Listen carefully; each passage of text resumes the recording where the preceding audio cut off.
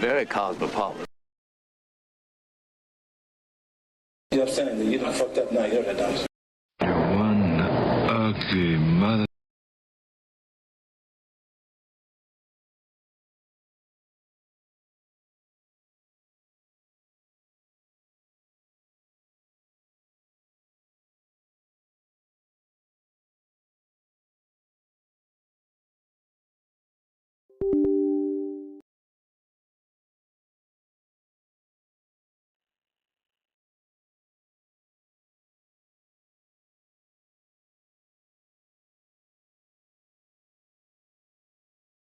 You're one ugly mother.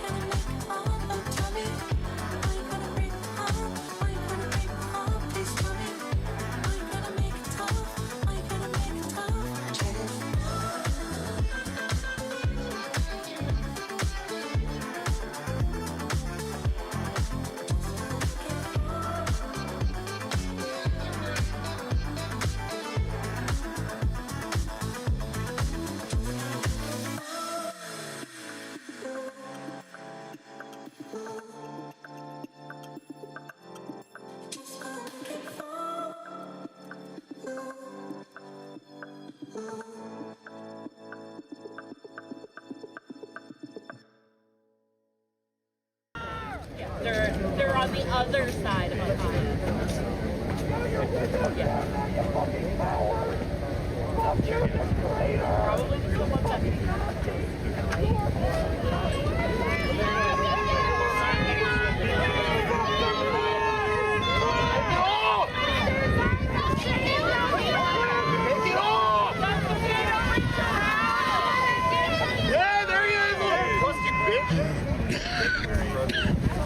Hey, this is Steve and Darlene. Good morning.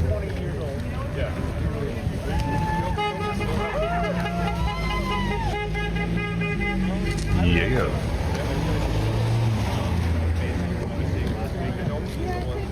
How's it going?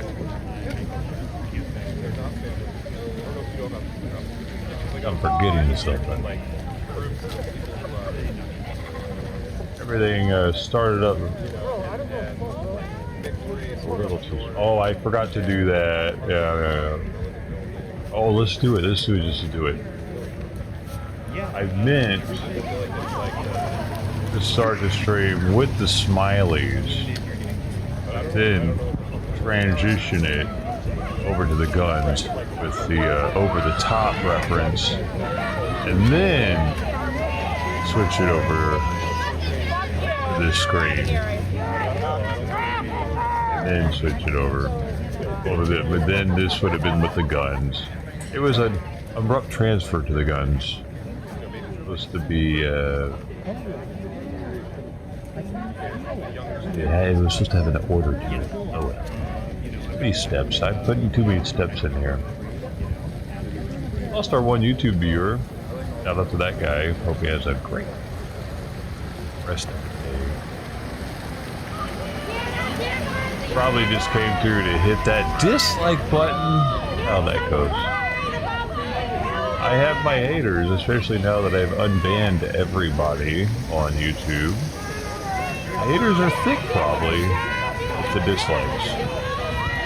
It's a double-edged sword to unbanning everybody. Once you unban somebody, they then start getting notified and recommended that you're alive again.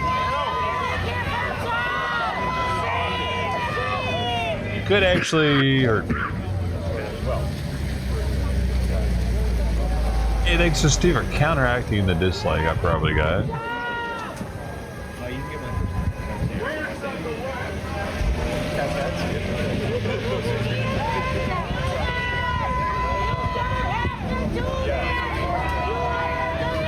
No front plates over here.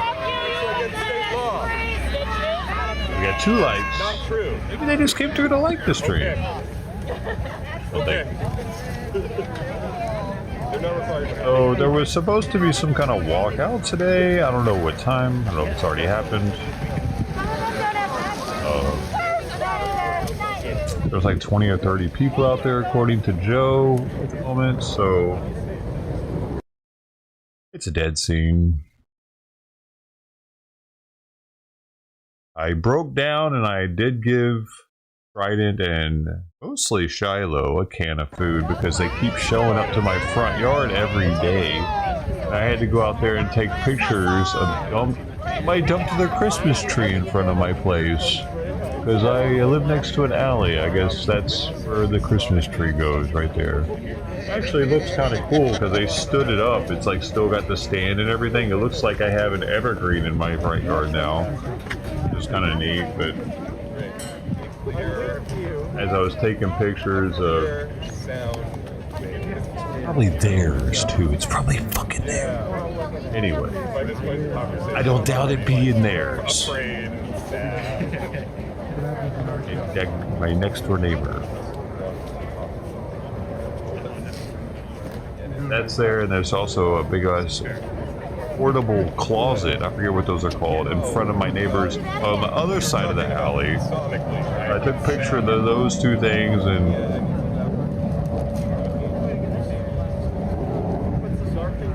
get them taken care of.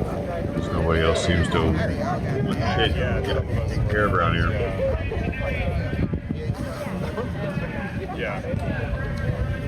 Taking care of business. And then I had to throw a bunch of half-empty, half-eaten cups of weird shit, like cream corn and shit that was in my front yard. I just threw it out the street though. Street sweeper will get it. It was only a foot away from the street anyway. What do you need, ma'am? I was counting. Okay. Oh, we're all accounted for. Well done. We're all accounted for. 3 p.m. Okay.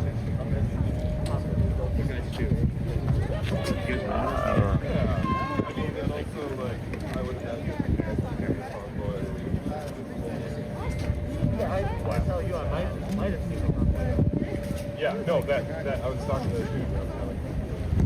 There was like 3 of you. Yeah, but nobody. I didn't see like him in the front. No, but it was probably getting a little frostbite. Frostbite. Just a little bit. Fuck you! Yeah.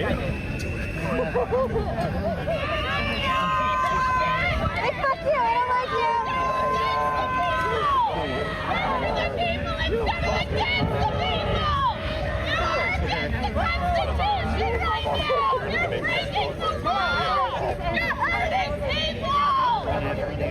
What happened? Go through some space portal. Man, I'm disappointed in myself for not getting better coverage of the George Floyd riots on that first night. I'm really kicked. Like, after watching that yesterday, kind of disappointed me about myself.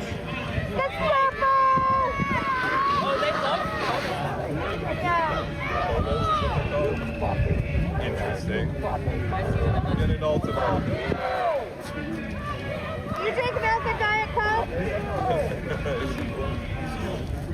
Greatest atrocity. Am I still live? Yep. So here, guys, wait for the next 5 minutes. We're gonna start walking back to the vehicle. Make sure you don't leave because we'll be driving over to a high school that's planning the students. And We got better coverage here. BG on the scene is at this thing.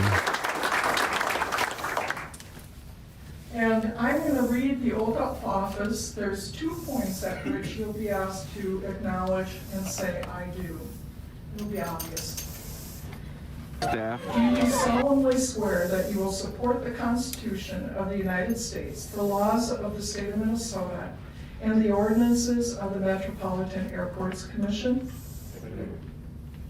Do you further affirm that you will faithfully, justly, and impartially discharge your duties as a law enforcement officer in providing assistance and service to all that look to you for help to the best of your ability, so help you God? Congratulations.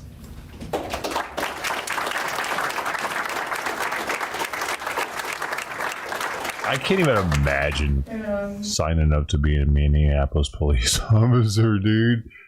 Oh, you know what I mean? It's like you got to keep your hands in your pocket all the time. You're not a real police officer. You like gotta treat everybody with kitty gloves versus Siobhan and George Floyd and whatnot.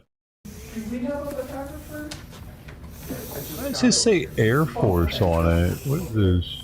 Oh, okay. If we want to do more, I can do more. Oh, air, Would you like a group? port? Airport. Oh, the airport police. I can do. Let's do it. Get the group with the chair. Where do you want? In the center.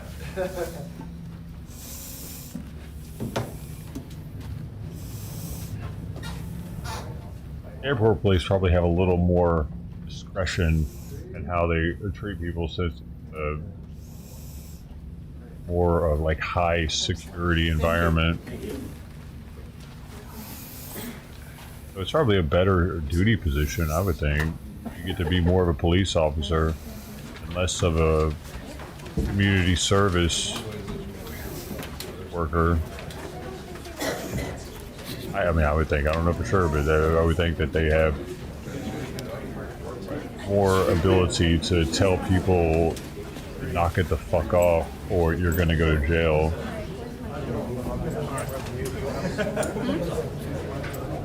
Okay, so we're gonna have some question and answer, public speaking, something going on here. So this is always better than hearing the same old F you guys, get the F out of our town. I appreciate these much more because these are what I wish these were.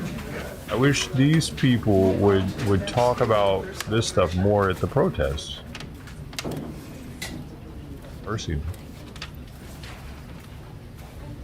I mean, it's what a lot of the BLM protests were too. People would get up and they would voice their opinions just like they do with these things, and it made them more interesting. Very good. We'll now move to the public forum where we will Personal accept, opinion. comment from the audience. Some people like the Our FUs process for apparently. Open forum, you do need to register, complete a speaker card that's available at the back of the room. We allow you up to 3 minutes to offer your comment, and it's an opportunity for us to hear from the community and our constituents on matters of interest, mutual interest. We listen, but we generally take just a listening position on that, and appreciate your cooperation with the process. With that, I will start with Samantha Diaz-Powell. I invite you to come to the podium. Please state your name and who you're representing. Anyone. Thank you, Chair Garland. My name is Samantha Diaz-Powell. I am the Deputy Chief of Staff at SEIU Local 26. We represent airport workers, and we are the home of the organizing committee for thousands of rideshare drivers. These workers power MSP every single day. So first, I do want to acknowledge your continued engagement at the MEC with workers or with rideshare drivers, and for moving to. Hey, thanks for being here. We got a dim in the house. Portland, 1,000. Welcome. To secure temporary bathroom facilities. Rideshare drivers in particular have expressed real appreciation for this, and we understand it took a lot of conversations to get there. This has nothing to do with ice. I'm passing her up. Is certainly recognized. But at the same time, we need to speak honestly about the gravity of the moment that we are in. Okay. MSP does not feel like the same airport it did even a few weeks ago. Workers are showing up to their jobs carrying fear that they should never have to carry at work. Are they illegal? That fear is widespread. Wait a second. Are we letting illegal aliens work inside of our airports? Why are people scared to go to work unless they're illegal? That is something that maybe should be looked into. Our members have watched colleagues and people they know fail to return to work here at MSP. Are they Afghan nationals? That has been deeply destabilizing, traumatic, and frightening for the workers here at this airport. It is important to remember that workers at MSP go through an exhaustive Sister T, we got to be careful with the word tards in chat. There's a reason why tards is into my title. That'll get the stream flagged. If it wasn't you saying that as a mod, it would have gotten flagged, and I would have had to have approved it. So yeah, I can't even. If I put that in the title, it won't even let me start the stream. Just the word tard or tards, which is a protected class apparently. Thank you. No hard feelings. Just up. Process to be authorized to work here at this airport. They are screened, they are badged, and monitored precisely because this is a secure airport environment. Given that reality and given that exhaustive process, So Protestards. I had to use Protestards to get it past the filter. Each worker has to endure. It is deeply troubling and quite frankly unclear why ICE agents and CBP in plain clothes have been detaining and effectively abducting workers here on airport property. We have heard directly from members who were detained also and placed on flights from right here at MSP. The workers we are speaking about had authorization to be in this country. This is not abstract. These are human beings who serve our food, move our luggage, and keep this airport operating safely every day. And what she means by they have permission to be here is they fraudulently, probably fraudulently used the CP1 app to get access into our country and get a court date for fucking like 4 years down the road. That was their authorization. And a lot of these cases, the CP1 app cases, are being deemed as fraud by the Trump administration, as they should be, because these people aren't here for asylum. They're here to make money. They knew which boxes to check. No Minnesotan, no human being deserves this targeting. No worker, no human being should have to go to work wondering if they will be detained or swept up without due process, which is exactly what is happening. We need MACs to recognize that public safety, inclusive worker safety, dignity, and the right to work when they're here without fear. Our ask is one that is moral and simple. Help ensure that MSP is a safe workplace for everyone, regardless of their immigration status, language, or background. Thank you. Thank you, Mr. If they don't speak English, that's also a problem for me. I'd like to invite Ferber Gilligaber to the podium. Why would we have someone at the airport that doesn't know English? Thank you. And thank you, Samantha. She was just talking about me and my coworker. I'm here, I'm a citizen, and I'm very scared to be here. It's been so difficult for us to get up in the morning and to come to work. This is a place that I worked for 20 years. I always look forward to come to work, but now it's becoming very, very difficult. It's even very emotional for me to be standing right here. I'm here on behalf of my coworker who are staying home, hiding right now, and also who are abducted by ICE. I'm gonna say their name. Salamawit, Johnny, Lawik, Tahina, Berta, Josan, Lazib,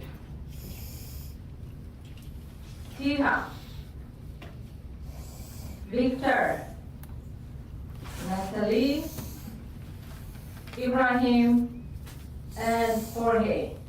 Those are few names that I'm calling today. Salamawit and Johnny were released after 4 and 5 days. Because they have documentation, they're here legally. Salamawit is a mother of 3 children. When she was taken away, her son, who is 9-year-old, was crying, and they did not even ask for her documentation, and she was taken away. And they left a phone number to call. When I called that phone number, and I told them that she's legally here, and she has 3 children, and I was told, we don't care. If she have a family, call her family to come and pick up her children. If not, the government will take care of her. And she was released after 5 days, and they took everything, all her documents. The only thing she has with her is a phone. Now what? She have no documentation, she have no paperwork. She can't come to work. She can't go anywhere. This is becoming very, very difficult. When I'm at work, I'm continuously looking over my shoulder. Are they going to come to take me or to take one of my coworkers? And we know those coworkers of mine, all of us, most of us, work 2 jobs in the airport. Now, most of them are at home, fathers, husbands, wives, with no income. Thank you.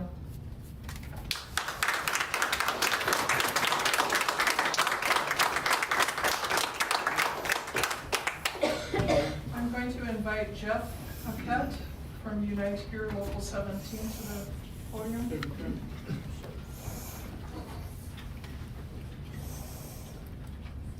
My name is Jeff Paquette. I'm the General Organizing Director of Unite Here Local 17. Chair, I want to start with saying that the messaging we get from the federal government that the people they are detaining and taking from our communities are all criminals, rapists, pedophiles, and that it's keeping us safer, they're just simple lies. The people that Fabian just read off, they were workers in this airport. They're working people just trying to come to this country for a better life, and they've done everything the quote-unquote right way if they're working in the airport with their badge behind security. A couple of days before Christmas, I talked to the brother who... If there weren't so many illegal immigrants that had fake documentation, including Social Security Administration cards, then maybe we wouldn't have to go up into businesses that have supposed illegal immigrants. You know what I mean? Like, these businesses don't do their due diligence when it comes to verifying this paperwork because they're not mandated to. So, what else are we supposed to do, man? Just let them stay here with false identification? He and his brother both worked at the airport. The brother that I talked to watched his brother, after they entered through security, get arrested. Why the fuck do I lose viewers by saying something like that? It's common motherfucking sense, fuckhead. Whoever the fuck just left. That bathroom, right down there. He stood there powerless, scared. Fucking Democrats, and dude. on the phone, he screamed out for his brother. Why did they take him? What is happening? We didn't do anything wrong. That's happening in this airport. We'll remember the violence and the cruelty and the murder and the occupation that ICE is committing. We'll all remember that. We'll also remember the inaction. Write it down, take a picture. That have a voice to do something about it. Do a shit we'll about remember it. Target as they let ICE stage on their parking lot, march Provino like a goon through the store, arrest 2 citizen employees at Target and say nothing. That inaction is unforgivable. So far, this commission is also inactive and doing nothing to prevent ICE from wreaking havoc and bringing terror to this airport. There are workers that form their own rapid response system to call each other when they notice that ICE is patrolling the area in which they work. They call their friends to not come into work because ICE's heavy presence today in this airport. Chair Garland, I hope that you are able and capable of leading this commission to do something about ICE being in this airport, detaining workers who are doing nothing wrong other than being here from a different country and trying to provide for themselves and their families.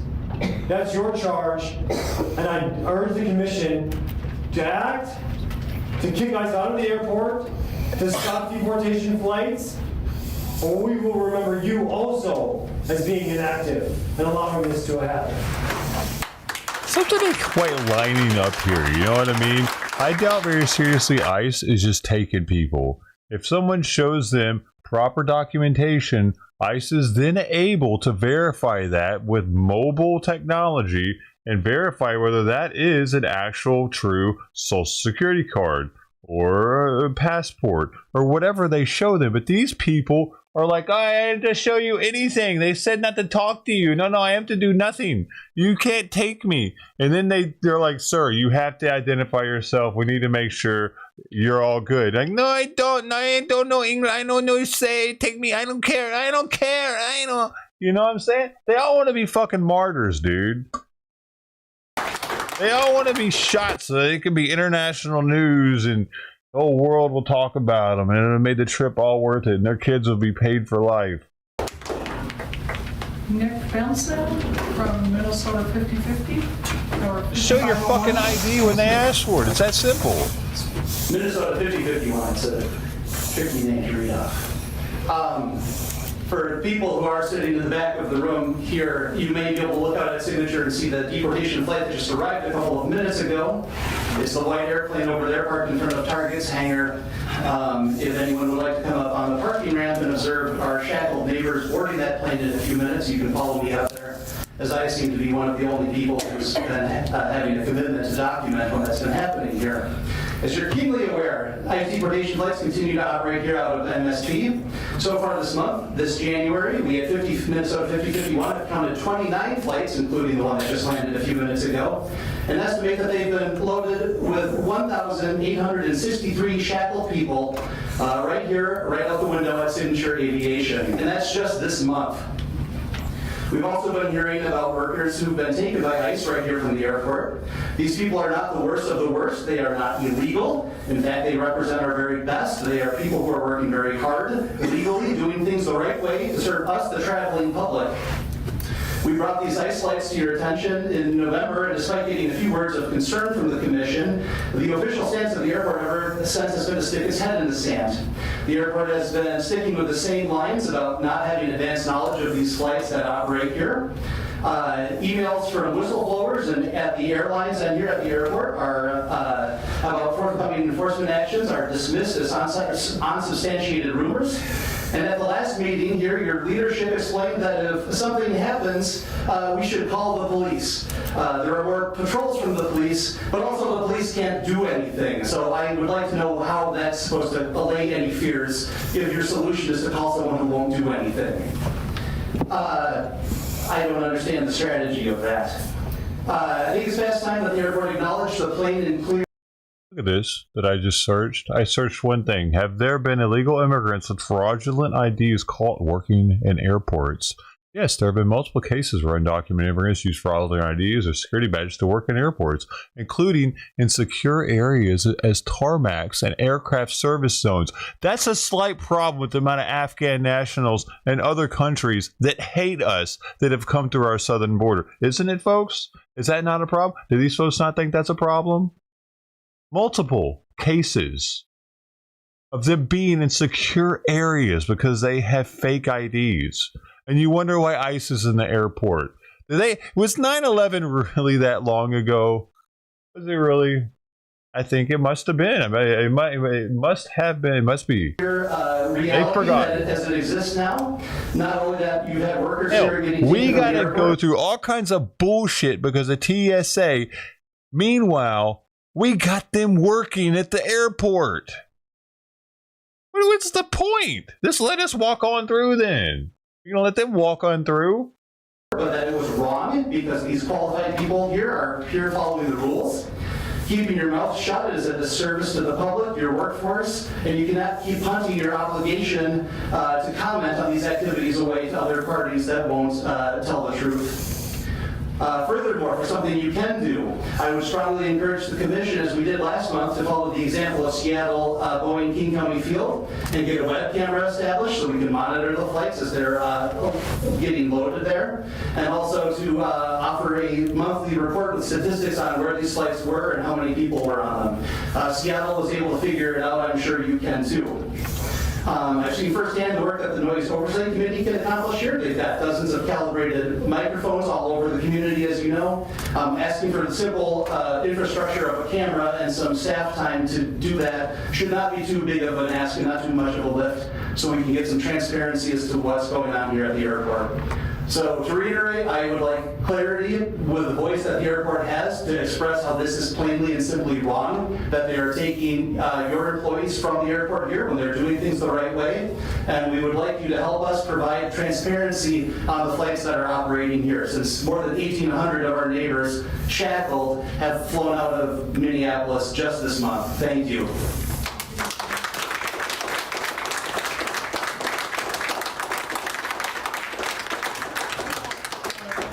Speaker card I have is from Brandon Balfans.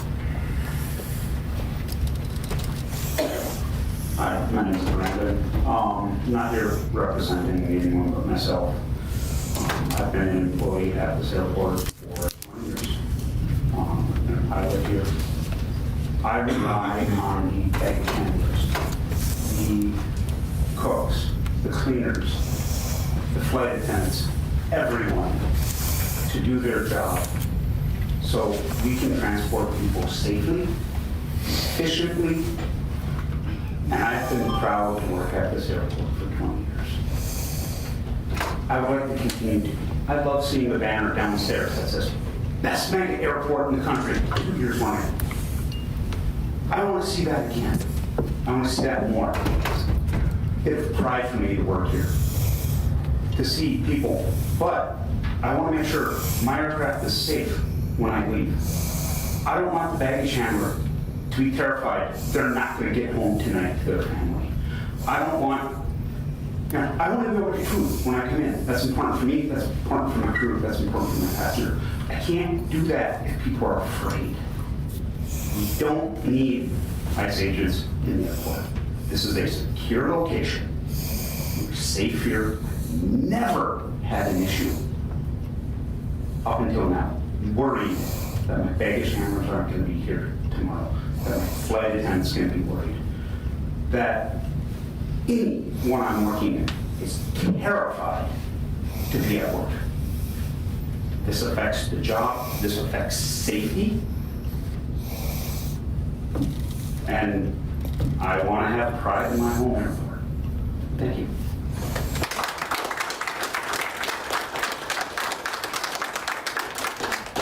That was the last speaker card I have, unless there is someone else out there wishing to address the commission. If not, would you like to approach?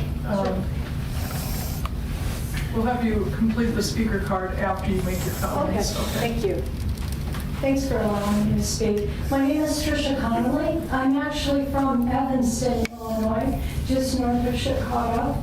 And I would like to encourage all of you to think about what this represents. This represents people coming together and working together to unite for a common cause. And all of you can do that too. We have airports all over the country dealing with some of these same issues that you're faced with today. I hope you're in contact with them, and I hope you can find solidarity in coming up with a great plan to keep people safe here at the airport, and also the gig workers out there picking people up. Because in Chicago, we had some real devastating things that happened right on airport property with our gig workers who were transporting people. So I'm here and standing in solidarity, of course, with all these folks. And this is a real issue, and you all are going to be looked at to whether you take action or there's inaction in this moment. So please go forward, come up with some plans that you can, keep safety here at the airport and just outside of the airport. Thank you.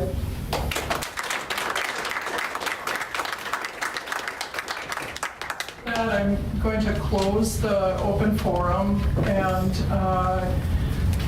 let me first say how much we appreciate that you make the effort to come before our commission and share your thoughts, your concerns, your observations, your fears.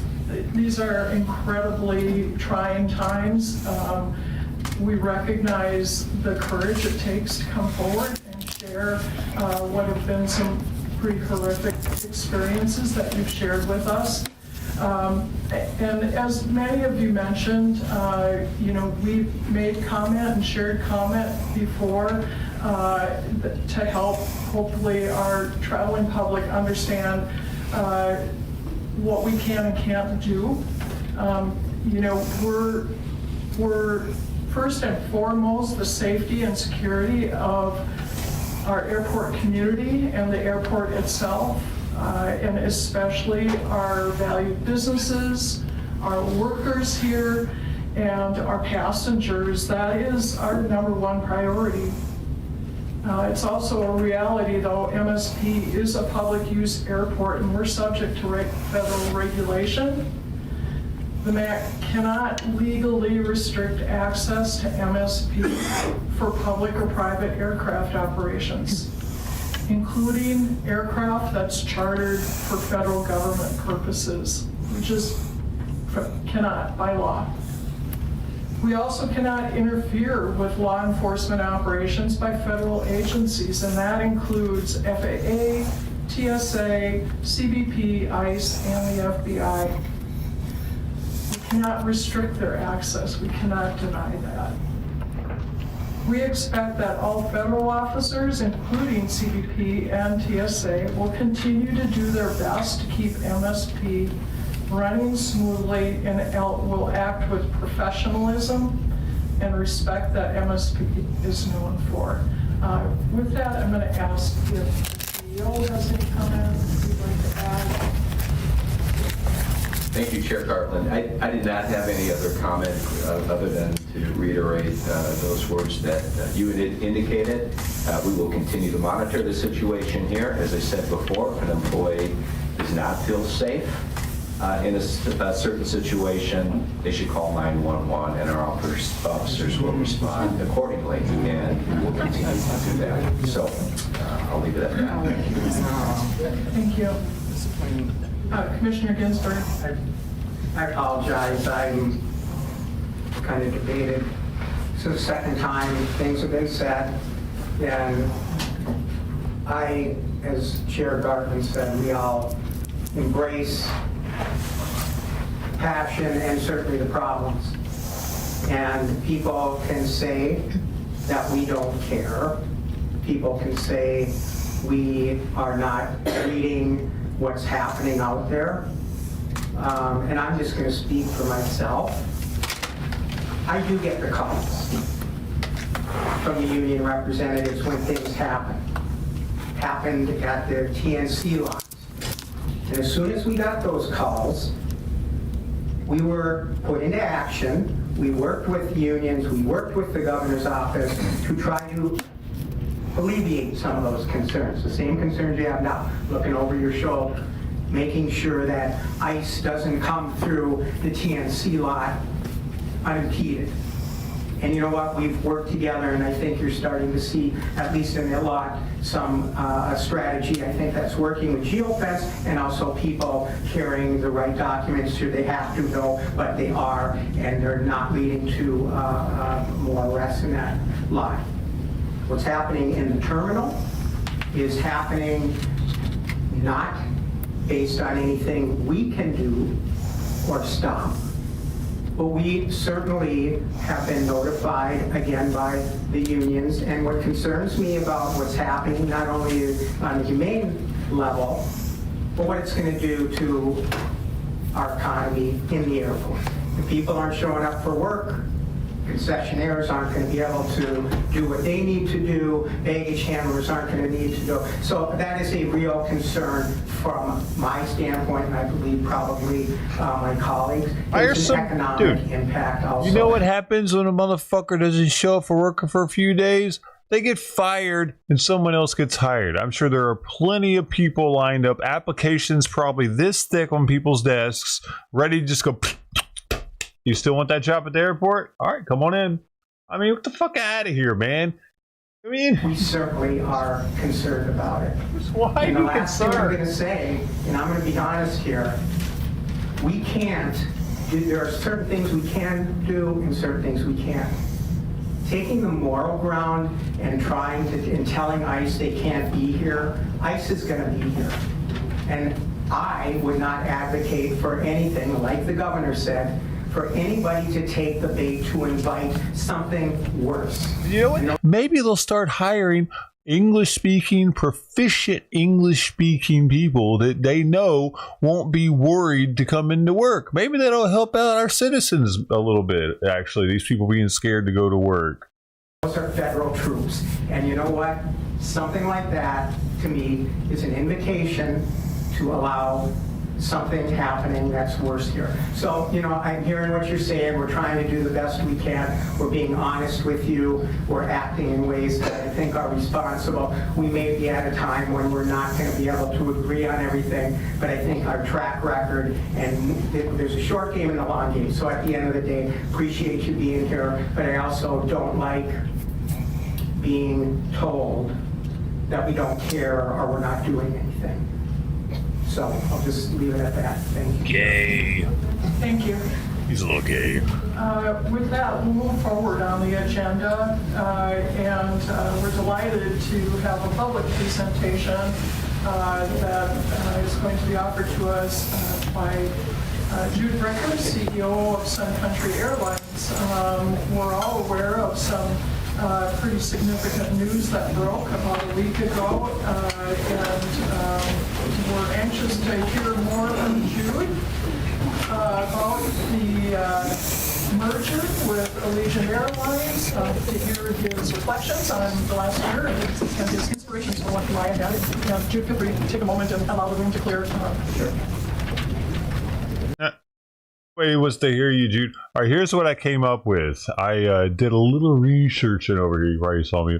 I was doing a lot of research because it seems that a lot of the cases that happened when I continued reading on while we were watching that happened back in the day, pre 9/11, close to 9/11. There were some after 9/11. 2006, 55 undocumented workers were arrested in construction site in Washington Dulles, with badges giving them direct access to airport tarmac, high security area. So that happened after 9/11. 2007, a swarm action found 20 workers believed to be undocumented immigrants using fake or expired security badges allowed access to restricted areas in commercial planes, often through a temp staffing firm that allegedly helped them obtain bogus credentials. Okay. And mid-2000s, private suits at airports in Virginia, Maryland, identified numerous illegal immigrants working in security areas using falsified social security numbers or immigration documents on their badge applications after 2001. But still, I was like, you know what? Those were a while ago. So, I mean, maybe they made things a little more strict, a little harder to get a job as an undocumented immigrant. So I kept looking into it. So I asked it again, has it happened recently? No, it hasn't happened recently, the past few years. ICE ramped up Operation Airports been brought enforcement surges such as at Minneapolis, St. Paul. In January 2026, agents arrested over a dozen MSP airport workers during Operation Surge, with unions claiming all had passed federal background checks and had legal deals. So, I mean, this worked against me right there. So I dug a little deeper into it. I didn't read this part. Oh, wait. Employees but lack specific project IDs, strategies, fire, and unions workers were detained despite prior vetting, their roles, sometimes by TSA checkpoints. So it says undocumented workers continue using stolen or fake social security numbers for employment nationwide, as in November 2025 case where a Guatemalan man used the U.S. citizen's identity for a factory job. Airport-specific fraud cases remain tied to pre-2020 incidents with no recent equivalents documented. So I looked more into it. So I was like, all right, what about 2020, 2023? No document cases exist of undocumented immigrants caught using fraudulent IDs specifically to work at use airports between 2023.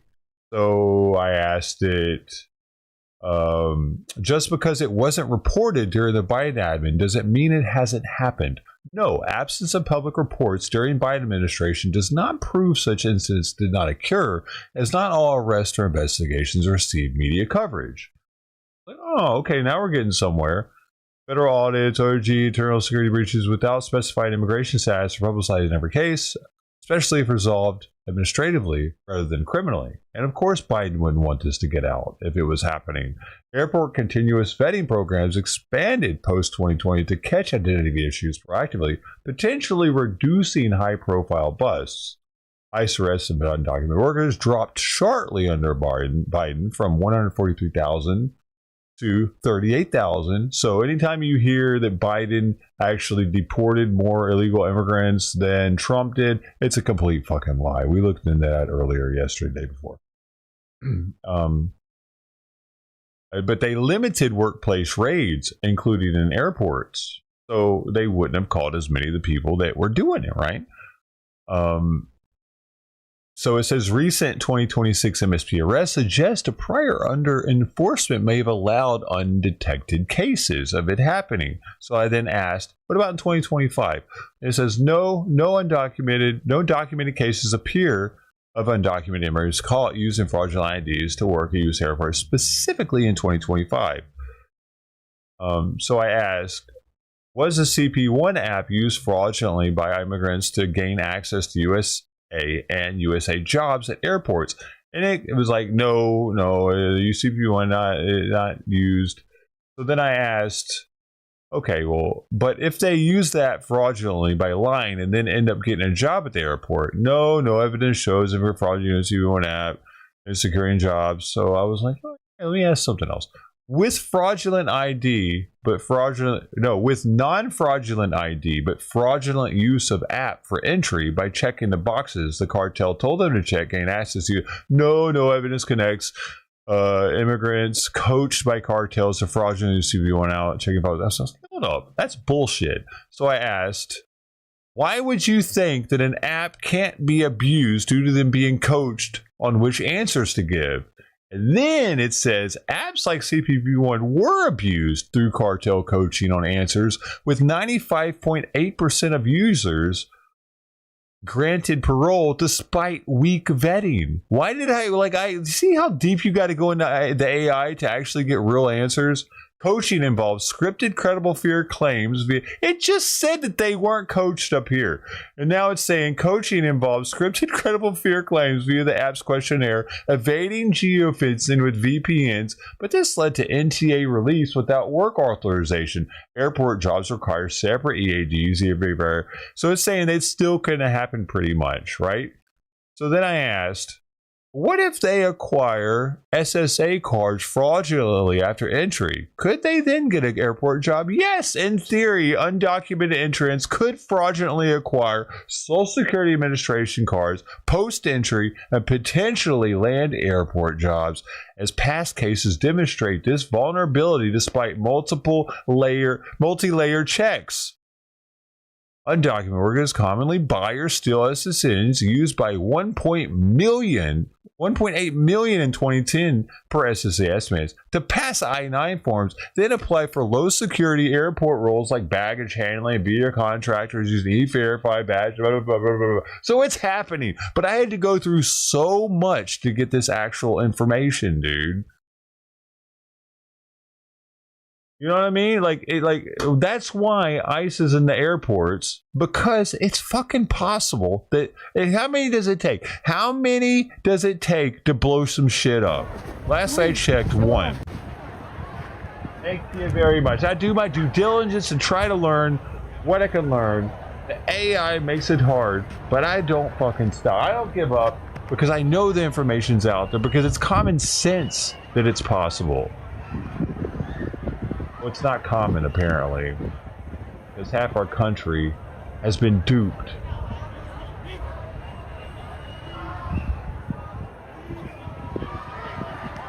Oh, that's a good point. I should upvote. I should thumbs up.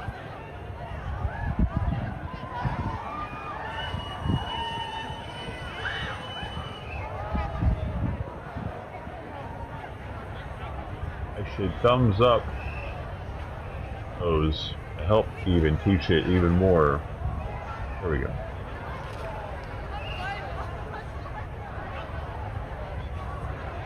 I feel like I accomplished something with that one. That AI was really working against me. All right.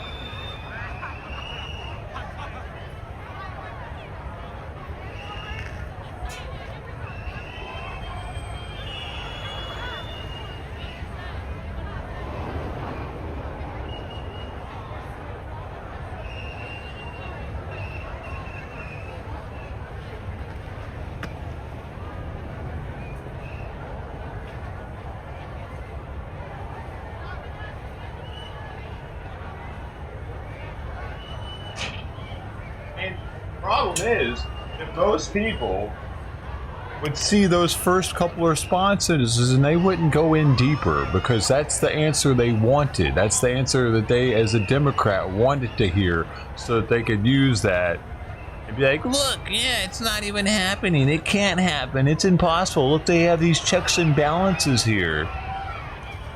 2010, 1.8 million Americans, illegals, had fake Social Security numbers, and that's the ones that they caught.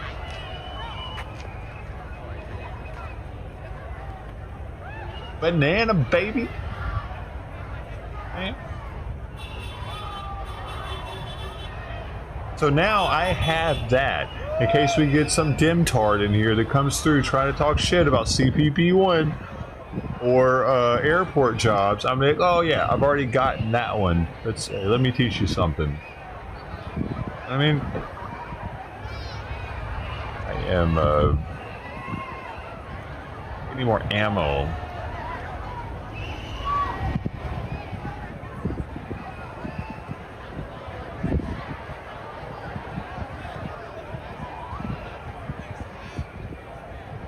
I'm not your average restreamer that just sits here and bullshits with chat. I do my due diligence to try to make sure I'm putting out information that's factual. It's something that, you know, I wasn't as adamant about doing when I first started doing this protest stream, because I wasn't as political. I was just here to watch shit burn.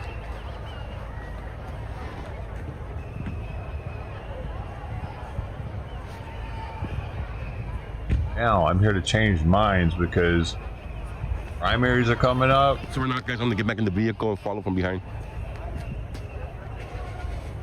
And it's that that's going to change minds. People seeing the truth.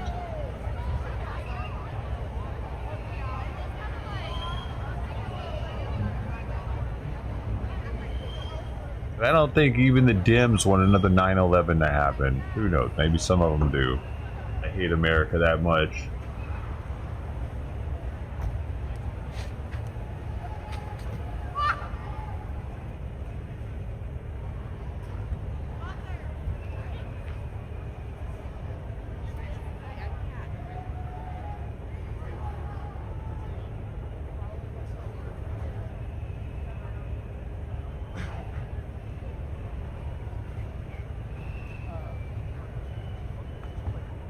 But isn't that wild though, how the AI makes it so hard?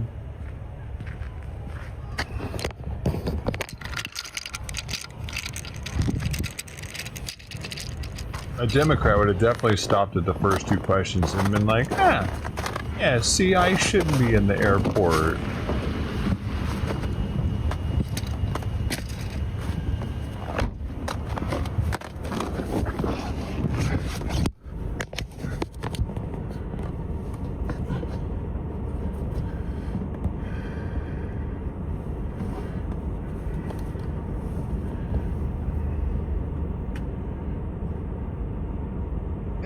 It's interesting too that I had to ask it the way I had to ask it about the cartel.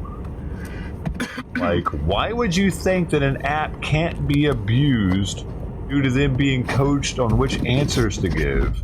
And then it was only until I asked it that it was like, apps like CPB1 were abused through cartel coaching on answers. It's like, but you just got done saying no evidence connects immigrants coached by cartels. Like, what the fuck? You know what I mean? Like, you just got done telling me that.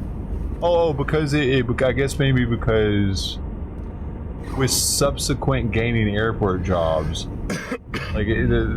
there's no list of these two being connected. Apparently, maybe I had to ask it separately like that for it to give me the answer, and then I had to ask it separately for the SSA card airport job thing for it to give me. But there's no database that has the two combined, possibly.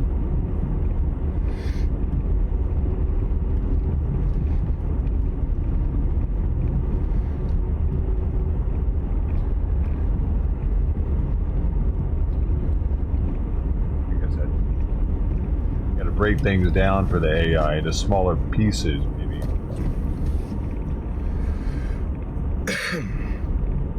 Because of how it works, I guess.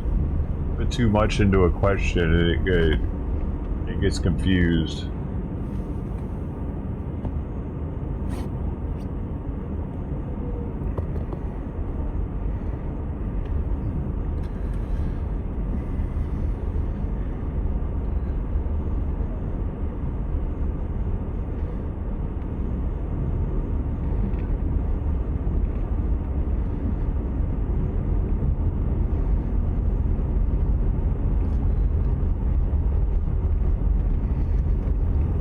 Go around.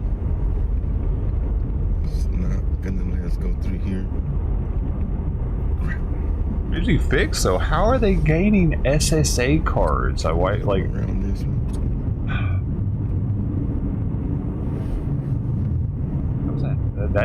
That's the biggest problem, probably.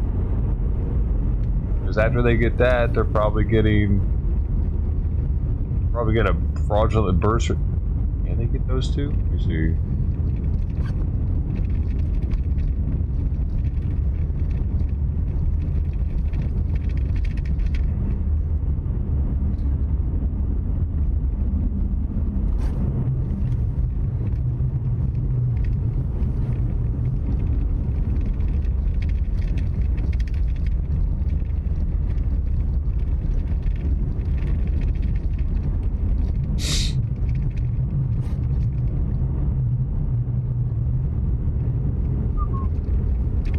Yes, undocumented immigrants frequently acquire fraudulent U.S. birth certificates to obtain state IDs or driver's license, which can support fake identities for employment, including airports. Black market vendors sell forged birth certificates for $50 to $200, paired with fake SSNs, utility bills to pass DMV requirements for state ID driver's licenses in states like California, Kentucky, and Colorado.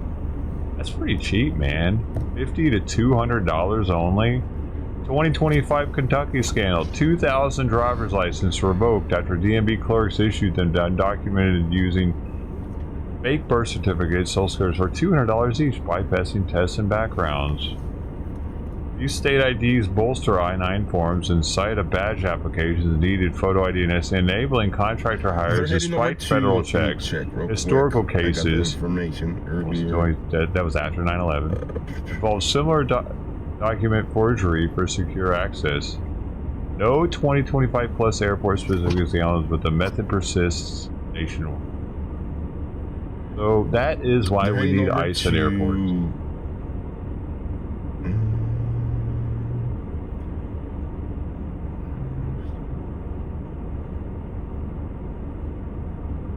A park, I believe.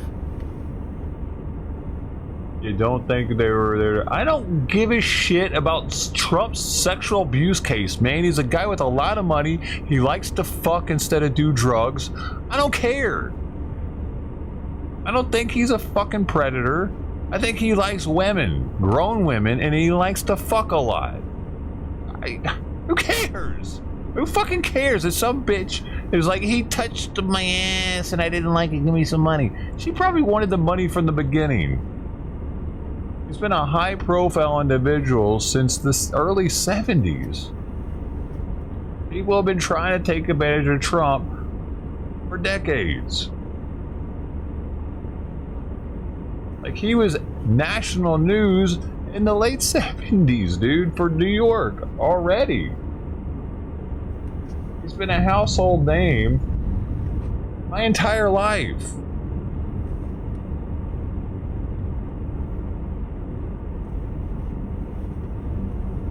I don't give a shit until there's undeniable truth that he's a predator.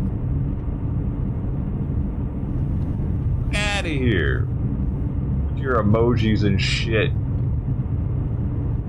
You don't make any sense. 1 second you act like you're with us, the next you say some really stupid shit. Which is it? Whose team are you on, Audrey?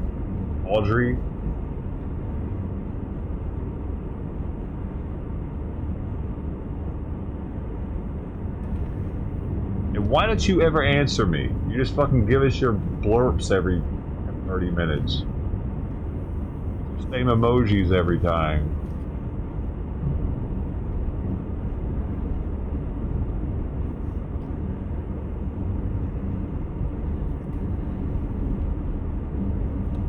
I'm saying, give you the old.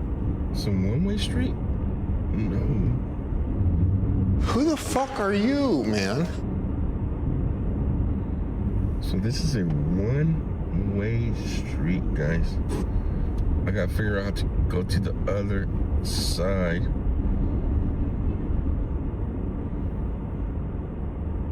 Let me see what this person in front of me is gonna do.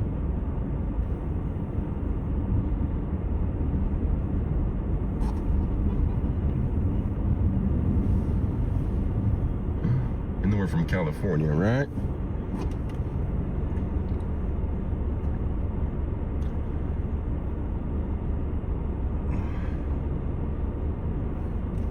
As soon as I get a chance, I'm gonna just jump over this thing.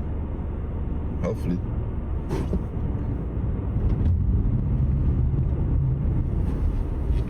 There we go. Alright. I'm so glad we got all-wheel drive now.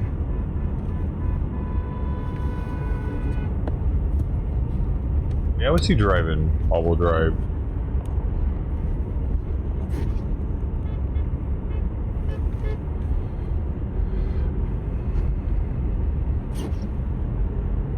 I'm gonna hop off over here, guys, and get some B-roll real quick.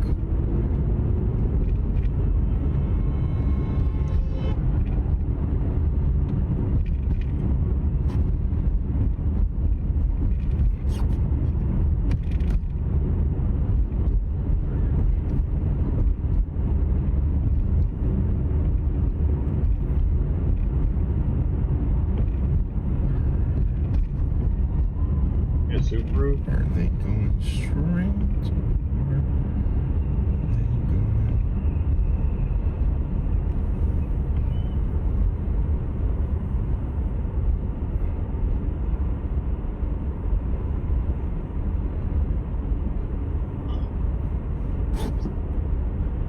I'm going straight over here. I'm gonna go park up here, guys, and get some footage from my other phone as they walk by you guys here.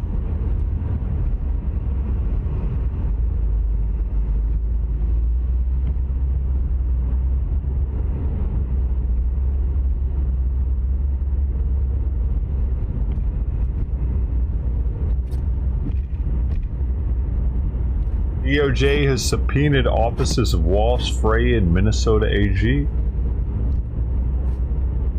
Must not have responded to the request for them to show up.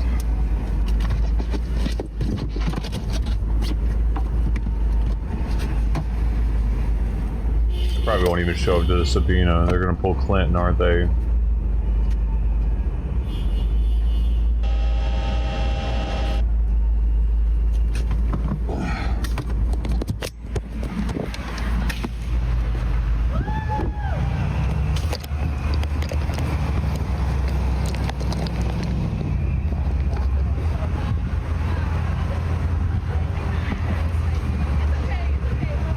This is a supposed helicopter shot of the walkouts.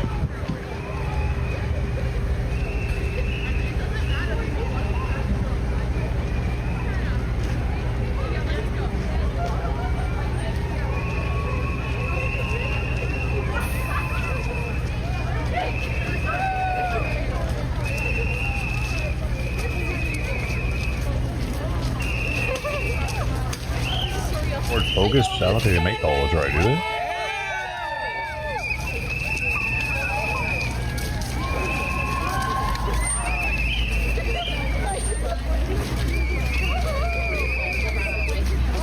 Looks like you do. A high performance model though, rally inspired hatchback, dude. 350 horsepower. Ah, he ain't got that.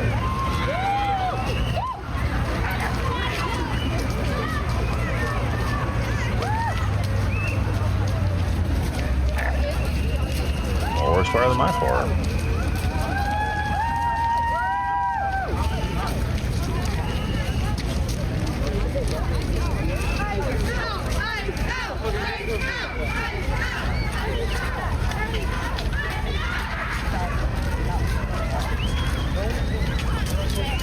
These fucking ignorant ass kids, dude. You know? It really is something.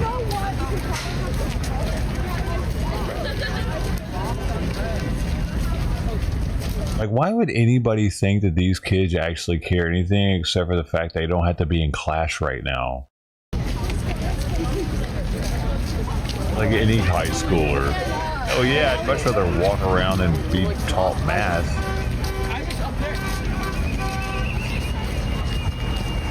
It's meaningless when kids walk out for anything that it is like a more of an adult issue. It's fucking meaningless. Of course they're gonna walk out.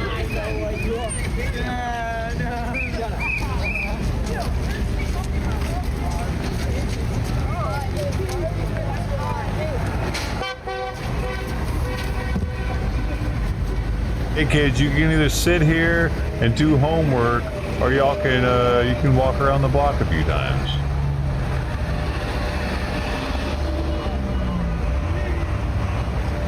Hey, what?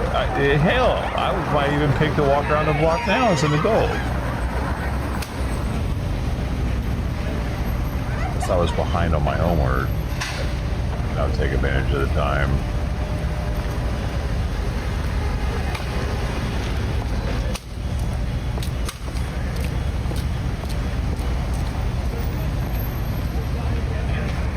Exactly.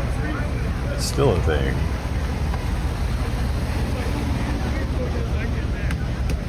Like somebody like they got a test that day or something they didn't study for.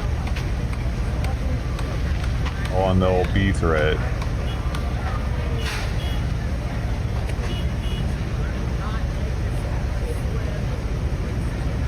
Alright, Simon's medicine, I'm late.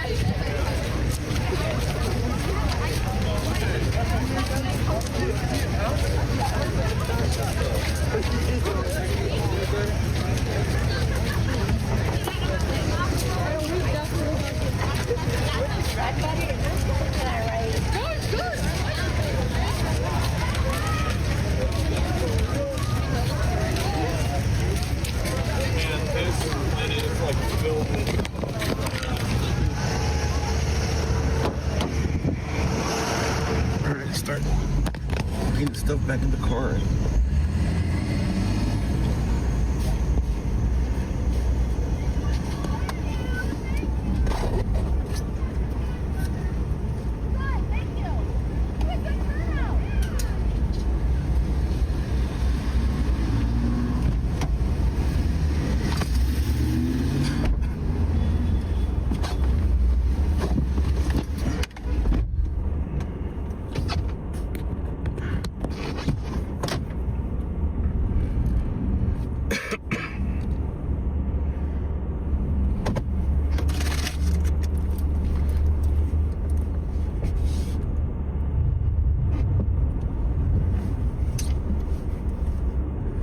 Gotta clean my windshield.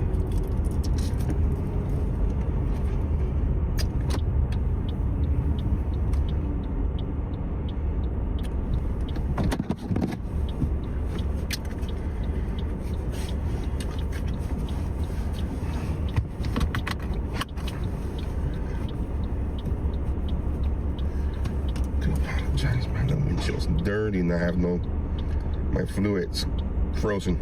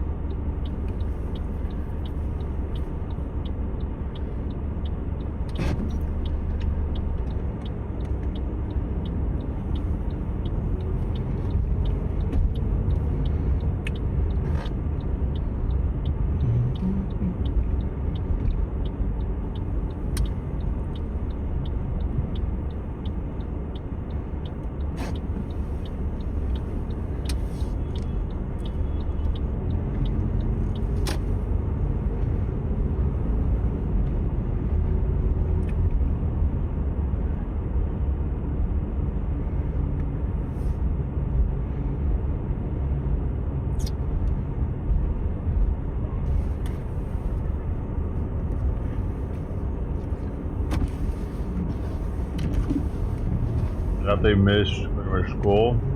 I don't know. Is that what time school gets out?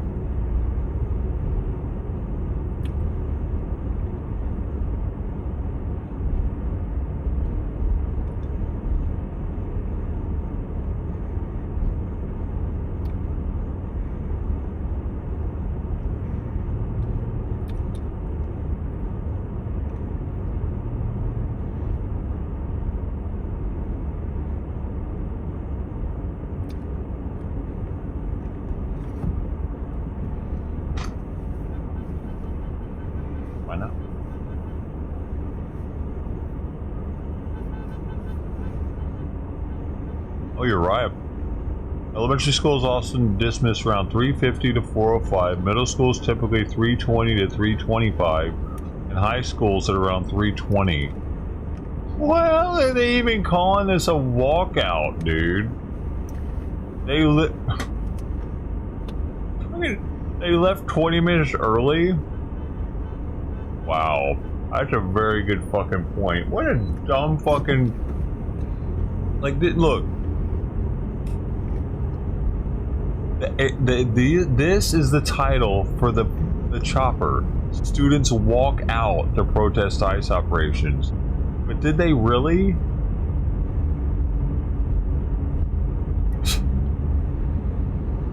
How dumb.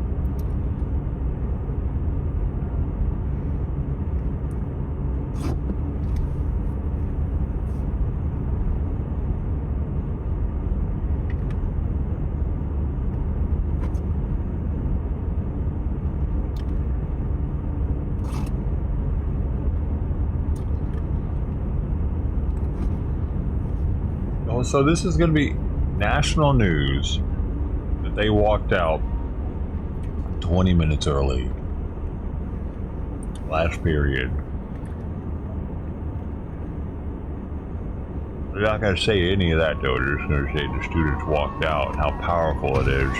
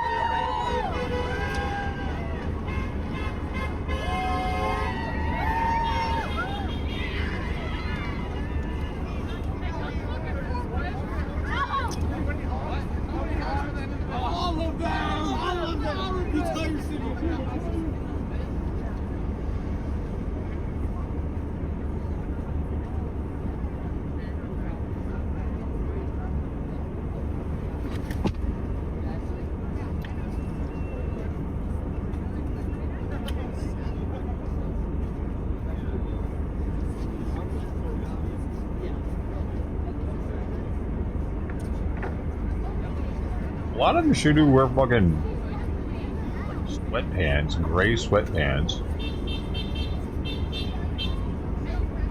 Dress code or something.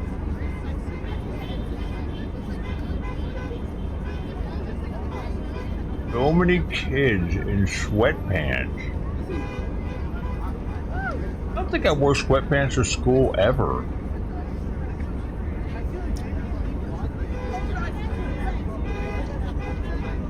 A Minnesota thing.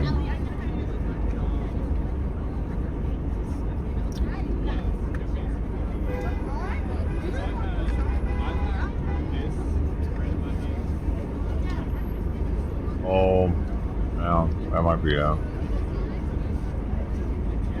They want to show their bulge to other gay students.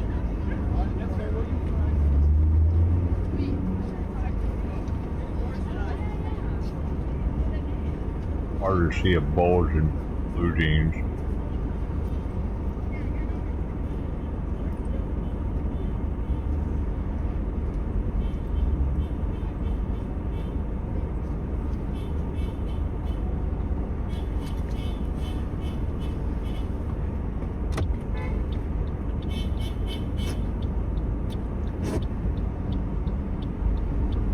Yeah, perfect.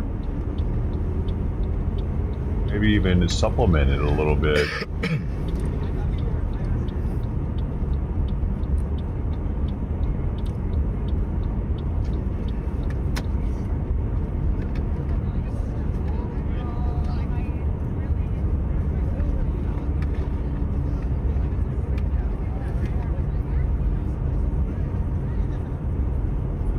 You know, such thing as too big of a penis when you're wearing sweatpants in high school.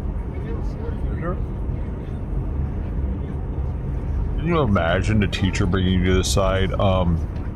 Theodore, I'm gonna have to ask you to stop wearing these sweatpants. They're distracting other students with your massive bulge. It doesn't look natural. Are you putting something in your pants? So they're almost to their final destination where they're going to stand there and protest. Looking at my cock, teacher? Which is the Wooddale Park. They couldn't even confront them on that. As they're coming in.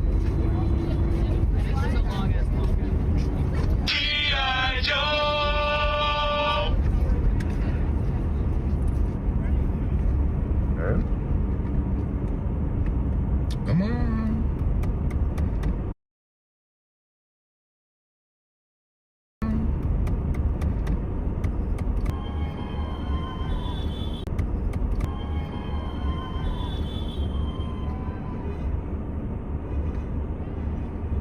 Man, I wish I could go home so I could start doing my duties around here. I gotta wash my car, do an oil change, and I gotta get a smog inspection.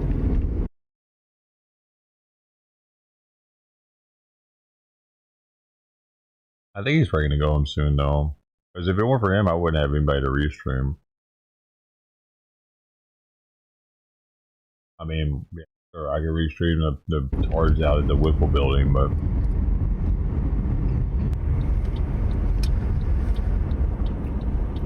Hopefully we're not buffering.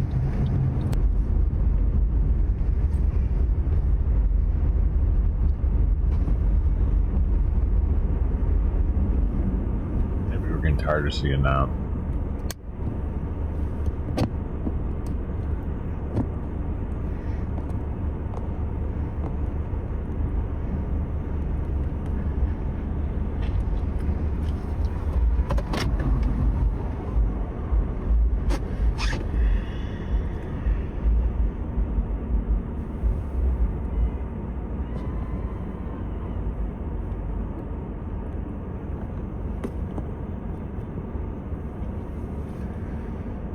Oh my god, the Babylon Bee, which is satire news, just posted Subarus now come with built-in ice tracker. Come on, man. Don't be throwing us under the bus. Not all Subaru drivers are libertards.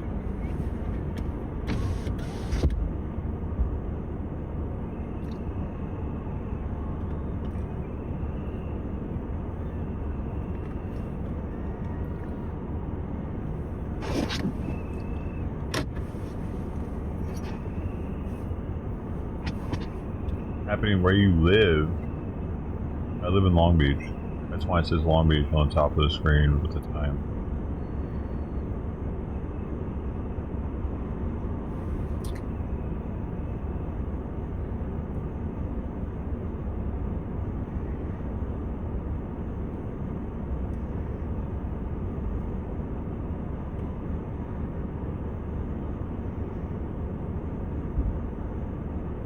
Just go back though.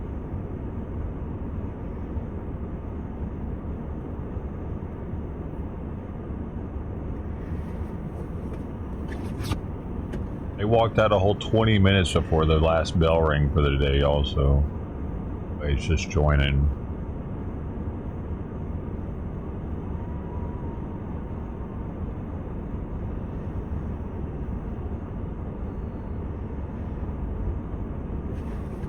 Start getting the address to the courthouse. That's where we're heading out next.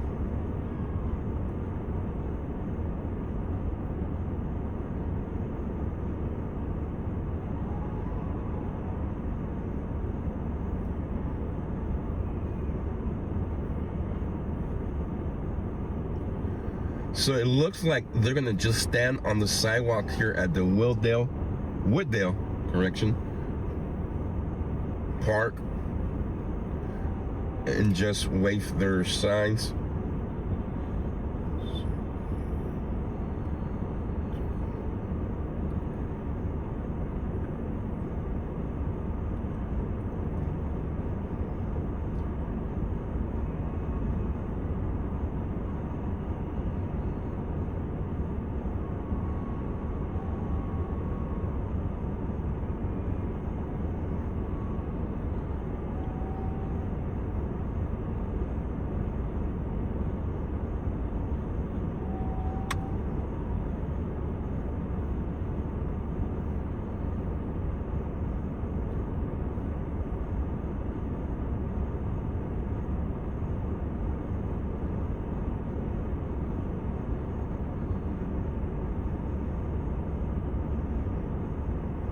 Let's have a commercial break since it's just turned really boring of it kind of standing around.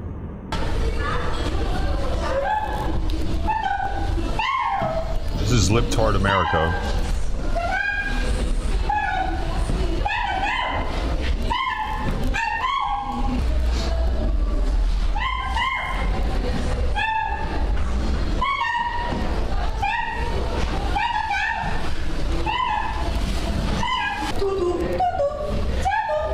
Paid for this or what?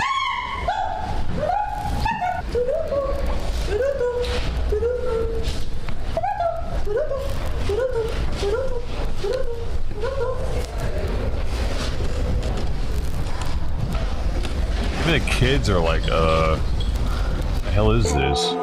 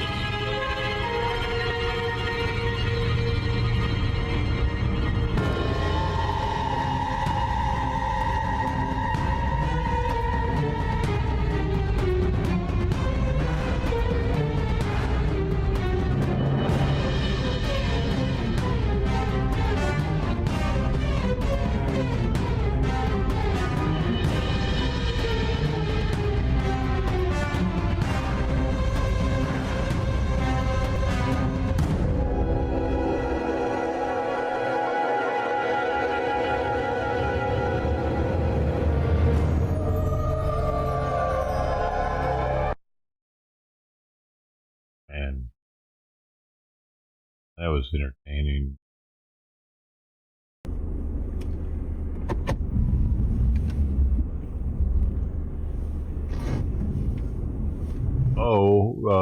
U.S. or DHS Border Patrol Chief Gregory Bobino holds news conference on ice surge in Minnesota. It's going to be coming up.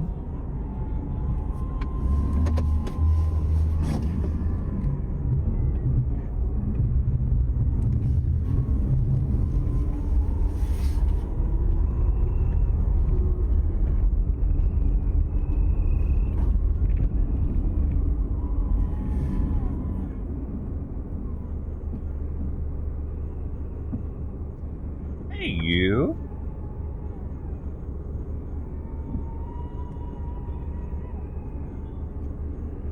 Oh, you a pet. He puts his hand like on my chest like that.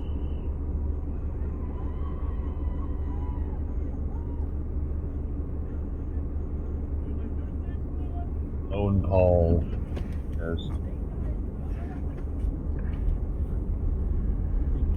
A hairball. Here we go.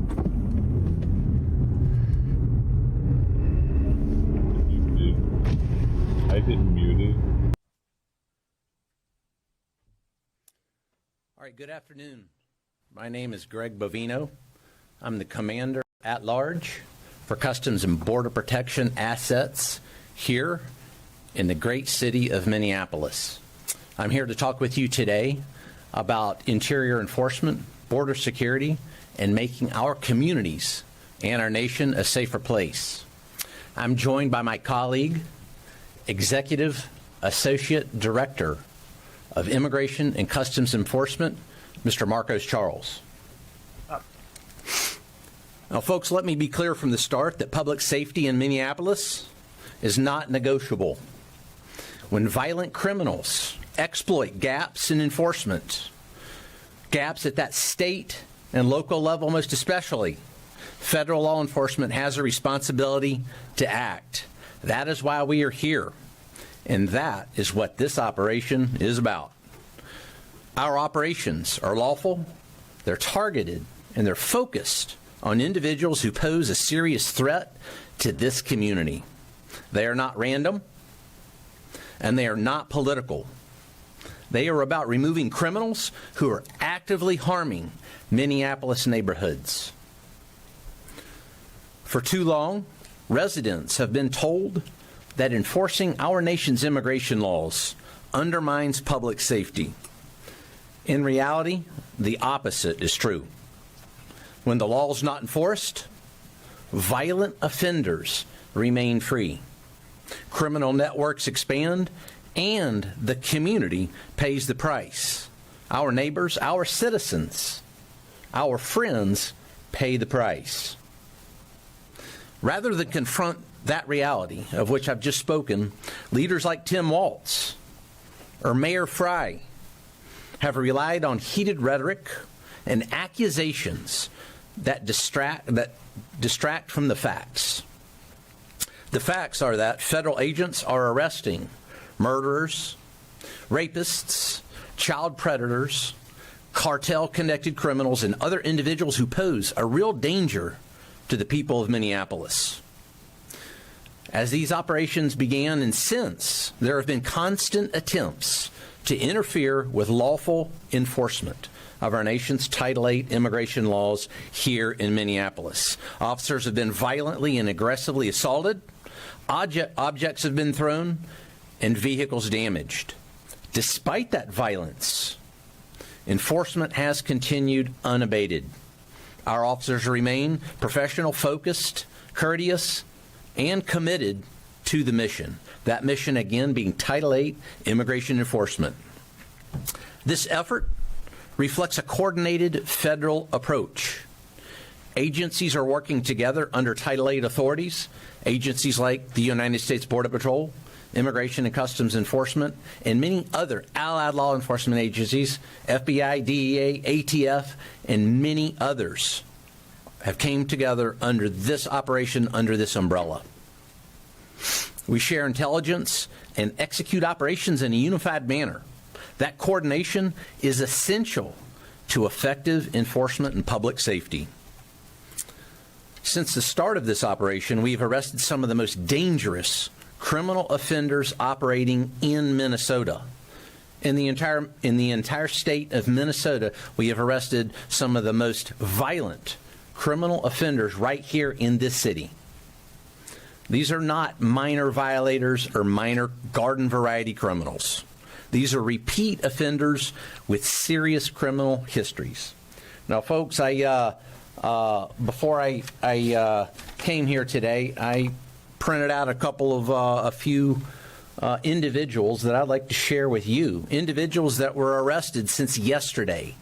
These 3 individuals were arrested just since yesterday. Keep in mind now, these individuals were walking the streets of Minneapolis with impunity as of yesterday.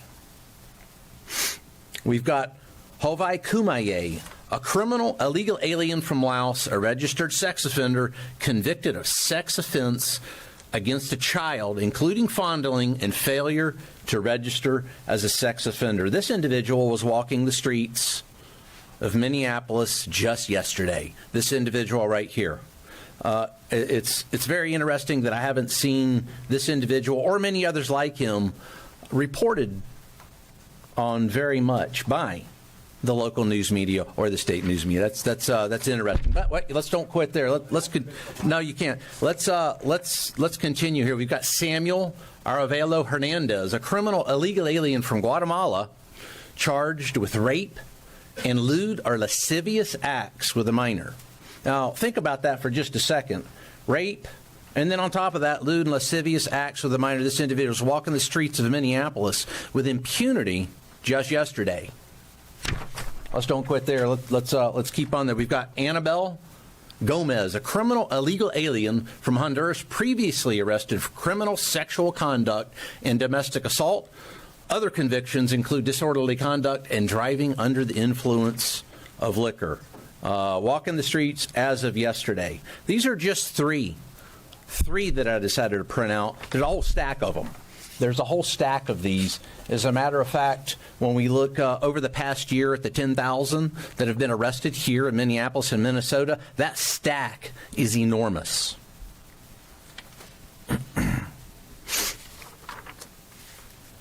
These are the kinds of individuals this operation focuses on. Individuals who escalate situations and endanger others. Again, our neighbors, our friends, our colleagues, and Ma and Pa America. This is exactly why interior enforcement exists, to remove dangerous criminals from our communities, remove dangerous illegal alien criminals from our communities. It's also important, folks, to address a point that's often overlooked.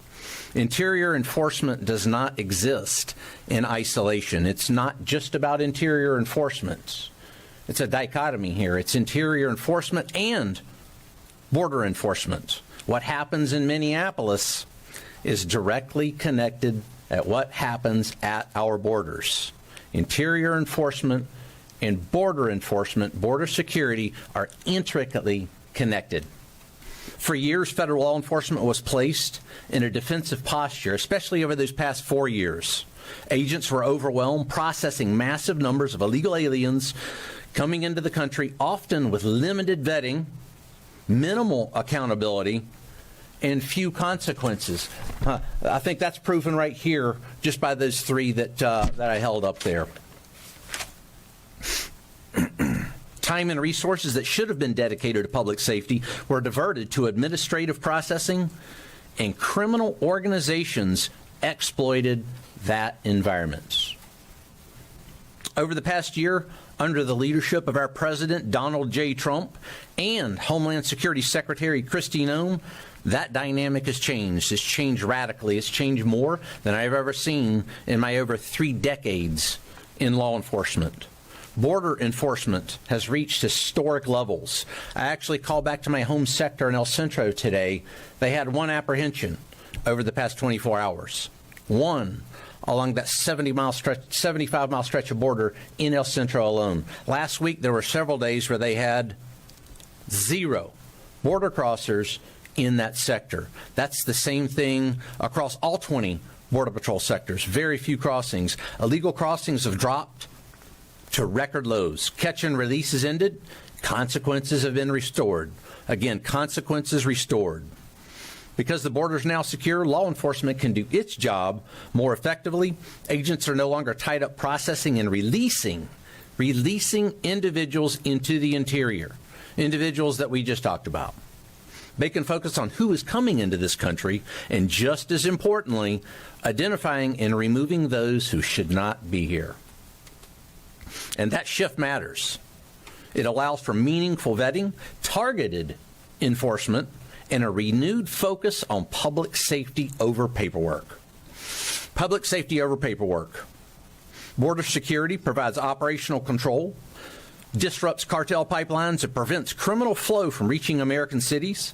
It also allows law enforcement to focus, again, on removing individuals who slip through during years of failed policies and later committed serious crimes. What happens on the border doesn't stay on the border.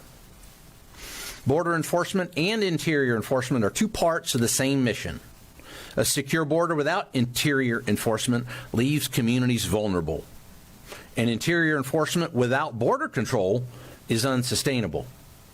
Again, it's that dichotomous relationship.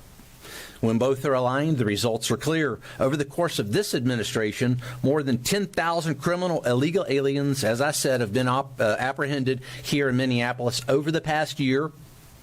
And in just the last 6 weeks alone, during this most current surge, 3,000 arrests of some of the most dangerous offenders operating in Minneapolis have occurred.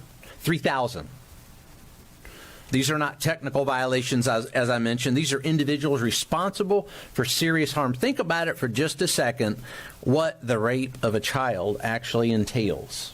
It seems as if that's glossed over by the media oftentimes. What does that entail, and what's that like?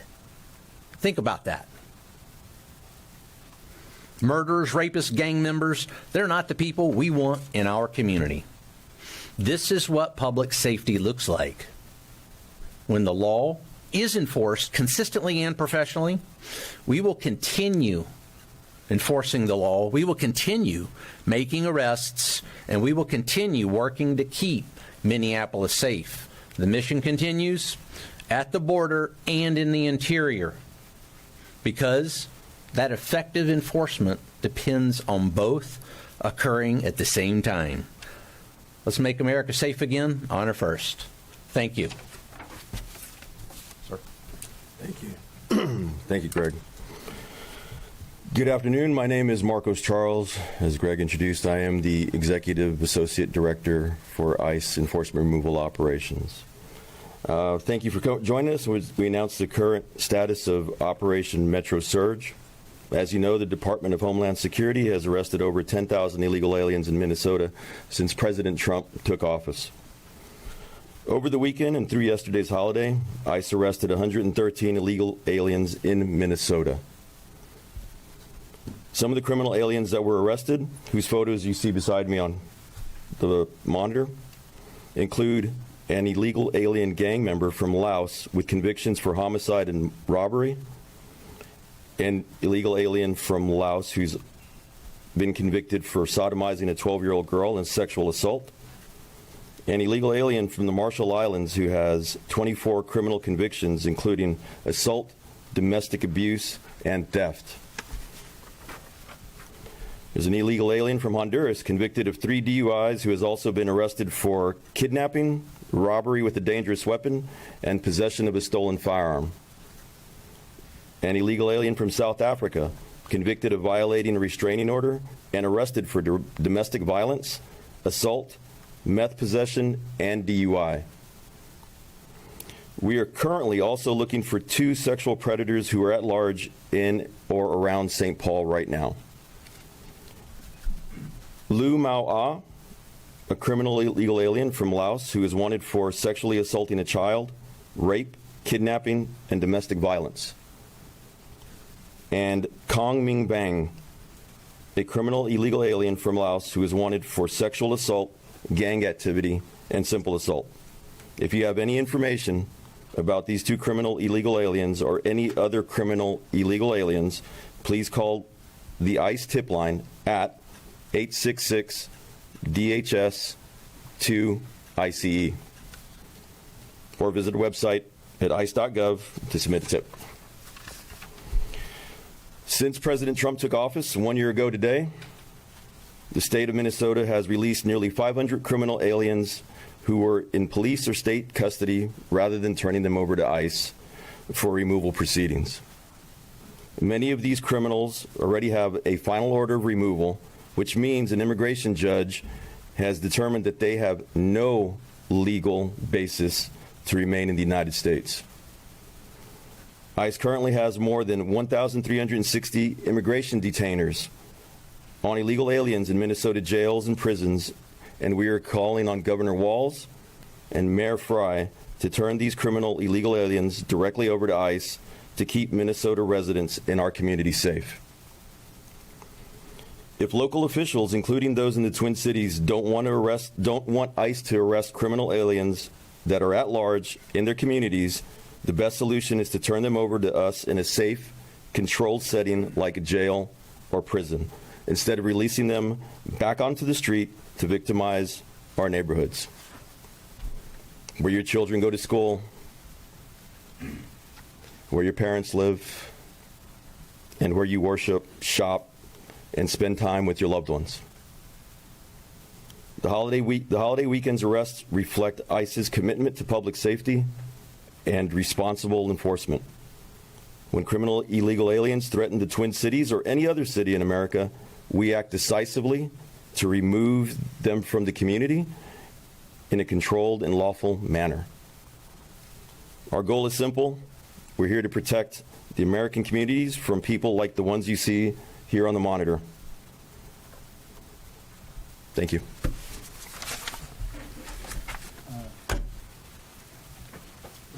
For Commander Bobino, some of us in this room, this is A.C. Thompson with PBS Frontline, have followed you from city to city and documented your activities. How is what you're dealing with here different than what we've seen in other places? Well, Mr. Thompson, thanks for the question. We've been in many cities, as you know. We've been in Los Angeles, Chicago, Charlotte, New Orleans, and now, obviously, Minneapolis. So what we've seen that's a bit different here is the organization of some of the groups. The groups are a bit better organized. They've got some excellent communications, and that coupled with a very poor response from the mayor and the governor, those two things coupled together make that a difficult operating environment at times. And the reason I say that is I just came from Operation Catahoula Crunch there in Louisiana, in which state and locals, including the governor, the mayors, the police chief, worked in close concert for us to do what my colleague here, Marcos Charles, said, and that's remove violent offenders, bad people and bad things from the streets. And in doing that, I had one act of violence against Border Patrol, one notable act of violence against Border Patrol in a month. Here, I've lost count. I've already lost count of how many. I believe we had a vehicle ramming today. We had one yesterday in which two illegal aliens decided that it would be a good idea to ram Border Patrol agents and then take off. And in doing so, they hit a civilian vehicle as well. Those two were apprehended. So it's that collusion and corruption between elected officials and these anarchists that are intent on creating violence for law enforcement. You know, I see a lot of this that mirrors what happened in 2020 right here in this city when they decided to try to burn the city down. It's that same type of rhetoric, that same type of support by those elected officials. So that's very different than what I just witnessed in Louisiana, the place that I just came from. Senator Bovino, question for you. I'm with Waterhawk. It's hard to get coffee in the Twin Cities without seeing signs of ICE can't enter, but everyone else can, or restaurants or supermarkets. Based on what you shared today, what is your message to these businesses, these organizations that are obviously trying to push out ICE and your operation? Sure. And this goes to anyone, not just those businesses and organizations. Don't fall victim. Don't fall victim to that heated rhetoric and those lies that are often spouted by, say, a Mayor Fry. Mayor Fry actually told his police force to fight federal agents in the city. And you should have even seen the look on O'Brien's face, Chief O'Brien. His eyebrows actually raised at that one. So don't fall victim to that. Our Border Patrol agents, our ICE officers, our parents, they're citizens. They enjoy the rule of law just like everyone else. So to deny them a cup of coffee or lawful commerce seems to be absolutely opposite of what we would expect in a lawful, orderly society. Did we like what happened with the church there a couple of days ago when individuals came in and disrupted almost violently a church service? Absolutely not. Same thing. We should treat each other with respect, dignity, and that is why we are here in this city as we take those violent criminals off the streets. That's respect and dignity. This is for you as well, Commander Bovino. At a press conference today, we heard from several local police chiefs who said that they support ICE, but that certain ICE tactics are making their jobs, keeping their own communities safe, that much harder. What's your response? I would say that those tactics are born of necessity. What we do is legal, ethical, and moral. Everything we do every day is legal, ethical, moral, well-grounded in law. So I would impugn upon those police chiefs and anyone else, elected representatives, and you have to remember, many of these police chiefs do work for the Mayor Frys of the world, that turn over those illegal aliens, those criminal illegal aliens. You know, let me hold these up again, so it's just so we don't forget this, because it seems like it always gets forgotten. Rape, lewd and lascivious acts against a child. So Mayor Fry is having police chiefs worry about tactics while we're after these type of people. I think that they're asking the wrong questions and their priorities are misplaced. Let's work. Wait, no, I'm not done yet. Let's work together. And we've said this from the very beginning. We want to work together with local police chiefs and the rank and file. And believe it or not, folks, we work very well together with the rank and file we have in every single city we've been to, whether that's Los Angeles, Chicago. A lot of rank and file gave us a lot of good information on a lot of good criminals, a lot of bad criminals there in Chicago. And then we proved it again in New Orleans. Let's work together to take individuals like this off the street. Had we worked together from the very beginning, perhaps we wouldn't be in the city by the thousands conducting operations that those police chiefs, those mayors, and those elected representatives refuse to partake in. If I could just follow up, though, real quick. If I don't think the argument from a lot of people, I think you'd be hard-pressed to find anyone who doesn't want criminals who are alleged to do these things out of these communities. I mean, no one wants that. I think where a lot of the criticism comes in is within the tactics that you see ICE and others engaging in, that it's ordinary citizens who are not sex offenders or rapists getting swept up in it. So what do you say to that? Sure. Where you're talking about these ordinary citizens, Ma and Pa America, that get swept up in what I see. I'm out on the streets just as Marcos Charles here is. We're on the streets with our troops almost every day. And what we see when folks get swept up, as you say, oftentimes it's those agitators, those rioters, and now I call them anarchists, that actually cause Ma and Pa America to sometimes be near, at, or involved in a very tense situation when they shouldn't even be. There's no need for that violence that we see against law enforcement. And again, it seems as the only people that are really dialing down that rhetoric is the federal law enforcement entities that just want to conduct legal, ethical, and lawful law enforcement missions in this city to take out those violent criminals, bad people, and bad things. Thank you. News Nation.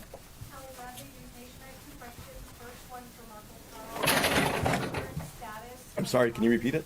What is the current status of the officer that was involved in the deadly shooting? Is he on administrative leave? And then the second question is, the local police today were accusing both ICE and Border Patrol of having a small group of people within the ranks that are causing these issues. What's your response to that? I don't want to introduce for that one. They're saying that it's isolated to a small group of agents that are causing issues. So the officer that was involved in the shooting last week or 2 weeks ago now, he's recovering. He's at home recovering. Is he on administrative leave or is he still involved in the operation? He's at home recovering. Leave it at that. And as far as the police saying that it's isolated to a small group of your agents or officers that are causing issues? So our officers that are out there, CBP, Border Patrol, DOJ partners that are out there, ICE, ERO, HSI, everybody that's out there is a professional. They're out there doing their job. They're everyday people doing a very hard job trying to enforce the immigration laws in an environment where local and state politicians have been spreading rhetoric that dehumanizes these officers and agents. We got time for one more. Commander Bavino, Border Patrol with the Daily Caller. Earlier today, Brooklyn Park police chief said that his department is receiving endless of calls from American citizens saying that their civil rights are being violated by federal agents. And the police chief also went on to say that some of his off-duty officers are also being asked for their immigration status, and one officer was boxing. That's according to the police chief. I just wanted if you had a response for the Brooklyn Park police chief. Sure. Again, our Border Patrol agents, ICE officers, and those allied federal law enforcement agencies are out there conducting Title VIII immigration, the Title VIII immigration mission. And I'll tell you, when you have a mayor and a police chief, O'Hara, that say call 911 when ICE or Border Patrol's in the neighborhood, and then they wonder why the 911 system is overwhelmed with superfluous calls with superfluous calls for assistance when that is not true. So we're going to continue to be out in the community, and we're going to continue to conduct that mission, that legal, lawful Title VIII mission. And again, I've been out with my Border Patrol agents. Marcos is out constantly with his troops, and what I see out there is a very professional, prudent, and thoughtful law enforcement action. And if somebody needs to use the 911 system, then do it. But let's don't encourage anarchists to utilize a 911 system that hurts other Americans that may need to use that system. A law enforcement professional should know that. Thank you, Russ. Thank you, Russ. Thank you, Russ. But yet you are stopping people. How long are you going to be here? Thank you. Sir, you talk about, why don't you answer that question, sir? Sir, why don't you answer that question? You're not just going to get to call on whoever you want. Want to bet? Want to bet, buddy? Maybe your question was stupid. He doesn't feel like wasting the time. He's got more important shit to do. I can imagine a lot of their questions are fucking stupid. Told in this press conference by Commander Bovino and Mr. Charles what was accurate is that illegal border crossings are significantly down, which is what many of the Trump voters voted for and was on the campaign ticket. They have succeeded in that regard. He said they are taking murderers, molesters, rapists, and violent criminals off the street. Undoubtedly, ICE has arrested people who have been convicted or accused of those crimes. But then there's other statements that are straight propaganda. And I'm saying that not because I'm right or left or anything like that, but because I'm a reporter. And we like to tell you, the viewers, what facts we can prove, what we can't. We like to ask questions so that you get the truth of what's happening. AI ready. And propaganda can go both ways. It can go left, it can go right. But it's important to call it what it is. The word propaganda is the systematic spread of biased, selective, or misleading information to influence public opinion. What we heard from law enforcement this morning, that is the chief of police, not of Minneapolis, but of Brooklyn Park, the chief of police of St. Paul, and the sheriff of Hennepin County, is that multiple officers and deputies, while off duty, have been stopped, pulled over by federal agents because of what they look like. Guns have been drawn and pointed at them, and they have been asked to prove their citizenship in this country. We heard that a few hours ago. That question was just asked to Mr. Bovino. He decided not to answer that question, but to blame protesters for the actions of his law enforcement. That's what he said. He said so far the operations have been lawful, not random, and not political. I don't fucking care if they're pulling over their police officers, dude. Like, I don't know that their police officers are on the up and up in Minnesota because Minnesota's fucking crooked. We need our ICE agents, federal agents, to make sure that these people aren't illegals using fake social security cards, fake birth certificates where they can buy for fucking $200 off the internet to get police jobs. Like, wait, why not? Everybody needs to be checked at this point in sanctuary states. We can't trust them. We have shown you countless examples of ICE agents swiping cameras away, shoving people who are watching, arresting, detaining, and assaulting people who may or may not actually get in their way, who are driving by. Another example, I just want to point to this, these are the facts. Another example of somebody who just last week was detained right in front of Greg Bovino. He is on the camera at a Speedway gas station in St. Paul. The young man that they were trying to detain was a 27-year-old man named Orban Serrano. He is an undocumented immigrant pulled him out of his car. Honduras. That's the guy. How do I know this? Because we've looked at his file and I talked to his sister. On the video, in front of Mr. Bovino, 4 agents pull Mr. Serrano out of a car. Why are you failing to speak everything? The dude would not roll his window down. He would not open his door. They had to bust his window in because he would not follow their instructions. And they had to pull him out of the car at that point because he tried going over to the passenger seat to get the fuck away from them. They put him on the ground of the gas station to arrest him, which is why ICE is here, to arrest undocumented immigrants. But in the process of arresting him, he becomes unconscious. Sure, he becomes unconscious. Okay. Well, guess what, guys? I was just unconscious for fucking 2 seconds. Could you tell? Fucking lying motherfuckers. They do how many people are screaming, I can't fucking breathe now that they get arrested by the cops when they're clearly breathing just fine? You know what I mean? Come on. Remember the seizures people would have during the 2020 protests? All of a sudden they would start seizing out when they were getting arrested. Well, they're doing that now too. There was an illegal that did that. He supposedly had his baby. They tried to get the baby. His passenger, the woman, was wanted for stabbing somebody, and they were trying to get her. They were trying to get the baby out the car, but he wouldn't fucking let go of the baby, and then all of a sudden started seizing out on him apparently. But then didn't want any medical care afterwards. I would think if I just had a seizure, I'd want somebody to come look me over, right? No, not this guy. You know, it would have been free for him and everything. And when he's cuffed unconscious, the agents get off of him.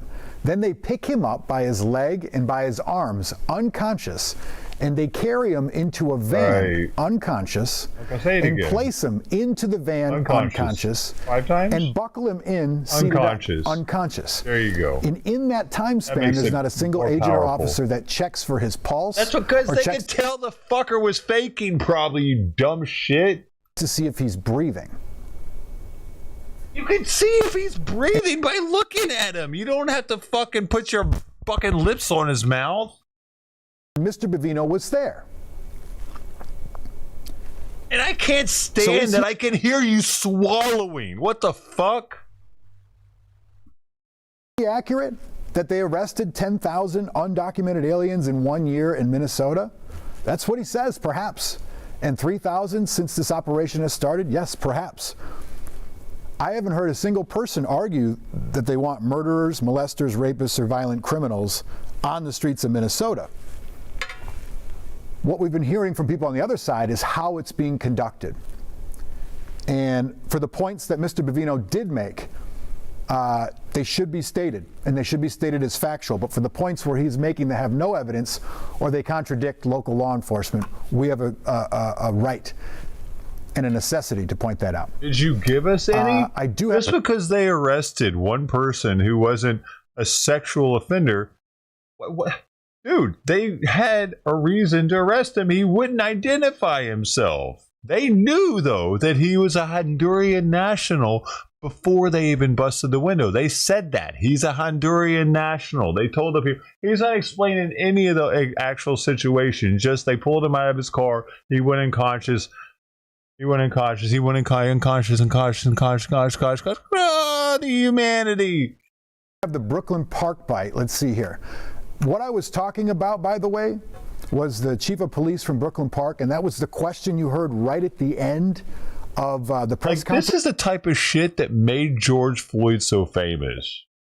There, where you kind of heard a reporter saying, "Excuse me, sir, that wasn't the question I asked you. Excuse me, sir, that wasn't the question I asked you." Bavino kind of dodged the question, if you will. Let's play the soundbite so you can hear exactly what question that reporter was asking, and then you can understand what Mr. Bavino was not answering. When they boxed her in, they demanded her paperwork, of which she's a U.S. citizen and clearly would not have any paperwork. When she became concerned. Well, what do you mean she's got a driver's license, doesn't she? She didn't want to give them anything. She was like, I don't have to give you anything. I have to give the law, search and seizure, Amendment, 14th Amendment, 4th Amendment, whatever the fuck. You know, she was pulling all that shit so that she wouldn't have to identify herself. For what reason? You know what I mean? Just show them your fucking ID, man. They're there for it. They're not police officers. They have different standards, apparently. They're allowed to come up to you and be like, show me that you're an American citizen. Concerned about the rhetoric and the way she was being treated. If they weren't allowed to do what they're doing, the Supreme Court would have ruled on it by now and been like, hey, knock it off. I sure are going above and beyond. But of course, the Biden fucking supporters, the people that voted for Harris, they're going to be like, whoa, the Supreme Court's Trump's Supreme Court. It's bought and paid for. He made sure to put the people in that would approve everything he wanted, blah, blah, blah. Fuck you. I can't stand it. If I could get away with punching a Democrat in the face every day on Minecraft, I would definitely do it. In an attempt to record the incident, the phone was knocked out of her hands, prevented her from recording it. The officer had their guns drawn during this interaction, and after the officer became so concerned, they were forced to identify themselves as a Brooklyn Park police officer in hopes of slowing the incident and de-escalating the incident down. The agents then immediately left after hearing this, making no other comments, no other apologies, just got in their vehicles and left. If it is happening to our officers, it pains me to think of how many of our community members are falling victim to this every day. It has to stop. This behavior erodes the trust that these police chiefs have worked tirelessly for the last 5 years and theoretically the last 60 years to stop this exact behavior from happening. Just show your ID, dude. Again, I just want to point out the difference in our reporting between what that police chief, Mark Bruley, said and what Commander of Customs and Bureau Patrol, Greg Bovino, said. Chief Bruley was not be considered propaganda because he was telling you what he knows about ICE agents was that there's the vast majority of them they work with and have worked with them before, and they appear to be good people. He says there is a small contingent of people who have become reckless as his own police officers have been caught up in what he believes is unconstitutional detainment, right? There was nuance in which Chief Bruley spoke with. And Bovino did not answer that question when asked directly about what Chief Bruley said. Bovino, all he said was that the chief serves under mayors like Fry, not Fry, but in Brooklyn Park, and basically wiped it over as something political. So I'm not here to prosecute or defend. We are here to give you the truth and give you answers in context so that we all can know the truth in this case. That'll wrap up for Care 11 News Now. What a news day. We have more to come. Please watch us at 4, 5, and 6. I'll be on the desk here at 4 o'clock coming up. For now, we'll send you back to regular programming.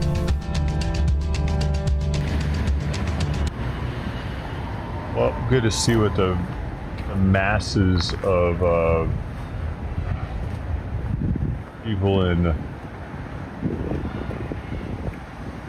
Minnesota are being fed.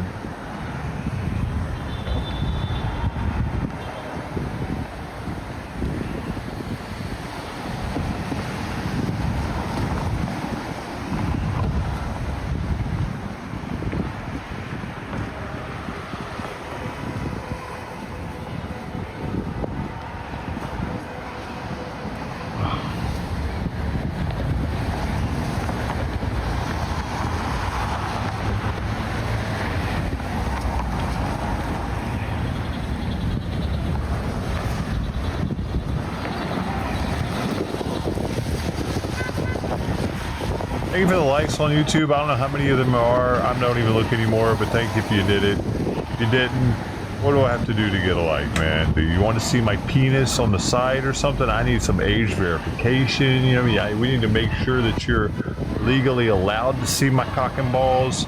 But I can make that happen for you if that's what we got to do. Never mind. No, I can't. I'm just playing. I don't want to get in trouble on Twitch.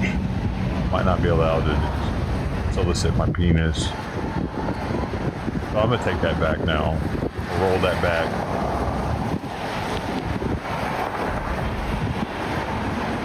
It was a limited time offer.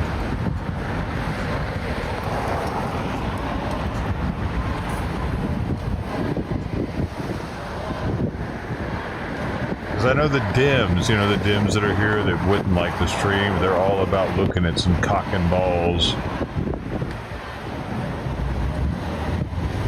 If you look at the facts, there are definitely more gay Dems than gay Republicans.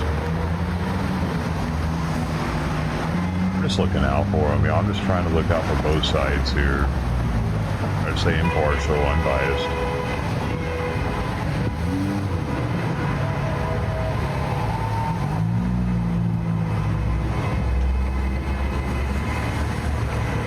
Give what I can back to the people.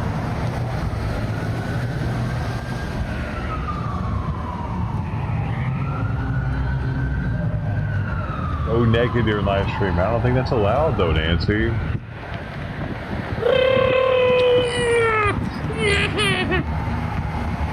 He's going crazy right now on my lap.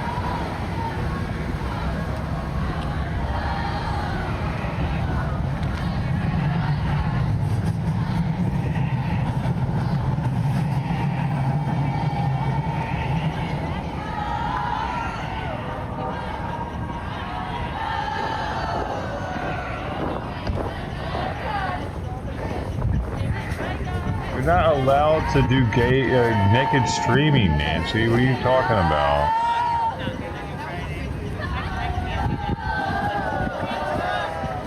You're talking about like a different platform, maybe. You would be a OnlyFanser. About the same amount of people that's at the Whipple Building. Between 25 to 35 people standing out here. You hurt your foot, dude. What did you do? Acting like...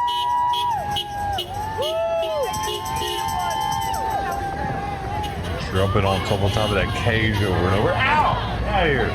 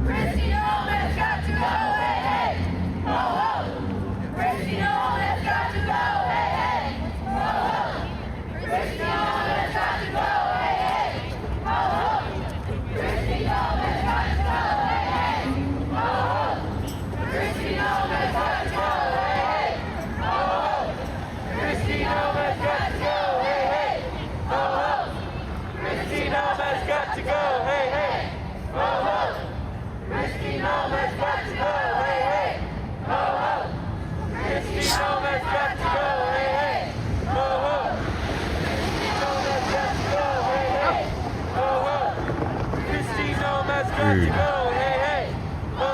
She's like lurking around on my cables, nibbling on them every now and then, testing the waters out.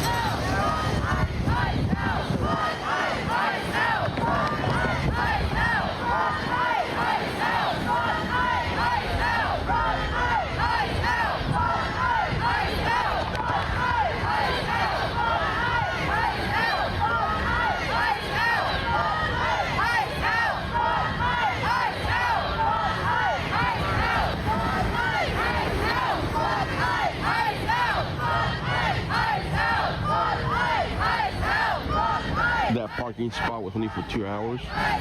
So remind me guys at 4:55. By an hour and 25 minutes from now to go move and park somewhere else if this keeps going on.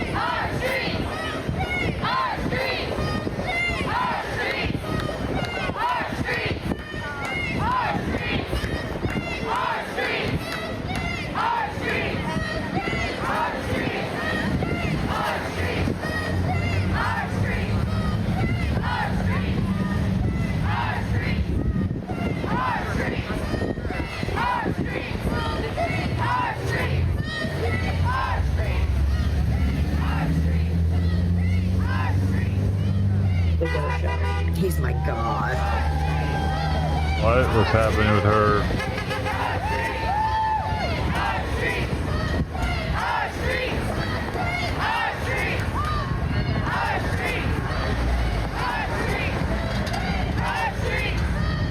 I'll go check in on the skank because I'm sick of hearing the same chant over and over. I was just giving a PSA to Redditors right now.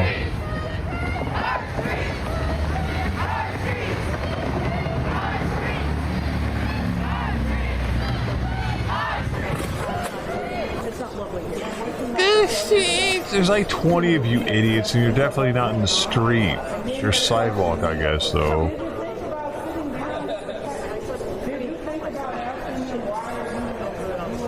Should say, whose sidewalk? Our sidewalk. And they're trying to say he wasn't there, but guess what? He's still in the leadership on their website.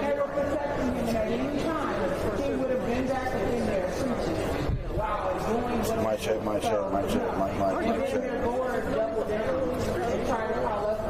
Yeah. They didn't denounce him. They didn't try to separate from him. They didn't say they didn't know. They know full well. And they welcomed us in. They never asked us to leave. They did not ask us. Cops never came in. And then when I tried to engage the pastor, he was like, correct. That was a tranny. Until I mentioned David Easterwood. People get like shame. And they cranked the music up, trying to silence you. 110%. How dare you say shame? Right? You should be ashamed. Attacking this city, claiming to be a Christian. Exactly. Crazy. It's wild how Minnesota's able to get the black people on board, but Chicago is not able to get the black people on board. And Chicago has many more illegal aliens, so much more experience with the situation. Can't they learn from their fellow brethren? He happened to fly into town, which I'll address. Fucking idiots and he's being are taking their social welfare programs from them. Reports, they have not contacted him. So, which to me is an attack on freedom of the press. The man didn't even know exactly what was happening, because when we have, I'll talk about it, but when we have that type of action, no one knows but the organizers. You know, they know it's ICE, but they don't know any other details, not even the press. So for them to use that to attack the press on top of the attacks when you're trying to cover ICE raids, it's just unconscionable, you know, from my perspective. So, oh, you're here, Monique. Okay, great. We're waiting on you, and then Tucson, he said it'll take him about 10 minutes. Is Chantel okay? It's the girl from the St. Paul School Board. I see accounts that are retweeting where she works at and stuff like that. Is she okay? She, you know, it's rattling, I'm sure. You know, my husband was telling me this morning that someone put our address on a thing, right?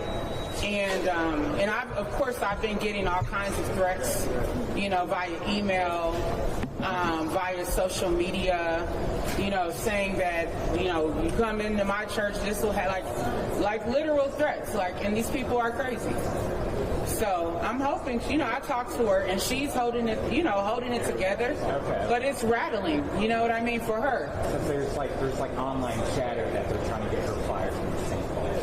Yeah, they will do anything but address injustice and abuse and violence. And that's what we're trying to remind the media of. Not to engage in the gaslighting from the Trump administration and MAGA. Because you guys noticed that night, after when everybody's talking about the protesting, what did they do? We're going to investigate. Oh, now you want to investigate. And that's the headline that the media ran with. Not the power of the people, not the fact that you have a ICE director doubling as a pastor. That's high-level gaslighting. So I've had to push back. I've probably done 8 to 10 interviews, you know, over the last day. And I've had to push back against the media even before the interview, saying this is gaslighting and I'm not going to participate in it. And I hope that you get your grounding straight and stop repeating talking points from these clowns at the federal government. Because I'm not here for it. It's bull. So, okay, our last speaker is here. Okay, so everyone who is here to stand in solidarity, we did not post this publicly, that this press conference is happening. We didn't post the location or the address because of the increased threats and targeting that we've experienced since last Sunday. Normally, you would see a large crowd here, but that was on purpose, so that we didn't have to put it out. We only told the media, you know, where this was and the time that this was, in order to protect the people who are here. Okay, so come on, guys. You guys ready? Phone's on silent? Yes. Okay, I'll open this up. Good afternoon, everyone. Thank you for being here. My name is Nakima Levy Armstrong. I am a civil rights attorney, the founder of the Racial Justice Network, and yes, an ordained reverend. Let me repeat that again, an ordained reverend, which I have been since 2016. I have also been an itinerant preacher since 2007. And for those who may not know, I taught at a faith-based law school, the University of St. Thomas Law School, for 13 years, focused on faith, social justice, and the law. So my faith informs my activism. When you see me on the front lines, when you see me speaking truth to power, when you see me disrupting business as usual, that is the result of my faith and my belief in the gospel of Jesus Christ. My faith also played a primary role in organizing and co-organizing the demonstration that happened at City's Church last Sunday. the day before the official Martin Luther King Jr. holiday, and we called it the Martin Luther King Jr. edition, because our society commemorates Dr. King and his words, but most of the time, we do not repeat his actions, which had to do with disrupting the status quo, calling out our government, just like his Beyond Vietnam speech did, and made him one of the most hated men in America. So we have to understand that when you are fighting for racial justice, equality, and civil rights, there's a large contingency within our population that does not want to hear the truth, that specializes in distractions and gaslightings and threats. As a matter of fact, I want to read to you all an email that I received just today. It's one of many. But this is what a person wrote to me. "You're very lucky I wasn't in church when you idiots came in. Good," speaking about Renee Good, "deserves what she got, and you would have gotten the same, dumb bitch." So that's what someone wrote to me.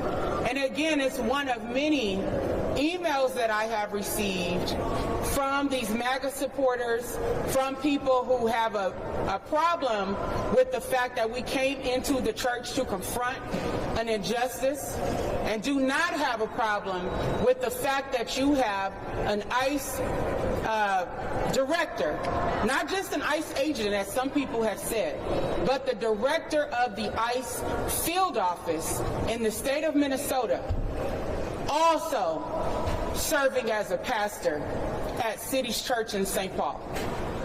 Someone help me understand how it's possible to hold both roles with integrity, with honor, because the gospel that I believe in, the foundation, says that we are to love our neighbor as we love ourselves. Now contrast that gospel message to what we have been seeing by ICE and the terrorism that they have engaged in on the streets of St. Paul, Minneapolis, and surrounding suburbs, and including outstate Minnesota, where they have literally kicked in people's doors. They have dragged people out of their homes.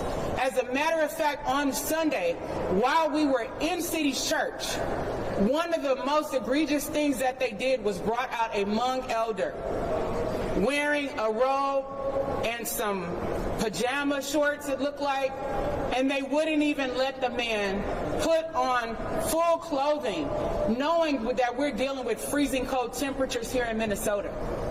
And they did the same to a Liberian immigrant by the name of Garrison in North Minneapolis, where they kicked in the man's door and came in with big guns and took him out. And then NPR reported that when he got to the detention facility, they took trophy photos with him, like he was a slave or an animal that they caught out in the wild. And he wasn't the only one that they did that to. So somebody tell me, how is it acceptable for David Easterwood to be a pastor when he is condoning this kind of conduct? And not just condoning it through his silence when it comes to addressing it publicly with our community, but the fact that he was referenced in the lawsuit that was filed by the ACLU in December on behalf of 6 residents, calling out the retaliatory and abusive tactics by ICE. And you know what David said in that lawsuit? There is no evidence that this is going on. It's the protesters and their aggression that's at fault. Well, think about what Rebecca Good said, the wife of Renee Good. They had guns, we had whistles. So you are talking about nonviolent, peaceful protesters with whistles, rocks, ice, and occasionally fireworks being compared to these thugs coming into our community with high-powered assault weapons, who have flashbang grenades, who have tear gas and green gas, being able to unleash these military-grade weapons upon our community. And instead of these issues being addressed, what do we get from the federal government? threats of investigating those of us who were involved in a peaceful demonstration at City's Church. The same federal government that made up lies after the brutal murder of mother and wife Renee Good, falsely claiming that she was a domestic terrorist, falsely claiming that she tried to run over ICE agent Jonathan Ross. How dare they? And then putting out a statement that they're not going to investigate him on top of all of that. And what did the Vice President of the United States say, who is also a lawyer? That this man has total immunity, which is false under the law.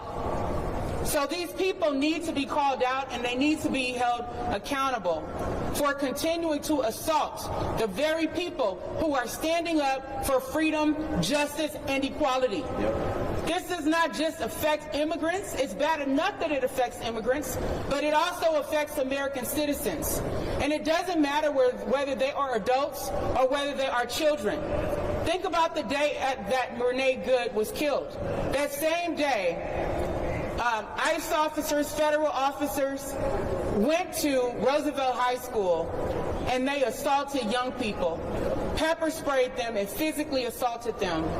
And then they tackled one of their staff members in front of these kids.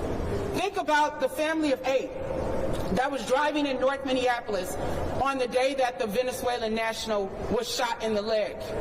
On that day, as that family was driving, so a mother, a father, and 6 children, ICE agents unleashed. Dude, I didn't know that J.D. Vance earned a Juris Doctor degree from Yale Law School in 2013 and passed the bar exam in Kentucky that same year.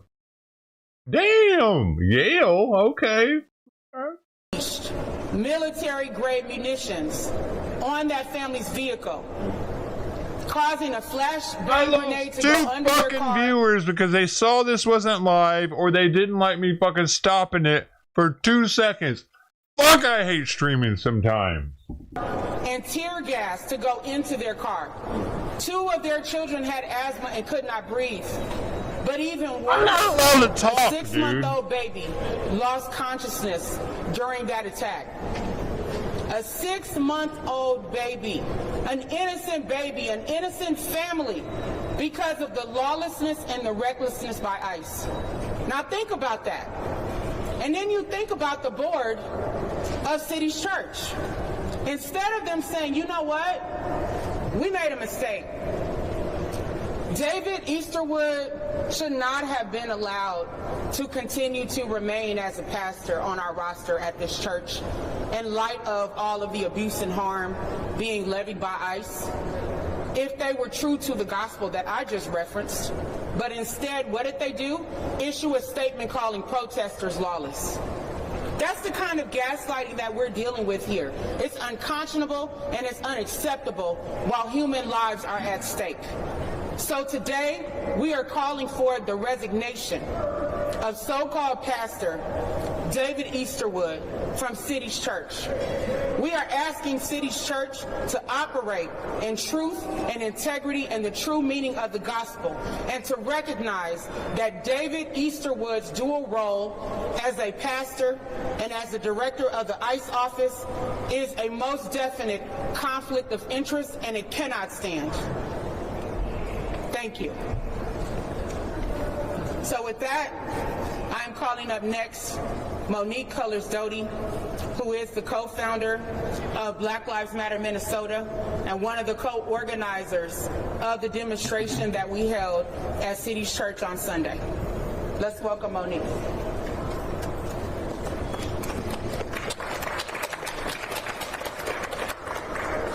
Aside from being co-founder of Black Lives Matter Minnesota, I'm an ordained deacon, and one of the roles of the deacon in the church is for correction. When I learned of David Easterwood's role in the church, in City Church, it was obvious that there was a need for correction. When we went to that church in peace, we did not storm City Church, as it's been reported in Fox News. We did not descend from helicopters. We did not have military gear. We walked in peacefully. This was not January 6th. This was January 16th. This was not an insurrection. This was a correction. Because you cannot stand in four walls and call yourself a church if you are not truly preaching, teaching, living, and walking the true gospel. It is an abomination for someone to put the title of reverend, which means reverence for God, before his name and act as a field director for ICE. There is nothing about the ICE operations that we have seen here firsthand in Minnesota that aligns itself with the gospel of Jesus Christ. There is not a teaching in the Bible that supports what is happening with the immigrant community here, what is happening with peaceful protesters, what is happening for those who are standing up for the rights of others, for those who are putting their bodies on the line, for those who have taken wrongful arrests and wrongful detentions. There is nothing in the Bible that supports what ICE is doing. And it is absolutely hypocritical for David Easterwood to be in the role as a director, a field director for ICE in Minnesota, and stand in the pulpit and proclaim the gospel. It is sinful at best. And for the church to continue to support that is problematic as well. I don't know what Bible they are reading. I don't know what pages they decided to skip, but it's not hard to find what Jesus said. You can find a Bible where Jesus' words are highlighted in red if you don't care to read the entire book. But it does not condone what ICE is doing. And I denounce David Easterwood as a minister of the gospel. I denounce him as a legitimate vessel of God, and I denounce him as someone who is able to bring people to the cross in truth, in integrity, and in honesty. I don't know if he's assigned his field agents when they kick in someone's door to hand them a tract to tell them about Jesus. Is that what he's doing? I don't know. But what I can see right now is that there is a church of people that are being led astray. From the response when we were in the church, there was no surprise about David Easterwood's role. As a matter of fact, they tried to deny it. They tried to deny it. It's very clear on the website that he is a pastor at that church. And when I say they were not surprised, it leads me to believe that there needs to be a further investigation into the other pastors of the church and how many other members of the church are actually ICE agents. Because birds of a feather flock together. That people who are walking in the fruit of the Spirit, who are walking in discernment, would know and understand and recognize the spirit of evil that has to be operating within that body. There is no way that someone who is grounded in the Word is going to just sit by and just sit and enjoy a song that's played over the speaker, as we heard during the service, and not question, not pause to question, why were these protesters here peacefully, hands up, don't shoot, chanting justice for Renee Good, chanting justice for our immigrant community, chanting in the name of Jesus because it is what was righteous. And the pushback that we are getting is absolutely ridiculous. For people who are saying, oh, they shouldn't protest in the church, what do they think Jesus did when he turned over the tables in the church? Gentle words and gentle means are for gentle people. There is nothing gentle about ICE, and there is nothing gentle about an ICE field director.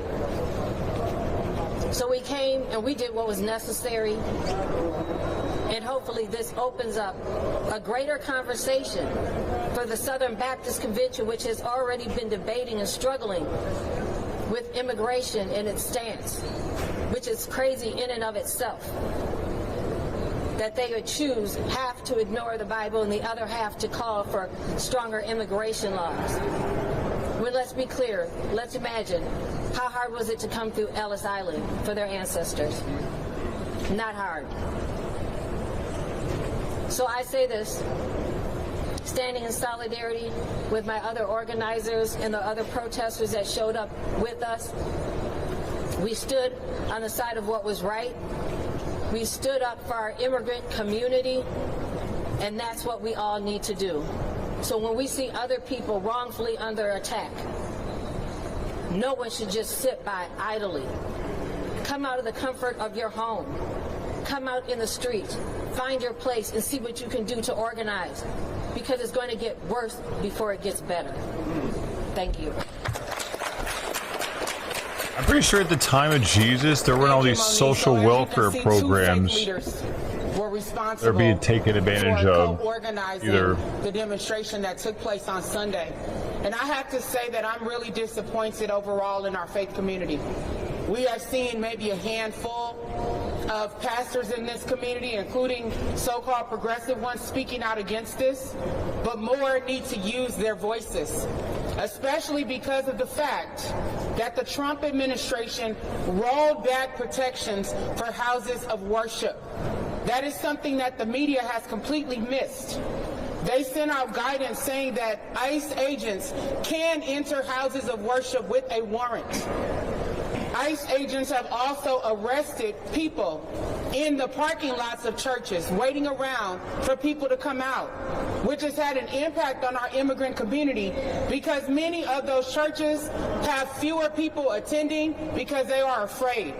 So if the Trump administration cared about what happened inside of a church, then he would have strengthened protections for churches in the midst of these ICE raids instead of weakening those protections. But we need our faith leaders to speak out.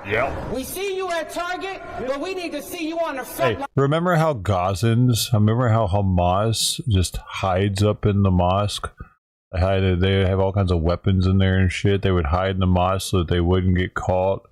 Or remember how the illegal immigrants would run into that Catholic Charities church in El Paso whenever there would be an ICE sweep. They would all run up in there so that ICE couldn't go in and get them. Remember that too? Yeah, that's why it is the way it is, lady. Of this fight as well, calling out accountability for the federal government for their lies and manipulations and their abuse. Next, we will hear from Trahern Cruz, who is the co-founder of Black Lives Matter Minnesota and was also one of the protesters at last Sunday's demonstration. Let's welcome Trahern. Jesus said, love thy neighbor.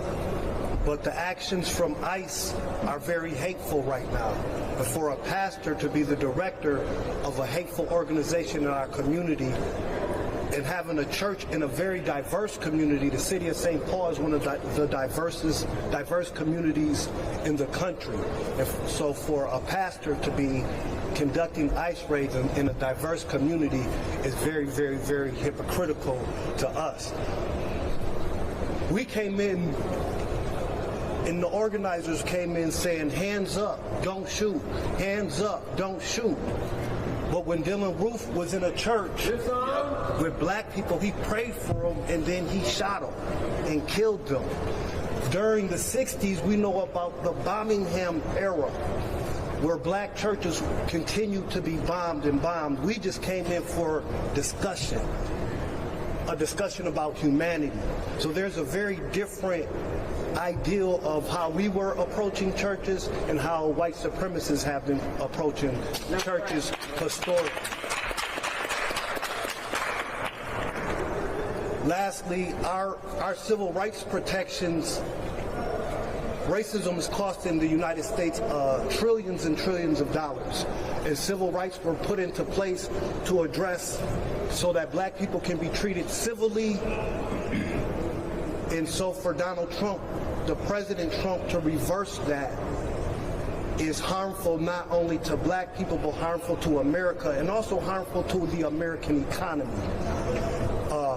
You see the job numbers are real low. You have historic job numbers, and a lot of that is coming from 300,000 black women have been fired since the Trump administration has came into office. And so instead of using the Department of Justice to investigate peaceful protesters, we think the Department of Justice should get back to investigating police brutality, police murders in our community. The Department of Justice should continue to investigate real housing discrimination against black people and other people of color, and education discrimination, historical injustices. That's what the Department of Justice should be engaged in, not investigating peaceful protesters. Donald Trump says that... Why do black people always make everything about them? This is supposed to be about the legal immigrants, and now you're trying to fucking make this a BLM matter. They did the same thing with George Floyd. George Floyd, the night that we were just watching it yesterday. Riots are breaking out, looting there all across the country. All of a sudden, it's a black thing, and everyone's like, "Yeah, I got a story too. This is my story. George Floyd is me." Now they're the illegal immigrants, or they're more important than them. Which is it? Has experience with law enforcement in the United States, and he feels like it has been unjustly used against him. So we're demanding that he don't unjustly use it against us or anybody else in the United States. Black lives matter. There it is. Lives matter. Thank you. What does this have to do with BLM? Next, we will hear from the woke farmer who was a part Fucking of our demonstration dipshits, bro. at City's Church on Sunday. Let's welcome. Everything comes back to My name is BLM. William Kelly. I'm a combat infantry veteran. I'm a patriot. I'm a defender of human dignity.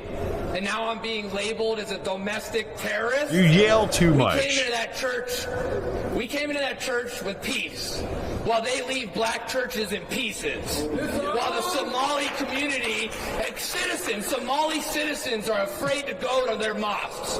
Latinos are afraid to go to their churches. Whether they're citizens or not, they're afraid because this Gestapo, Trump's Gestapo, is terrorizing them. They're afraid to leave their homes. But we went in there and we preached the words of Jesus at them.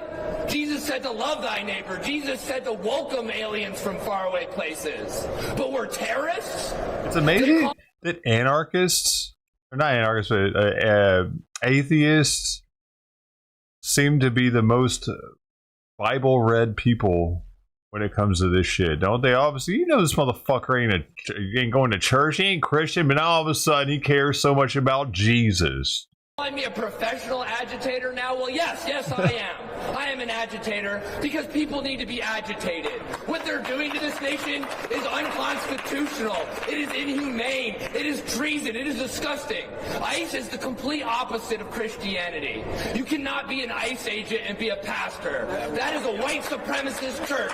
As long as that pastor is allowed to preach there, it is a hateful church. Those are not Christians. Those are evil people if they support that. So we will continue to fight. We will continue to stand up for our Black, Latino, and all communities because we care. Because we care about humanity. Because we care about the Constitution.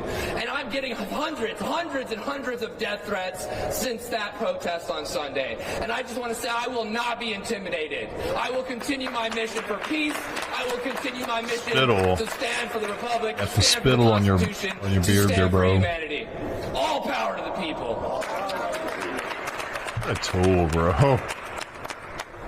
Next, we will hear from Toussaint Morrison, who is an independent journalist and also an activist. He was not a part of the protest, so I'm letting the federal government know you don't have to investigate him. He was not a part of the protest, but he stands in solidarity with us. What do you mean? He was in the church. Oh, the Lisson. This guy's a streamer, if you're talking about him. My name is Toussaint Morrison, and I was baptized in the New Orleans kitchen sink by an Irish Catholic woman named Carol Van Dusen. And I don't know any situation where she would say that harboring an ICE field officer who also works at a church is something that Jesus would stand by. There is a reason why they wear masks. It's because they know that what they're doing is not right. It's because they know that their actions are violence and that their actions are only partaken against a certain a certain demographic of community. They know that they're engaging in racism, misogyny, xenophobia, and anti-immigration. They're engaging in the worst kind of behavior. And the reason why they cover their faces is because they know that they're doing wrong. And when David Easterwood was found out, you could see it in the face of Jonathan Parnell that he was caught.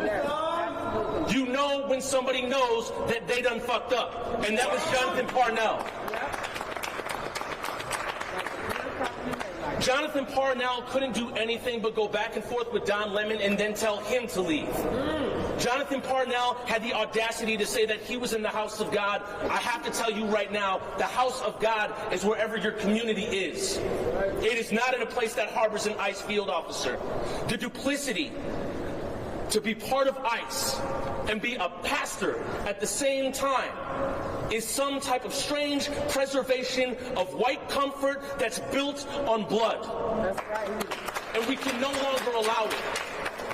The duplicity that's occurring right now is Lisa DeMuth saying that the actions on Sunday were totally unacceptable. Meanwhile, her caucus directs Nick Shirley to go terrorize Somali neighborhoods. Directs Nick Shirley to go make fraudulent claims about fraud in black communities. If Lisa DeMuth looked in the mirror for 1 second, she might see the humanity in herself, in her own black skin, of the same people that she's been trying to criminalize throughout her entire campaign run to run for governor. And make no mistake, Chris Medell, who is now trying to protect Jonathan Ross and is running for governor of Minnesota, that is not just in a vacuum. There are many people like Chris Medell, and this is the Minnesota that we want to change. This is the Minnesota that we're addressing. This is the Minnesota that is inside of City's Church. And when their white comfort gets disrupted, the look in Jonathan Parnell's eyes is all you need to take a look at. It's because they want to preserve their way and they don't want to address the black and brown blood that fills the streets. They don't want to address the duplicity. I wish that black security guard right there who told all these protesters to move would say the same thing to ICE. Oh no, that's not the Lisson guy. Tell people to move again, but he's never going to do it to ICE. He's never going to hold his co-workers accountable. He's never going to do it. And that's the small thing that we're asking right now, is that if you're going to direct terror upon Somali daycares, if you're going to demand accountability, take accountability for your own actions. Take accountability for your own words. And it seems that there is a large narrative where nobody wants to do anything about that. The house of God is on 38th in Chicago. The house of God is in the car where the children were, where the flashbang went underneath. The house of God is wherever your community is. And these places that are devoid of it need to be addressed. David Easterwood was found out. That's it. He went to sleep just fine, profiting from pain. He went to sleep just fine, knowing that nobody knew his name. He went to sleep just fine. And the second that he was found out and called out, what did they do? They wanted to point the finger at everybody else that was protesting there. Because that's what you do. In abuse situations, the first two actions afterwards are isolate and then manipulate the narrative. And that's what they're trying to do right now. But let's not get it twisted. David Easterwood needs to step down from City's Church. And then the rest of these ICE agents need to be held accountable for the murder of Renee Good and for the shooting of a community member on the north side and for almost killing a 6-month-old child. All power to the people. All power to the people. Next, we will hear from Michelle Gross, President of Communities United Against Police Brutality and a longtime advocate for accountability. Please welcome her.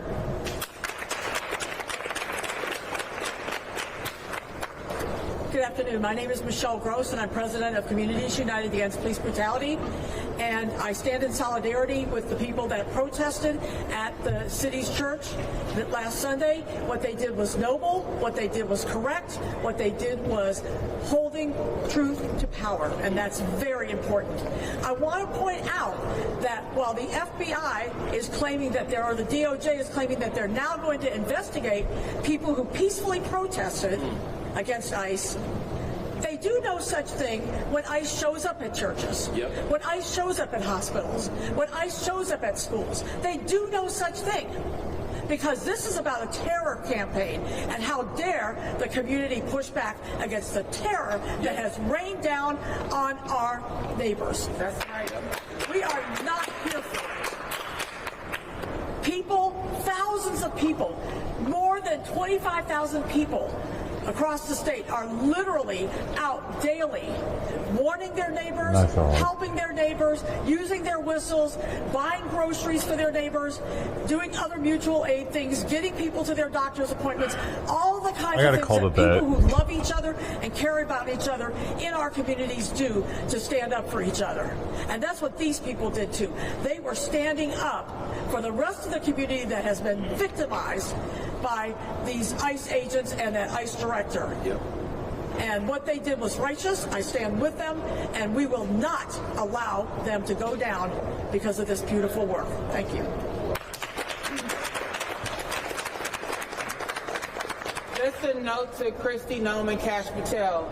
Michelle Gross was not at the protest, so you don't need to investigate her. But who you do need to investigate is Jonathan Ross for the killing of Renee Good.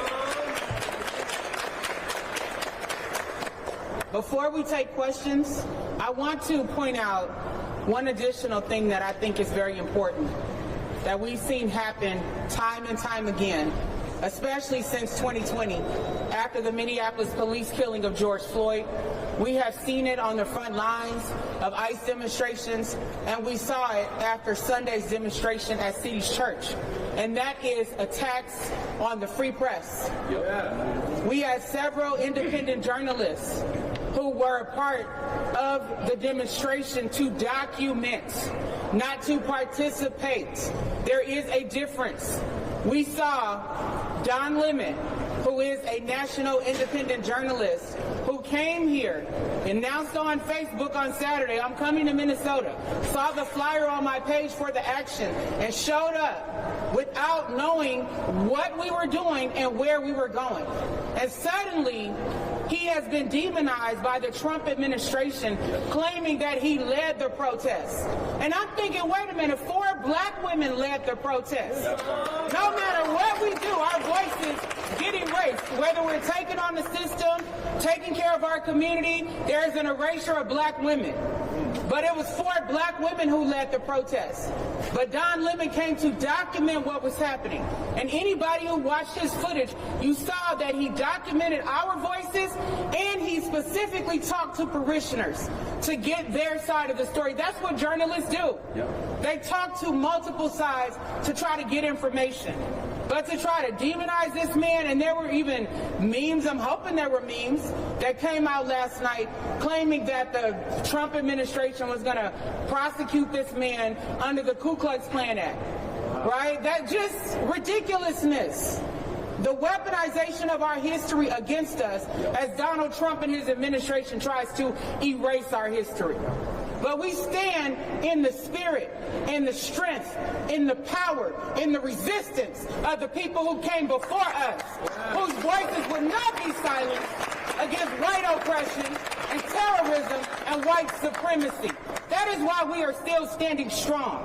As you have people in our community afraid for our safety, texting us, sending us messages that are on there. Do I look afraid to you? No, because I'm standing in the power of the Almighty God.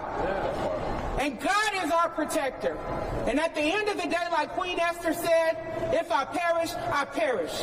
But I will speak the truth. Period, point blank. So these attacks on our press need to stop. We have a journalist here who was attacked by ICE within the last couple weeks.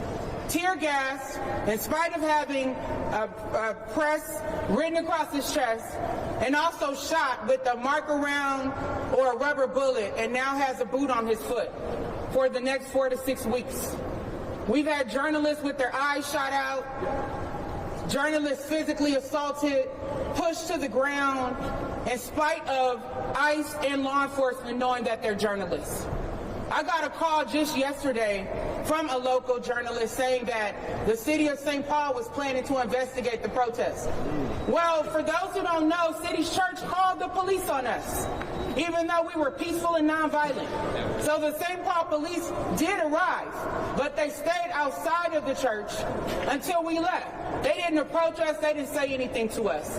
I find it ironic, if that is true what the journalist said about the city of St. Paul investigating our protests. Why haven't you investigated the conduct of the St. Paul Police Department 2 days before Thanksgiving when they aided ICE and terrorizing our community? Where are the results of that investigation? That happened in November. So you can investigate all you want, but you need to look first in your own house at your behavior and how you have participated in the abuse by ICE. So with that being said, we will take questions. Nakima, I'm wondering, what is your reaction to the DOJ saying they're investigating your actions and that group's actions as a civil rights investigation? They say they're investigating everyone. They have an investigation right now against Mayor Jacob Fry, against Governor Walz, Cuomo. I mean, James Comey, I'm sorry. The list goes on of people that the DOJ investigates under false pretenses. And yet, we're asking you, investigate Jonathan Ross for the killing of Renee Good. Why isn't that the headline? When you all know that we're being gaslit by the federal government, why do you keep running with headlines from a federal government that is corrupt, that lies to the people, that unleashes these beasts upon our community to attack vulnerable individuals? And when you're gaslighting, you normalize this authoritarian behavior. So that is my response. Yes. You brought up the Klan Act, and just in the last couple of weeks, the DHS posted a song that was written by the Ku Klux Klan on their government social media. Also, Donald Trump, a day before the protest, said that affirmative action hurt white people. And so I think it feels to me, I'm curious your response to this, it feels to me very intentional and targeted that they bring up an act that was created because the Klan terrorized black churches. Absolutely. Anyone else want to respond? Go ahead. I would just say that it's churches, but it's also pretty much all parts of civil rights that this current administration is challenging and reversing it. But in the long run, it hurts the administration who is doing it. Racism hurts America. I think Citigroup said it cost America like $16 trillion. And so Mr. Trump and his administration can practice racism, which will continue to hurt America and his economy that he presides over, or he can be inclusive and do the right thing and enforce civil rights laws when it comes to housing discrimination against black people, immigrants, LGBT communities, investigating schools, and investigating our police departments like they're supposed to. Our consent decrees have ended here in Minneapolis, which our community fought real hard for. The consent decree in Louisiana has ended. There's consent decrees with Breonna Taylor. That consent decree's over, but the crimes and the harms from law enforcement are continuing to impact our community. So it's Cash Patel, Kristi Noem, Pam Bondi. If they want to be on the right side of history, they'll do the right thing and investigate real crimes that are happening in the United States. Go ahead. I also wanted to answer, that's because the Trump administration runs on pure hypocrisy. So they're going to use lines from a song from the Klan and then utilize a law that was made because of the Klan. It's pure duplicity and hypocrisy. So after this man was shot in North Minneapolis, what happened was Julie Nelson of Care 11 said, wow, there's some really foul language out here. Now, how can you ask somebody, how can you start policing somebody's language after they've been shot? How does that work? How does that work? If somebody just took one of y'all's cameras and slammed it against the ground and then said, wow, you're getting really, really uppity right now, what would that say to you? It would mean that that person can do no wrong. They want to shoot somebody and then criminalize their widow for being there. And I think you can find it all when Trump was being interviewed. They said Renee Good's father was a big supporter of you. And then he said, well, yes, she said some tough things. It means that he feels he can do no wrong. And you know that this is all falling apart because Axel Henry We saw SPPD out there with ICE, and then he stood there and buckled under pressure when Georgia Ford made an interview with him. And he kept saying, well, you know, I think these people are making some wrongful accusations. Georgia Ford says about what? He says, oh, you know, I can't talk about that. That is the type of cowardice and the type of hypocrisy that we're not only seeing in the Trump administration, we're seeing it in major media outlets. And I'm going to finish on this. There's 3 parts to Minnesota. There's one group that is being overtly racist and being loud and proud about it. Chris Bedell, i.e. There's a second group that's being very racist but wants to be quiet about it and doesn't want anybody to hear about it, i.e. City's Church. And then there's a third group that's tired of getting shot and then being told to shut up. Those are the 3 groups. And when Toussaint just said SPPD, he's referring to the St. Paul Police Department. We also got reports that 25 Minneapolis police officers have left the force to join ICE. Come on. So because they're now under a state consent decree where their behavior is being monitored, think about that. Now they will be free to help reign terror on the community through ICE, where there are not those safeguards, where the Constitution is not being followed, where the law is not being followed, and where Judge Menendez's temporary injunction that she just issued Friday is still not being followed. The church put out a statement today, and it said that you heard accosted members of our congregation, frightened children, created a scene marked by intimidation and threat. Conduct is shameful and lawful, will not be tolerated. It goes on to say, we welcome respectful dialogue about present issues. I want to ask you 2 questions. One, what's your reaction to this part of their statement? And also, did you try to talk with them before going into the church? Number 1, that's a lie. Number 2, that's a lie. And number 3, that is a lie. To have a church sitting here perpetuating lies to try to criminalize nonviolent peaceful protesters is on brand for why they would have a pastor doubling as the director of ICE in the state of Minnesota. The reality, if anyone watches any of the videos from any angle, what will you see? Nonviolent peaceful protests. I got this information on Saturday. We went into the church on Sunday. And when I stood up, this is what the pastor prayed. Dear Lord, we pray, as part of his prayer, that you will chasten us and that you will help us to get our house in order. And then he finished his prayer. And then I got up from my seat and I said, excuse me, Pastor, did you just pray that you want God to chasten you and to help get your house in order? And he said, correct. And I said, well, help me understand. How is David Eastergood both a pastor and an ICE agent? As soon as I mentioned his name, he started yelling, shame, shame. That was an opportunity for open dialogue right there in front of the entire congregation where he could have addressed it. He was not interested in addressing it. When I looked into his eyes, just like Toussaint said, he looked like a deer caught in the headlights. So I knew full well that he knew that David Easterwood was playing both roles as a pastor and as the overseer for ICE in Minnesota. So no, they weren't serious about dialogue. At no time did he try to engage in dialogue. As a matter of fact, the parishioners were more interested in engaging in dialogue with peaceful protesters. If you look again at the videos, you'll see many conversations between parishioners and protesters that were happening in real time as the demonstration was going on. Because some of the protesters did not know that David Easterwood was a part of ICE. As a matter of fact, some of them said they were afraid of ICE. Right? And then if they want to talk, I'm a mom of 4 children, right? I don't want to see my children cry, right? I saw one little boy sitting in the pew who was crying.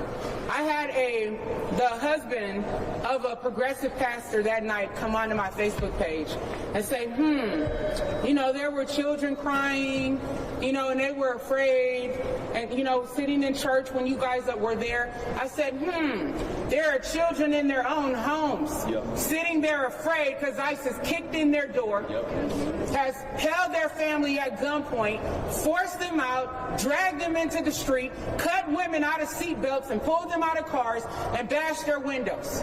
There were kids at Roosevelt afraid when ICE members tackled them and pepper sprayed them. Now you tell me what's the difference. So please don't go there. Another gaslighting question, if you ask me, and I'm not here for it.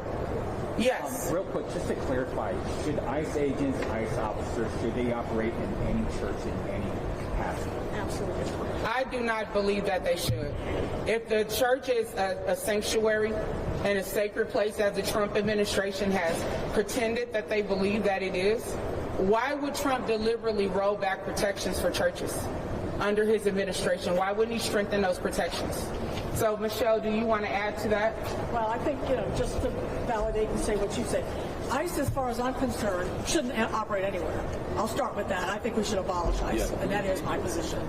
That said, they most definitely have no business being in churches, in schools, in clinics, in hospitals. Any place that has been a protected place previously needs to go back to being a protected place. And I want to say one more thing.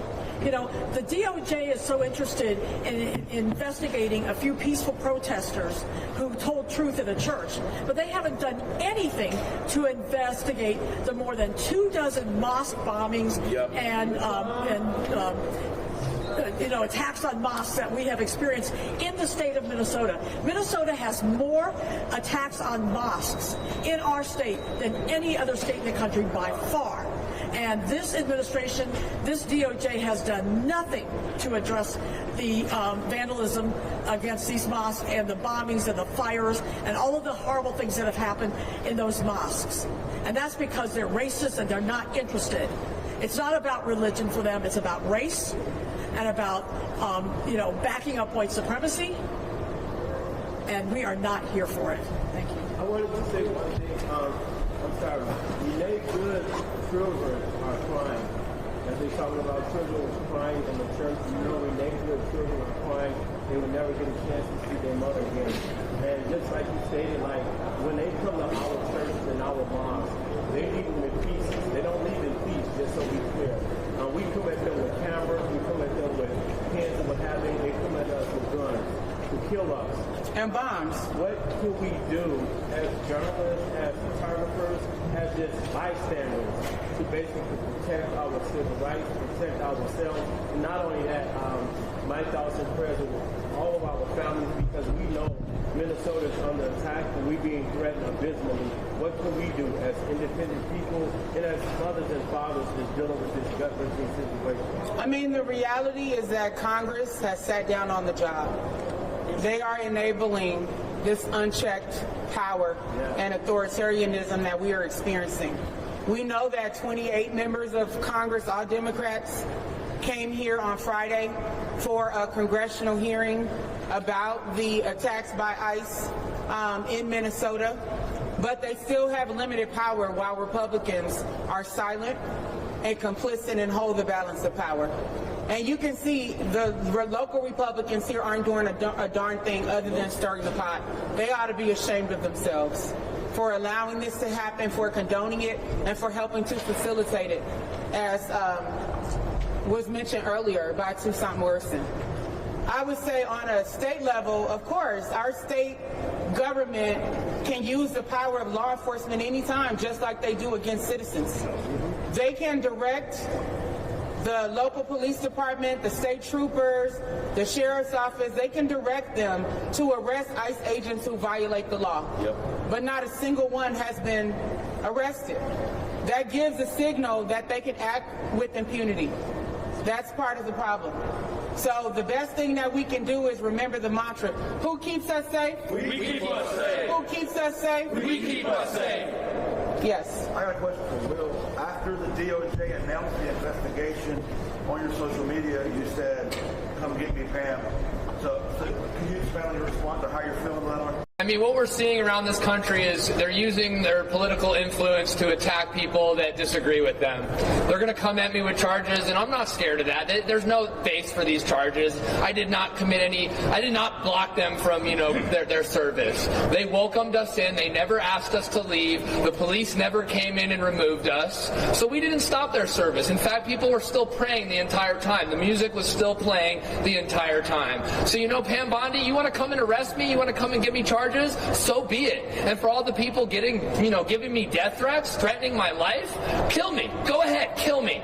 Because you know what? As Fred Hampton said, you can kill the revolutionary, but you can't kill the revolution.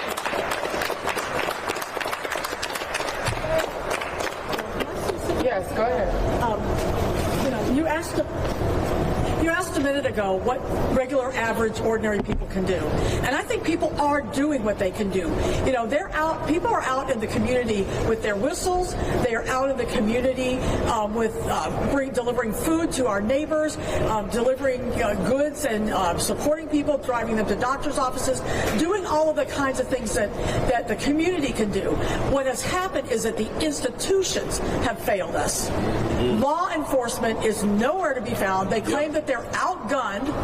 I could not believe hearing this nonsense, that they're claiming they were outgunned, because that is, if you recall, the exact excuse that Chief O'Hara used when they waited 5 days to arrest Josh Sawchuk, who had shot Davis Maturi. So I want to remind you that they go to that excuse very quickly. 28 members of Congress came and had a hearing on Friday. Several of us were in that hearing. What astounded me, and I was very glad for that hearing, but what astounded me is that a certain number of the people in that room had actually voted for more funding for ICE, including Angie Craig. I want to point out that ICE runs out of money at the end of this month. I want to know who's going to vote no on funding that. It is time for every one of these members of Congress to vote no. The Republicans, they'll all vote yes, but they need 6 Democrats to be able to put it across the finish line. And I am telling these Democrats, you damn well better not vote for more funding for ICE. It is time for them to lose their funding and get the hell out of our city. That's right. You know that we have and our state. You know that we have 5 times more ICE agents in this state than has ever been collected together in one place anywhere in this country. This is done as a war on the community, and we are done with it. We are going to continue to stand up with our neighbors. We're going to defend our neighbors. We're going to take care of each other. We're going to show each other the love that we all feel for each other. But it is time for these institutions to step up and do their part as well. And one of the most important is, again, Congress. They have got to not continue to fund ICE. That's right. Throw a spine, Congress. Did I miss anything? It's also important that we highlight the attacks by ICE on the indigenous community. Obviously, people who are not immigrants. People who were here before Trump's family came, before the white supremacists landed, before Christopher Columbus. So the indigenous community here is being pulled over by ICE if they have their native tags on their cars, on their plates. They're being pulled over. There have been people that have been picked up as they step outside the reservation, and they are being used as pawns because ICE wants the reservations to sign off to allow them to come onto their property, onto the reservations, in exchange for the people that they had picked up, who are members of the reservations. So we cannot forget about our indigenous community, and they have their spirit fire that had been going in South Minneapolis, and there was a white supremacist who had attacked the one person tending to the fire.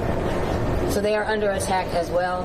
So I just say that in solidarity and acknowledgement that everyone here is a possibility for being attacked. Thank you. Are there any last questions? I just want to ask a quick question. What about when ICE agents detain the individuals and get them in a bag and find out they are citizens and then offer them a bonus to find someone that's not a citizen? What do you guys think about that? Well, that was testimony that we heard on Friday during the congressional hearing from one of the U.S. citizens who was kidnapped by ICE and brought to the detention center for 9 hours. She and another friend who is a half Mexican man, she said that the friend was told that he would get legal support if he needed it by ICE. And then ICE also asked him for the name of activists in this community. right? And so that's what she testified before Congress about. So it is a real problem. So instead of gaslighting us and continuing to ground and center the false narratives coming from the federal government, we ask that the media start centering the truth and stop normalizing authoritarianism and tyranny that we are experiencing. The last thing that I will say as we conclude is that I want to give a message to the parishioners at City's Church. Again, it appears from your conversations that you have with protesters that not all of you were aware that David Easterwood was serving as a pastor, or is serving as a pastor, and is also the director for the ICE field office located at the Whipple Building in St. Paul. So for those who weren't aware, it is not your fault, and we do not hold you responsible for the actions of the leadership of City's Church, including the head pastor, as well as the board, who seemingly condone this conflict of interest. As we call for the resignation of David Easterwood, we would call on parishioners of City's Church to stand with us. Place calls to the leadership of your church and let them know that you are not in agreement with a pastor who is supposed to be preaching the gospel and the good news, being the head of this brutality and terrorism being unleashed by ICE agents on our community. So we ask that if you are a true person of faith and a person of good conscience, that you would join our cause in demanding this resignation and demanding an end to the abuse by ICE, and that they leave Minnesota immediately. Now here's a quote in the words of Dr. King, as we just celebrated his birthday yesterday. In the end, we will remember not the words of our enemies, but the silence of our friends. Thank you, and God bless you.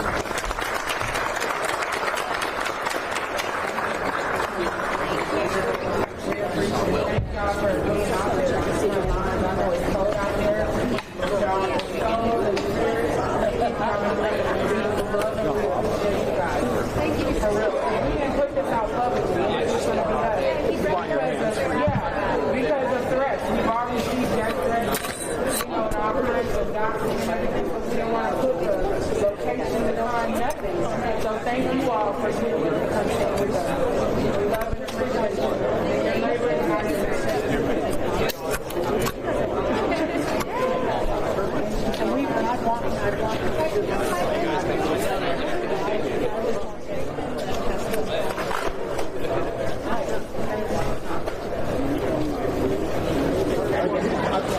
I dropped out Okay, keep still putting up that good time.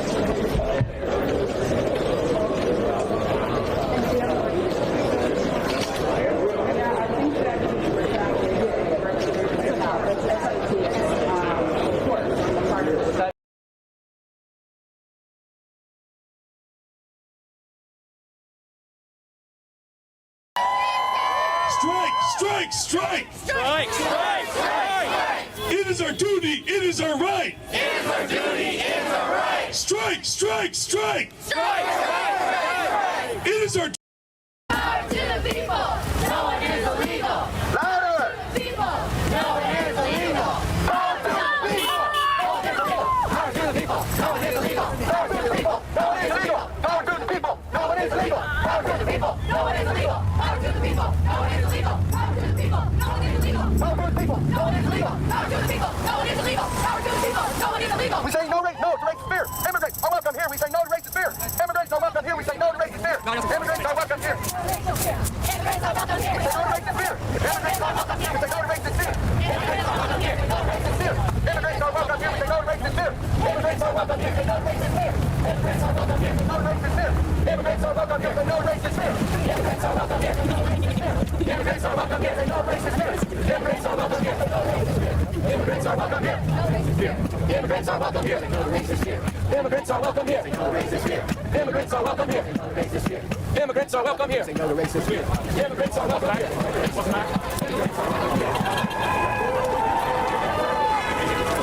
No ban, no wall. No ban, no wall. Sanctuary for all. No ban, no wall. Sanctuary for all. No ban, no wall.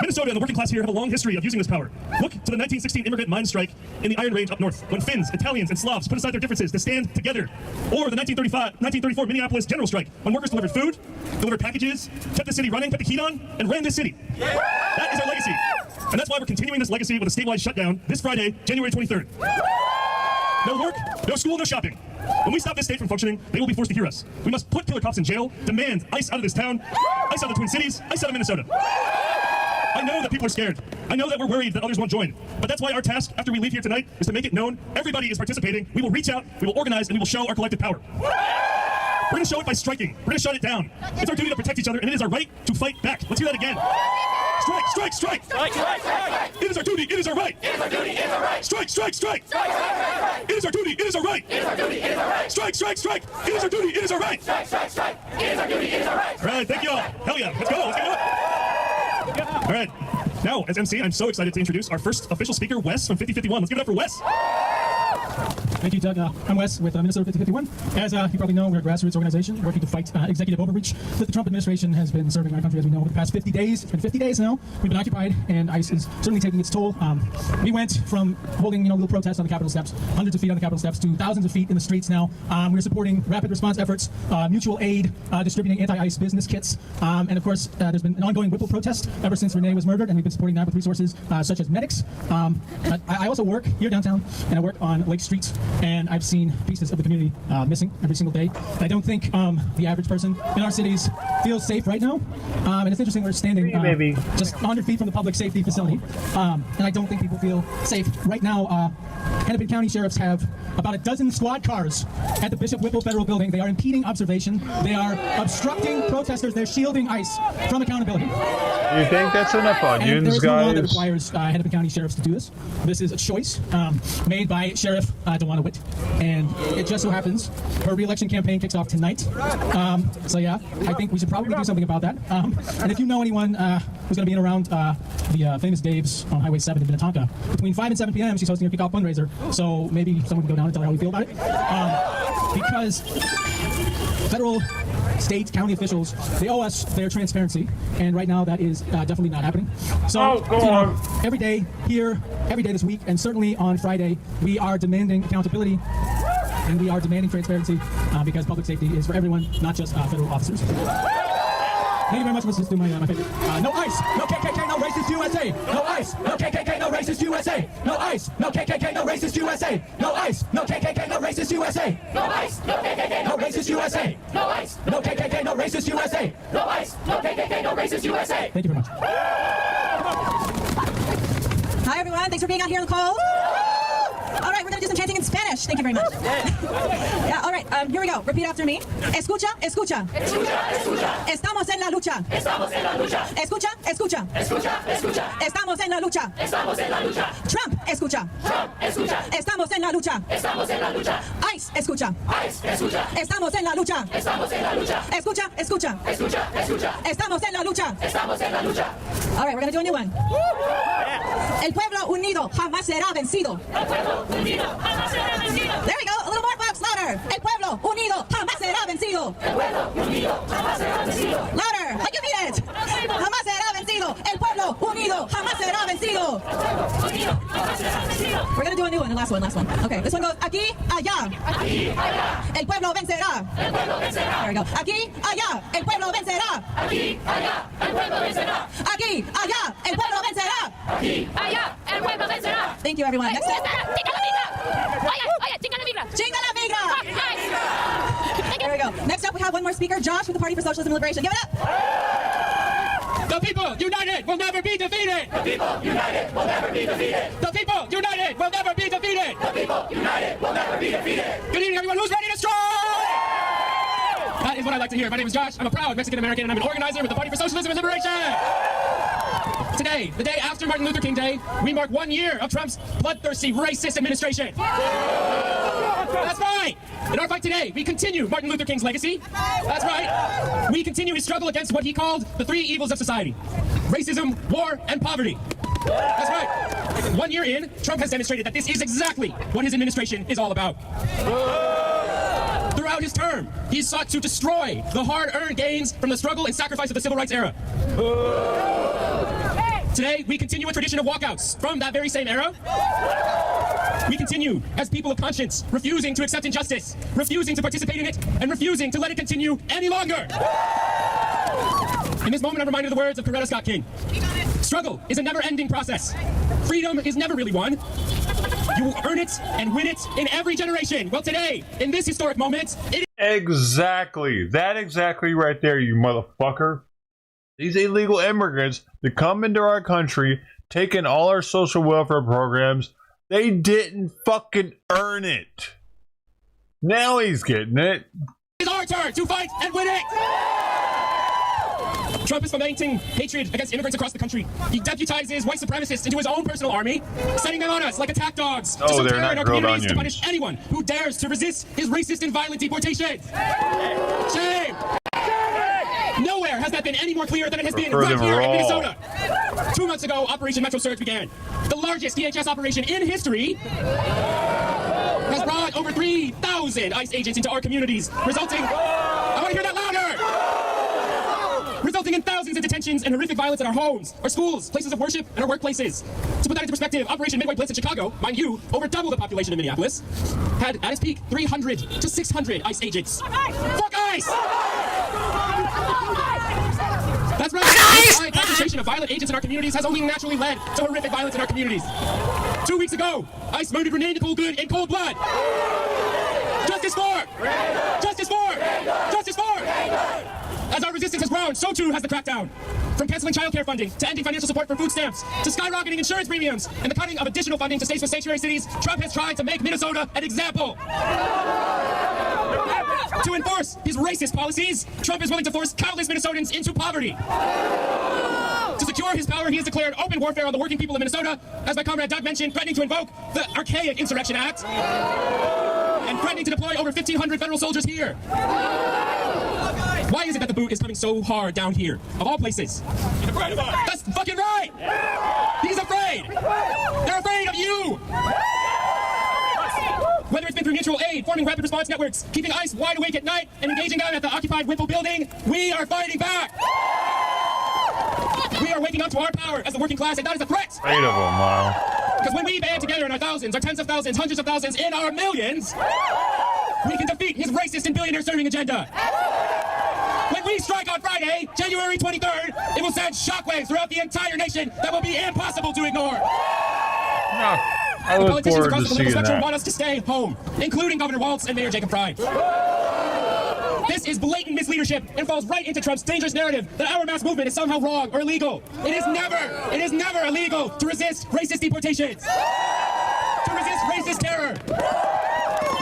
So, if we don't hit the streets, we send the message that the rich and powerful can get away with terrorizing us. So do we want to stay silent? No! Do we want to stay silent? No! Or do we want to stand up for our neighbors? Yeah! Are you going to stand up for your neighbors? Yeah! That's what this general strike is for.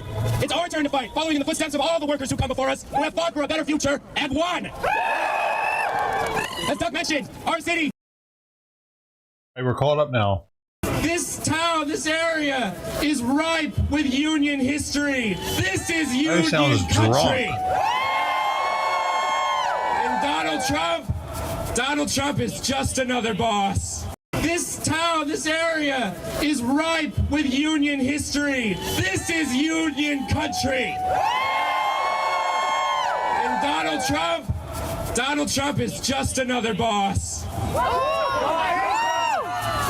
Strike! Strike! Strike! Strike! It is our duty! It is our right! Like it raw. I like it raw. It is our right! Strike! ODB, baby. It is our duty! It is our right! Strike! Strike! Strike! It is our duty! It is our right! Strike! Strike! Strike! It is our duty! It is our right! Strike! Strike! Strike! It is our duty! It is our right! Strike! Strike! Strike! It is our duty! It is our right! Thank you, everybody! All right, everybody, we're going to do some more chants here. So I'm going to say, when Trump says get back, you're going to say, we say fight back. Okay? All right. When Trump says get back. I love the chanting Trump time. says get back. We say fight back. Trump I says go to get these back. things. We say fight back. When Trump says get back. We say fight back. When Trump says get back. We say fight back. When Trump says get back. We say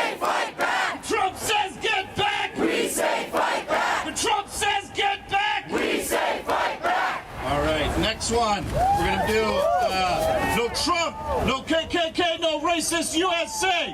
No Trump, no KKK, no racist USA. No Trump, no KKK, no racist USA. No Trump, no KKK, no racist USA. No Trump, no KKK, no racist USA. No Trump, no KKK, no racist USA. All right. So we're going to do from Palestine to Mexico, and you're going to say all these walls have got to go. From Palestine to Mexico, all these walls have got to go. From Palestine to Mexico, That's a good all one. these walls have got to go. From Palestine Even to Mexico, Egypt doesn't want that fucking wall. Have you seen the border between Egypt and Gaza, bro? It's thicker than the border between Israel and Gaza. They've got like, yeah, like 3 different walls. So we're going to do no ban, no wall, sanctuary for all. Their own people. No ban, no wall, sanctuary for all. No ban, no wall, sanctuary for all. No ban, no wall, sanctuary for all. No ban, no wall, sanctuary for all. No ban. Let's give it up for Desi. They're protecting against Israel. And I have a short announcement Why are you to always make singing before we stupid continue our shit? program. I want to shout out Leo in the hat. Leo with the Marine Corps hat over here. So Leo is collecting funds. Hey, let me ask the bot what it fucking our thinks. mutual aid Is the fund. wall between... PSL Twin Cities has been God damn it, you're working making me look up some across dumbest the shit. Twin Cities to support immigrant families directly. We've been paying for groceries. We've been paying for people's rides to work because people don't feel safe leaving their homes. And most importantly, we've been paying for people's rent. All throughout December and all throughout January, we've been working with immigrant families to help them through this time because nobody deserves to be evicted. Everybody deserves housing. So, if you feel that you want to contribute to this mutual aid fund, please see Well, there you Leo. go, We fucking have a idiot. QR code as well. if you Egypt don't have cash constructed on the you. barrier. But yeah, let's give it up for Leo. Block smuggling tunnels used for weapons in Gaza. I also want to note that we've been raising tens of thousands of dollars for mutual aid. Belligerents, So bits the are Twin spreading from Cities are showing up Gaza. and showing You out for our fucking neighbors. retard. Oh, there's a protection I from the also want Jews. to Maybe. Are you fucking one of them, encourage you dude? to come to our volunteer events. We are looking for volunteers to continue our outreach. I don't think you are. You say stupid shit every day. With businesses in the Twin Cities. So a It's lot of debunked. businesses, particularly I've noticed the immigrant businesses in the Twin And in Cities. case you're wondering how many businesses sources that are just shutting used. down on the 23rd of Those? January and have committed These? to shut down. That one? So, if you are available, if you are down to do some outreach, I definitely recommend at 10 o'clock and 1 o'clock going to the University Baptist Church in Dinkytown and volunteering to do some outreach with us. If you're interested in signing up to be part of our volunteer I did group, not say and that. also, you said you that know, the fucking wall in between Gaza and Egypt is to protect them from Israel, and you're wrong. They added more shit because they were tired of them coming in with their tunnel system, which is why I said they have multiple walls between them and Gaza. It's not to protect them from Israel. contributing to mutual aid. I believe That was Ari ignorant. is on For you to outreach say. today. Is Ari here? Can they shout Twice. out? All right. You reiterated it. So, come find one of us, and also I also want to You're let nobody. you know, That's who you please, come to one of us if you are interested in an organization like the PSL. No, but I do also not think continue that's a coming to factor our night- because I bet you. Is there not a wall in between them and Israel anywhere, or is that the only border that they have with that whole area is with Gaza? Because if the wall with them in Israel isn't as thick as the wall with them in Gaza, then my point still stands. Organizing meetings again at University Baptist Church. Come check us out at PSL Twin Cities on Instagram. All right. That's the Oh, end of that's my the fucking announcement. I'm AI. going to It'll shout be out quicker our than next you. speaker. She is a high school student, and she's also a member of the Red Lake Band tribe of the Red Lake Band of Ojibwe tribe. Let's give it up for Emelina.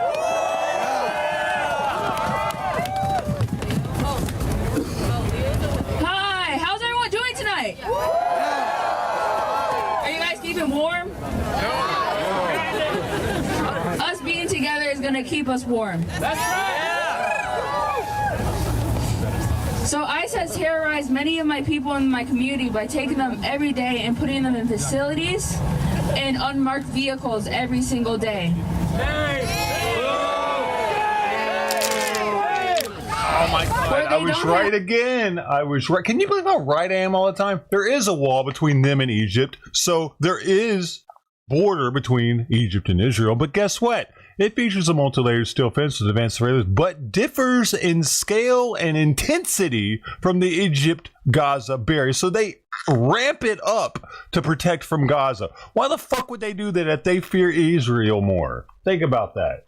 Don't even think about it. Just stick it up your ass. Family, to people to Fuck, I'm a protect them every genius. day and care for them and love them as community. ICE thinks it's okay to come to the lands where my people have been here for thousands of years. As an indigenous Both of student, you are I find retarded. it hard and difficult to go to school and live my daily life every day. Without fearing if I would be taken away from my family and won't be able to see them for the next couple of months or weeks.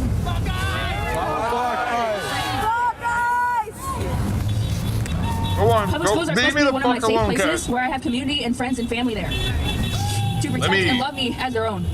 But now it's one of the places where I'm most afraid of. All because of the color of my skin, or if I have the most slightest of an accent, is where I could be taken. Most of my high school and MPS, they are mostly online now because they are afraid to come out, and students are mostly afraid to come out and even go to school and make sure they get a good education. As a person of color in the society, an ability to spread awareness of what's happening about these events. Everyone, not a specific group. As a whole, we have to come together as community and bring our presence every day. Yeah! We have to protect one another. We have to love one another. This system wants to break our communities apart by having mass deportations and kidnapping. That's happening still to this day. Shame! Me and a couple of other people are working on getting essentials at my school for families and people who are doing online learning. As if these times are very difficult for students of color and families of color to be going out just to go get basic needs of going to the grocery store just to have dinner.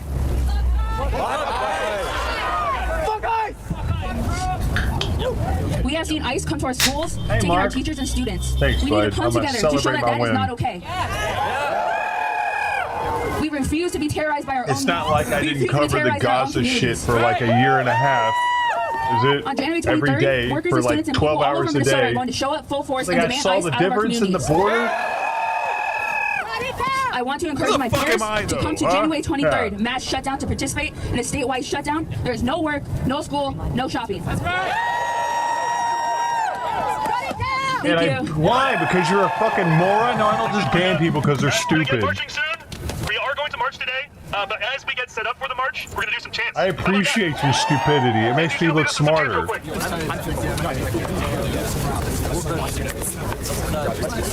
I'm going to say, who's got the power? You say, we've got the power. Then I'm going to say, what kind of power? You say, people power. Who's got the power? We got the power. 'Cause how could you possibly be that fucking stupid? Like, come on, man.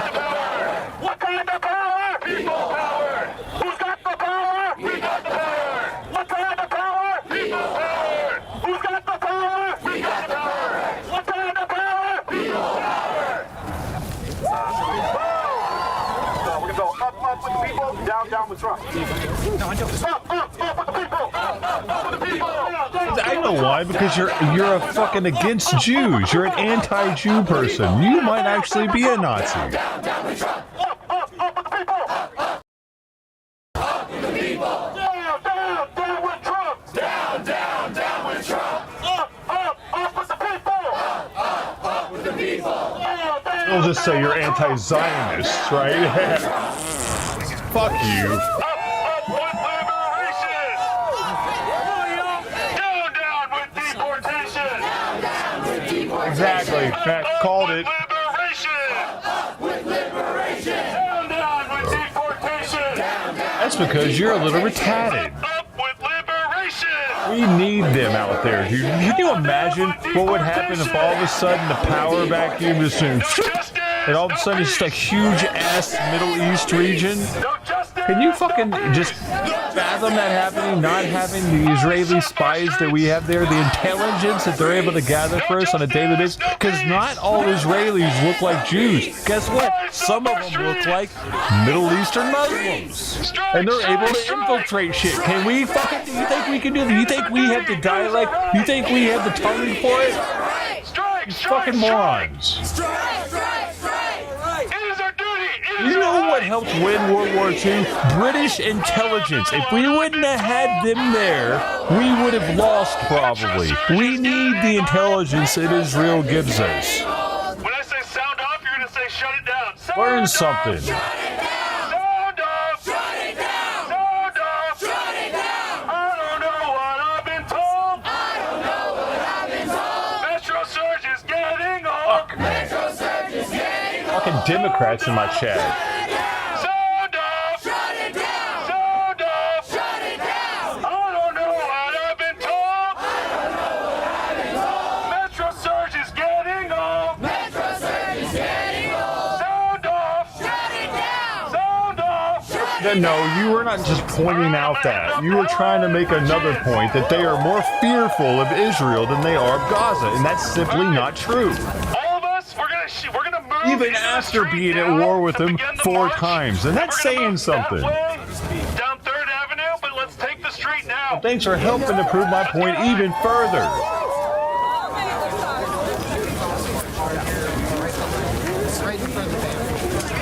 You're gonna be following the car, so get behind the. You're retarded, Mark. And dog, you're just as fucking retarded as he is.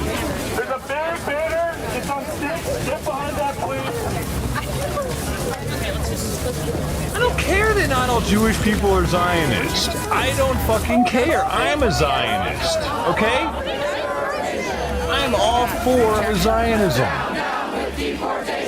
Because we need that for our national security. If you want our country to be less safe, Israel wouldn't exist. That's how it works, dude.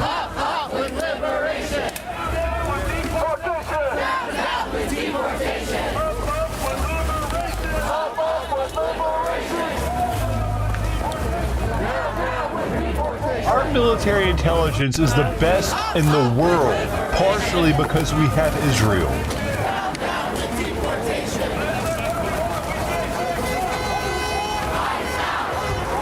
You think we'd have been able to hit those nuke sites that Trump hit without Israeli intelligence?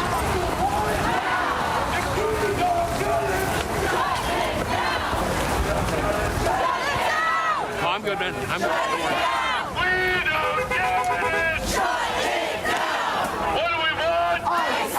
That's not what you said, dude. You said that they're protecting themselves from Israel, and that's simply not true. That's not why the border is thicker on the Egypt-Gaza side than it is on the Israeli-Egypt side. They're clearly not putting more border at Gaza to protect them from Israel.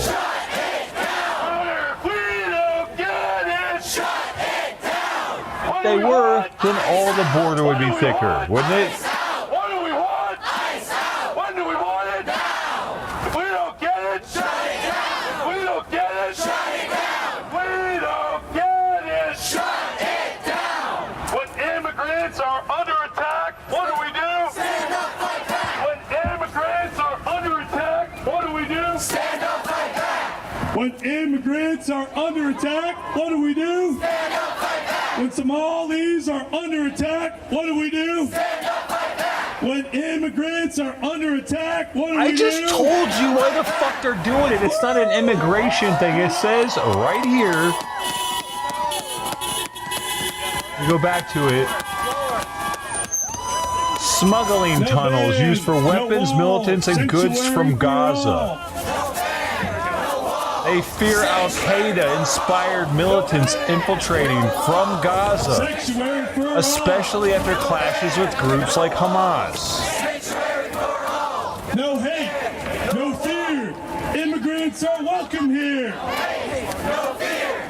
Immigrants are welcome here. No hate. No fear. Immigrants are welcome here. No hate. You don't give a fuck what AI says because you're dumb as a box of shit.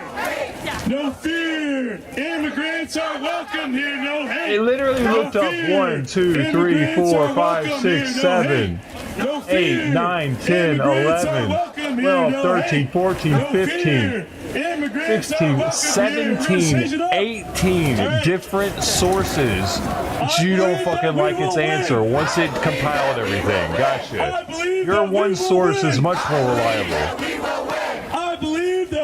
Your one source knows everything apparently. Your brain knows everything. I believe that we will win. I believe that we will win. I believe that we will win. I believe that we will win. And I did a deep dive on that too. See, there's different. Oh wait, no, let's do a deep dive on that one.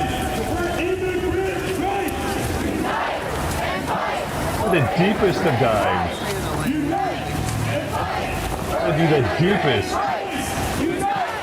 I only get 50 of these a month.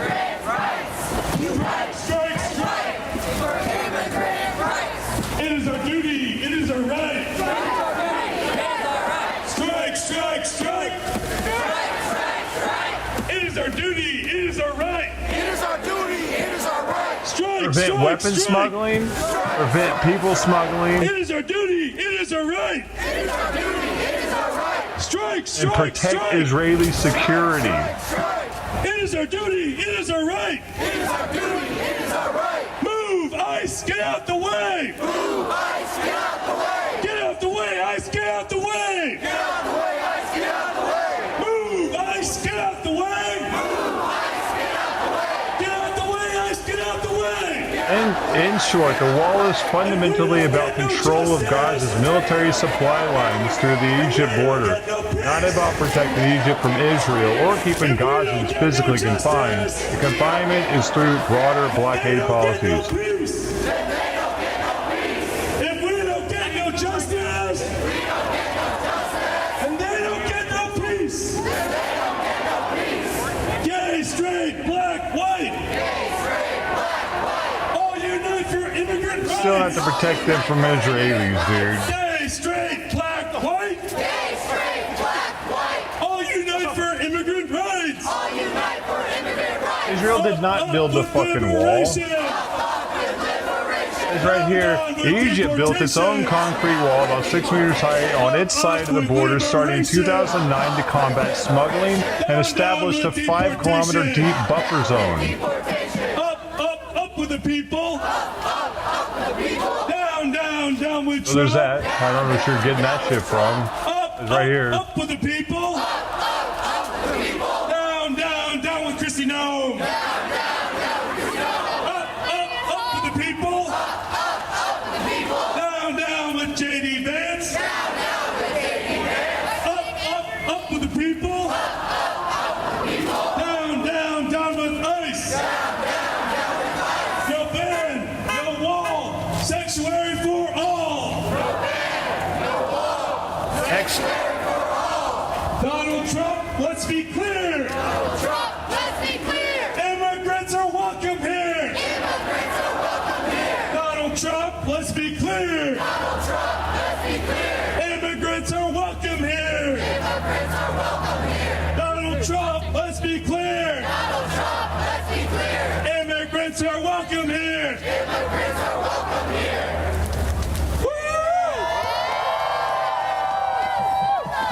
Minnesota, let's go! Make some noise! Money for jobs and education! Money for jobs and education! Money for jobs and education! Money for war and deportation! Money for war and deportation! Money for jobs and education! Money for jobs and education! For war and deportation! Not for war and deportation! For jobs and education! For jobs and education!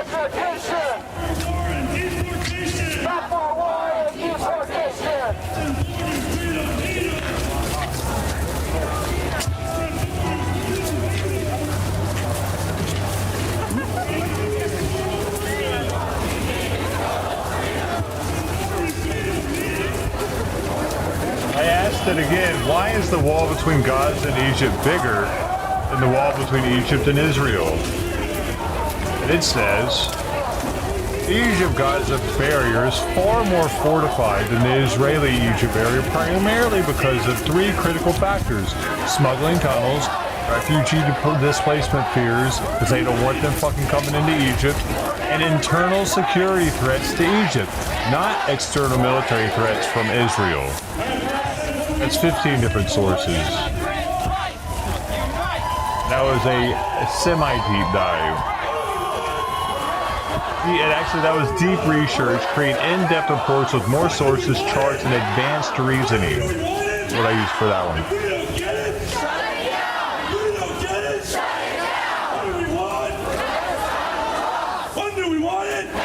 This is a paid-for AI. This isn't Google AI.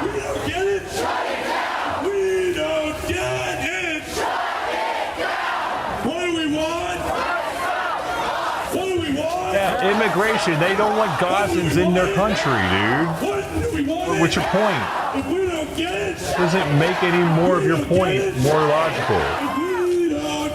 Dude, I'm debunking everything you're fucking saying, idiot. What the fuck are you talking about? And it was free for me for a year. Through another app that I use. What do we want? What do we want? When do we want it? When do we want it? If we don't get it, if we don't get it, if we don't get it, strike, strike, strike. Hey, what's up, Walls? Why the fuck? Like, it debunks everything you say and almost everything these fucking people say, and you think I should get my money back. Okay. It is our duty. With multiple sources to back it up, I should get my money back. Why? You don't like being wrong? It is our duty. It is our right. It is our duty. It is our right. Strike, strike, strike. Strike, strike. What is your point, dude? Duty. It is our right. Now you're switching you're moving the goalpost, huh? Now we're arguing something else altogether, or what? It is our duty. It is our right. Maybe that's when Hamas went into power. I don't exactly know when they went into power, but maybe it has something to do with it. Right? When I say sound off, you say shut it down, all right? And I don't know what I've been told. I don't know what I've been told. Metro Surge is getting old. 2007. Hamas came into power, guys, 2007. So guess what? They were like, what the fuck? Build a wall. Fuck Gaza. I don't know what you got something else to say? I don't know what I've been told. Metro Surge is getting old. You're reading. One source is Wikipedia. Do you understand that, Mark? You're reading one source at that point. It's getting 15 sources or more, and it's reading all of them instantly with fucking using massive amounts of electricity. And then it's creating a report out of all of them. Left wing, right wing, in the middle. You're the one that's going to this one fucking source and reading. You think that's more legitimate? What's wrong with you, dude? You're with the fucking times. Yeah, Wikipedia is written by people. They just, random people can change Wikipedia anytime they want, dude. Like, you can go in there and change Wikipedia if you want and cite some shit. I'm going off of real articles that were edited by, like, people that can lose their job. You know what I mean? For being wrong about shit. From Palestine to Mexico. Ain't nobody losing their job or being wrong about some shit on Wikipedia. That's my point, Mark. Thank you. Fuck you. God damn, you're trying to get banned with your stupidity today, I think. You're trying to be as dumb as possible. No justice, no peace. Do you have a tranny daughter now, too, or something? No justice, no peace. It's like, today's the day my daughter came out as a trans. I suffer streets. I suffer streets. No justice, no peace. Want a grant on me. Border Patrol off our streets. Border Patrol off our streets. No justice, no peace. No justice, no peace. Gay, straight, black or white. Gay, straight, black or white. gay, straight, black, or white have to do with immigrant rights? They're just trying to get more black people into the protests and gay people. Guys, we love you. Won't you love us too? Move, Ice! Get out the way! You don't know what my problem is? My problem is you keep going on with your stupid bullshit rhetoric, your lies, your supposed truths that you think are true because you looked it up on Wikipedia, and you just keep going and going. That's my problem. You're trying to piss me off. I don't give a fuck if you never come back. Fuck you. I'm never apologizing again to you. Free the mothers, free them all! Free the mothers, free them all! Free the brothers, free them all! You're a fucking glutton for apologies, apparently. Free the fathers, free them all! Free the fathers, free them all! Injure one and injure all! Injure one and injure all! Injure one and injure all! Injure one and injure all! Free them all, free them all! Almost every time you come in here, you say some shit to try to piss me off. So fuck you. Go away. Free them all, free them all! It didn't mean anything, motherfuckers. You're gonna come back and do the same dumb shit again and piss me off. Shut down the state! Fuck you. Fuck you. Go away. No one likes you here. Stop the raid, stop the hate! Stop the raid, stop the hate! Stop the You're raid, not hurting my stop the feelings hate! with that. I wouldn't be willing to tell you people that type of shit if it was gonna bother me if you made fun of me for it. Stop the raid, stop the hate! Stop the raid! I'm old for that shit. Yeah, it took my tongue in his mouth and everything. I don't care. It happens. It's you trying to like make fun of me and piss me off just for your own personal enjoyment says a lot about you. Just go away, dude. I proved you wrong. You don't like it. You're trying to fucking piss me off now. Just go away. Enjoy the rest of your day, man.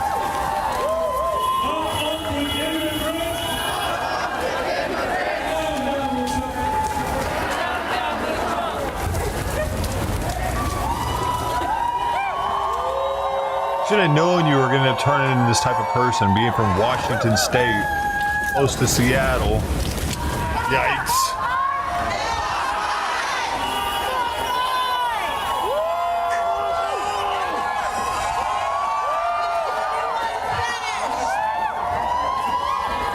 Repeat after me. Try to put on your fucking inflatable outfit on the weekends. La lucha sigue, sigue. La lucha sigue, sigue. El pueblo vive, vive. El pueblo vive, vive. La lucha sigue, sigue. La lucha sigue, sigue. El pueblo vive. El pueblo vive. La lucha sigue. La lucha sigue. El pueblo vive, vive. El pueblo vive, vive. La lucha sigue, sigue. La lucha sigue, sigue. El pueblo vive. El pueblo vive. La lucha sigue. La lucha sigue. Escucha, escucha. Escucha, escucha. Estamos en la lucha. Estamos en la lucha. Escucha, escucha. Escucha, escucha. Estamos en la lucha. Estamos en la lucha. Trump, escucha. Trump, escucha. Estamos en la lucha. Estamos en la lucha. ICE, escucha. ICE, escucha. Estamos en la lucha. Estamos en la lucha. Escucha, escucha. Escucha, escucha. Estamos en la lucha. Estamos en la lucha. Trump, escucha. Trump, escucha. Estamos en la lucha. Estamos en la lucha. Thanks, everyone. From Palestine to Mexico. From Palestine to Mexico. Border walls have got to go. Border walls have got to go. From Palestine to Mexico. From Palestine to Mexico.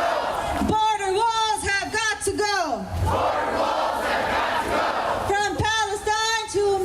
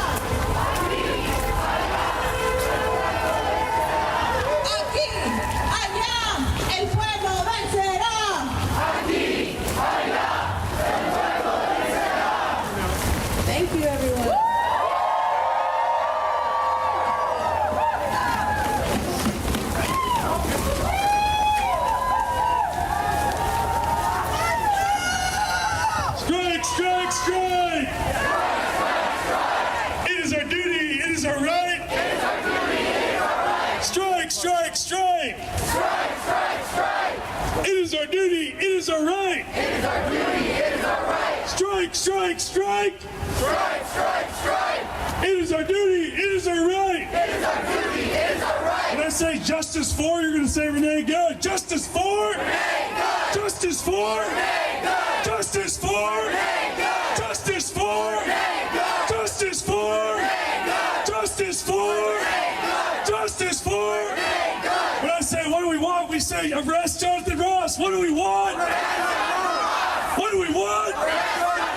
When do we want it? Now! When do we want it? Now! If we don't get it, Shut it down! if we don't get it, Shut it down! if we don't get it, Shut it down! I said if we don't get it, Shut it down! what do we want? Arrest Jonathan Ross! When do we want it? Now! What do we want? Arrest Jonathan Ross! When do we want it? Now! What do we want? Arrest Jonathan Ross! When do we want it? Now! If we don't get it, Shut it down! if we don't get it, Shut it down! if we don't get it, Shut it down! money for jobs and education, Money for jobs and education! not for war and deportation, Not for war and deportation! money for jobs and education, Money for jobs and education! not for war and deportation, Not for war and deportation! money for jobs and education, Money for jobs and education! not for war and deportation, Not for war and deportation!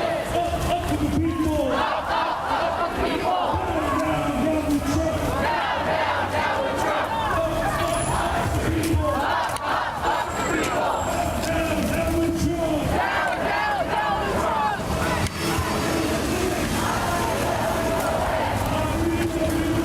I believe that we will win! I believe that we will win!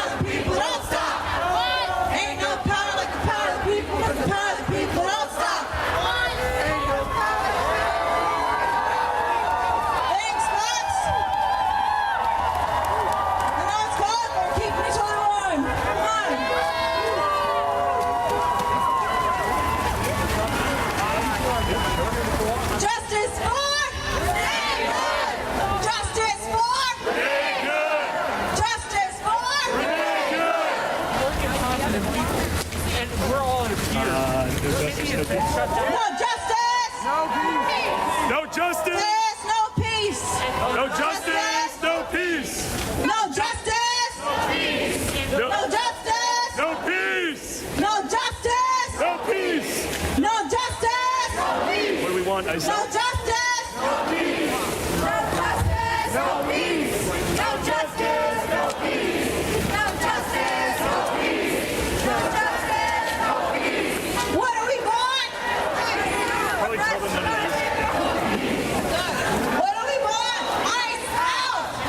What do we want? Ice out. When do we want it? Now. What do we want? Ice out. When do we want it? Now. What do we want? Ice out. When do we want it? Now. All right, now I'm gonna say chinga, and everyone is gonna say la migra. Ready? Hey! Chinga! La migra! Chinga! La migra! Chinga! La migra! That's right, folks. Thank you. Strike! Strike! Strike! Strike, strike, strike. It is our duty! It is our right! It is our duty. It is our right. Strike! Strike! Strike! Strike, strike, strike. It is our duty! It is our right! It is our duty. It is our right. Strike! Strike! Strike! Strike, strike, strike. It is our duty! It is our right! It is our duty. It is our right. Strike! Strike! Strike! Strike, strike, strike. It is our duty! It is our right! It is our duty. It is our right. Strike! Strike! Strike! Strike, strike, strike. It is our duty! It is our right! It is our duty. It is our right. If we don't get no justice, We don't get no justice. they don't get no peace. They don't get no peace. If we don't get no justice, We don't get no justice. they don't get no peace. They don't get no peace. If we don't get no justice, We don't get no justice. they don't get no peace. They don't get no peace. All right, we're by the hotel. We're gonna say no justice, no sleep. No justice, no sleep. Ice off our streets. No justice, no peace. Ice off our streets. Sleep, sleep, sleep. No sleep. No sleep. No sleep. No sleep. Fuck ice. Fuck ice. Fuck ice. Fuck ice. Get out. Get out. Get out. Fuck ice. Get out. No justice, no sleep. Ice off our streets. No justice, no sleep. Ice off our streets. Justice for. Justice for. I said justice for. Justice for. Justice for. No justice, no peace. Ice off our streets. No justice, no peace. Ice off our streets. When I say what do we want, we say general strike. What do we want? What do we want? When do we want it? What do we want? When do we want it?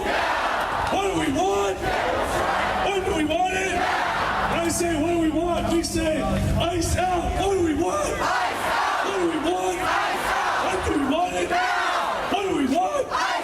When do we want it? If we don't get it, if we don't get it, all right, clearly my voice is going, so I'm going to talk real quick before I lose it.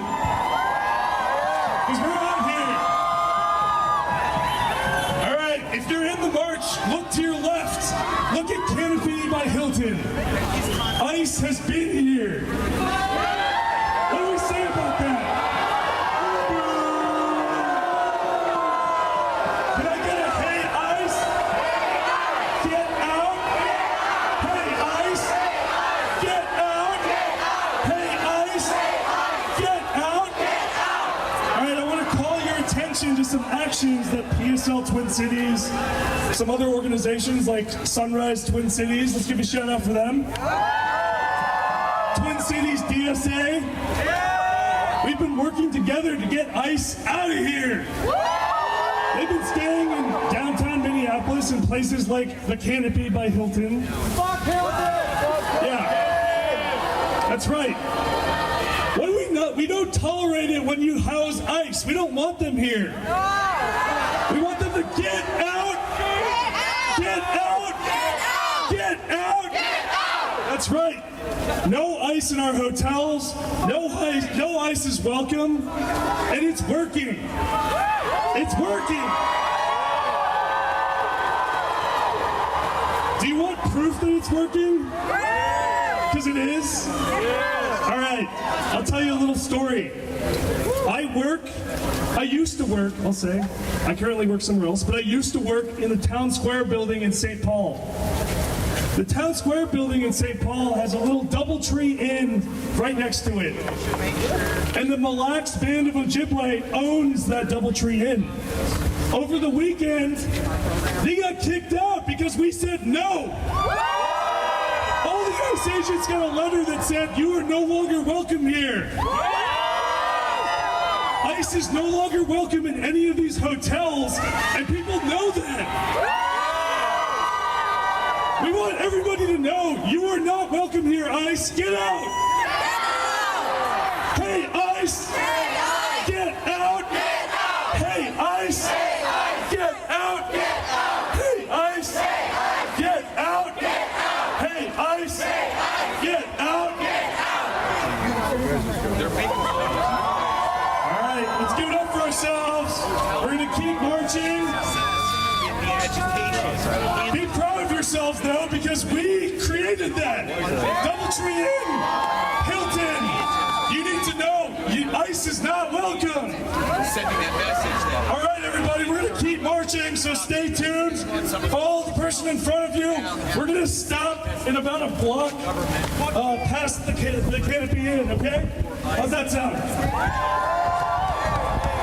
No justice, no peace. No justice, no peace. ICE off our streets. ICE off our streets. Up with liberation. Up with liberation. Down with deportation. Down with deportation. Up with liberation. Up with liberation. Down with deportation. Down with deportation. Up with liberation. Up with liberation. Down with deportation. Down with deportation. Up with liberation. Up with liberation. Down with deportation. Down with deportation. When I say what do we want, we say justice. What do we want? Justice. What do we want? Justice. When do we want it? Now. What do we want? Justice. When do we want it? Oh, green light. Get it? Shut it down. Hey, dude. Shut it down. If we don't get it, shut it down. If we don't get it, shut it down. What do we want? Justice. What do we want? Justice. When do we want it? If we don't get it, shut it down. If we don't get it, shut it down. If we don't get it, shut it down. If we don't get it, shut it down.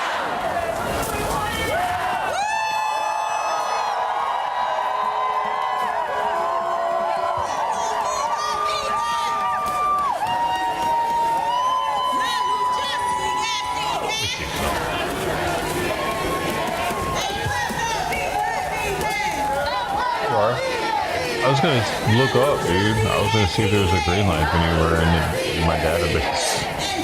I was gonna find you. Hey, thank you so much. Very generous of you. I'm going to add some stuff.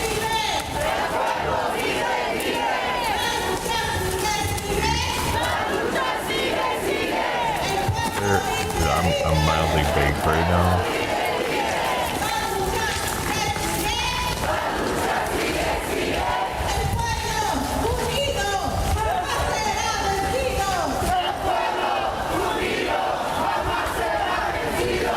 There it is.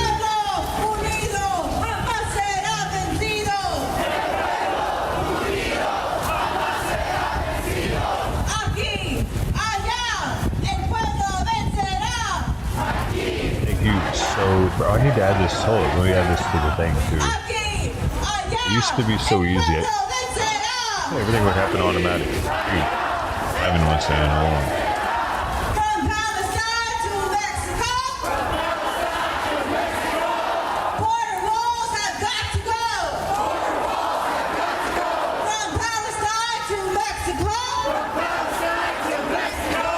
Border walls have got to go. Yo, that's how the whole argument started in the beginning.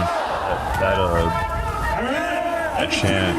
Before we move to the park, so do not follow the car. There's two different chanters. We're going to start walking towards the park and inside because we have one last speech. All right. No justice, no peace. No justice, no peace. Yeah. No justice, no peace. No justice, no peace. Eyes off our streets. Eyes off our streets. All right, I'm going to stop. Don't follow the truck. Continue going into the park.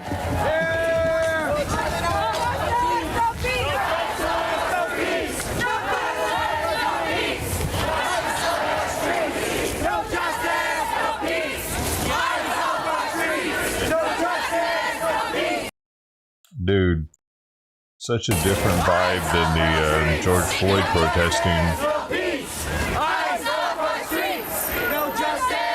It doesn't even feel like... It just looks kind of silly.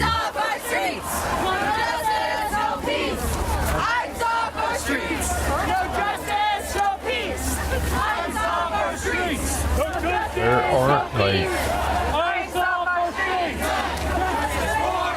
I don't know, man. Energy ain't there.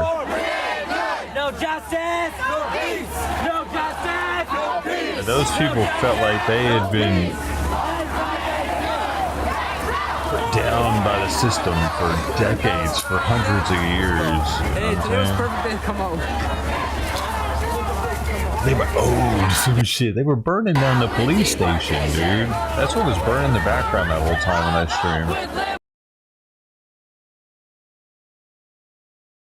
But dude, it got way worse than that though. Crazy. I don't think anybody knew it was gonna get that big though.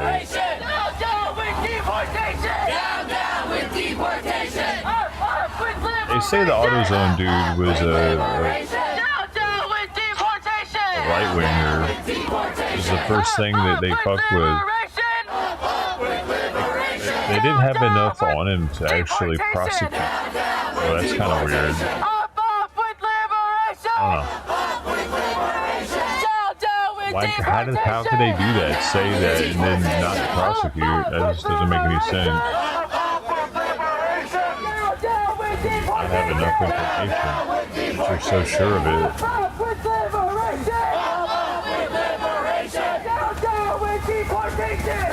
Which is it?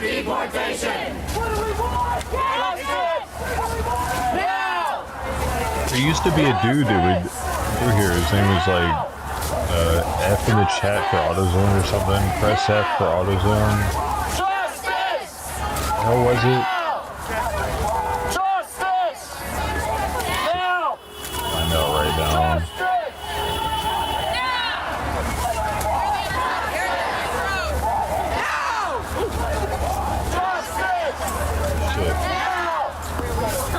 Press F for AutoZone.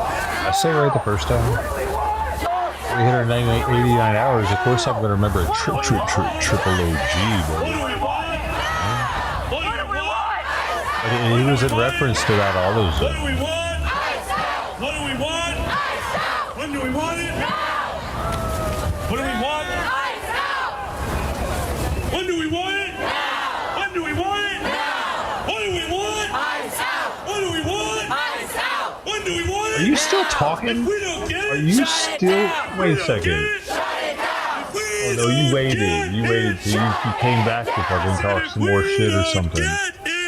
Dude, didn't I sound about you? Sorry, Mark. What do we want? We say justice. What do we want? Justice. What do we want? Justice. What do we want? Justice. When do we want it? Now. When do we want it? Now. If we don't get it, shut it down. I said if we don't get it, shut it down. If we don't get it, shut it down. If we don't get it, shut it down. What the fuck are they building something, or is he getting called on shit? All right, I'm going to introduce our next speaker, who is a teacher. Our next speaker's name is Habak. Let's give it up. Hopefully Habak lets us still encourage you to. Hello there. Otherwise, I don't give a fuck. Weird. Well, my name is Habak Osman, obviously. I'm a teacher at Hennepin Schools. Hey, no grade. I got I'm a teacher at Hennepin Schools. Give it to us. K through 8. What does that mean? So I'm here to talk because the whole range? My people, quite the range. Your people, everybody's like people are being attacked for no reason. So that'd be high school, I think. The orange creature, as I call him, our president has decided that Minnesotans are criminal. Well, guess what? He's the criminal. He's the biggest criminal ever. You started them young. And I urge my Somali community to come out and protest, get their voices heard. Fuck, dude, they got Somalian teachers. We need to stand up to that bully, that thug, and that child molester. Fuck Trump! And I'm telling him right now, we are not going to stop until this is over. What do we want? It's over. What do we want? There's not that many of them, so nobody really cares. When do we want? I'll stop. When do we want it? Okay. My students cannot come to school, cannot come and get an education because they're afraid their parents are going to be taken. I have to literally explain to my 5th graders, 6th graders, 4th graders why their friends can't come to school. I don't know what to tell them. My heart breaks every day to see 1 or 2 students not coming to school. This is the land of opportunity, and right now, it's only for one person, the orange creature. As Minnesotans, we need to fight. Fight, fight, fight! Isn't that what Trump said, though? Hold up. Wait, did she just take Trump's thing? It is our duty. They're It is our right. patriotic. Strike, strike, strike. It is our duty. It is our right. It is our duty. It is our right. Strike, strike, strike. It is our duty. It is our right. It is our duty. It is our right. Strike, strike, strike. It is our duty. It is our right. It is our duty. It is our right. Okay, I'm going to hand it off to Helen to close us out. Thank you so much, y'all. Hi, everyone. Thanks again so much for being out here in the cold today. So many women wooing. We're all here because we understand the only way to get what we deserve and what we need is to take away our labor as the working class and to demand that ICE leave our state. Yes, so we're calling for a statewide shutdown on January 23rd. But we need help getting the word out. So we have volunteer outreach happening every day, different shifts at University Baptist Church leading up to the 23rd. Are you going to make it out there? We also have nightly organizing meetings at Baptist Church, University Baptist Church at 6 p.m. every day. Are you going to be there? All right, let's make the statewide shutdown on the 23rd big. Let's make it huge. Let's make it known that we demand ICE out.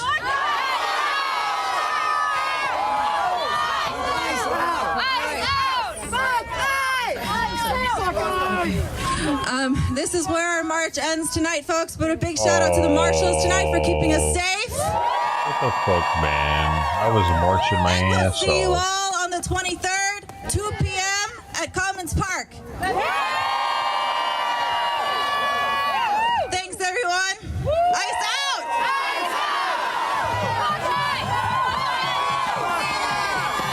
Oh, what did pop up? Buckeye! I don't know why. I'll show you the crowd and demonstration starts to break apart here in these last moments. Every time someone says something, look at something. here to talk to about their plans for the coming week, some of the organizing that they're doing here on the ground, and their preparations that they are making for the gym. Pop up. Oh, it went there on the bin. I did pop up. So bear with me for just a moment. Now, where are you? Alrighty. Thank you again, Green Line. Sorry. Everything's broken. I broke something. That was awesome. That's fucking awesome. Let's go. I'm gonna go this way. Omar, you ready? Let's go home. I'm gonna slide down the hill. Try not to slide down. Everybody said to go home now. They're not gonna.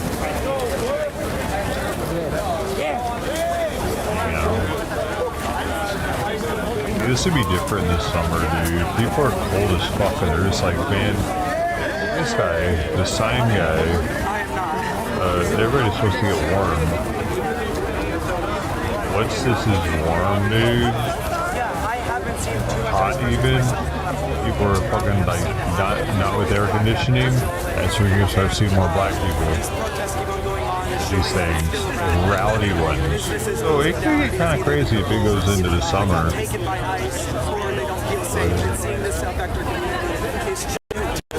When does it start getting warmer there? That's when the numbers will start going up.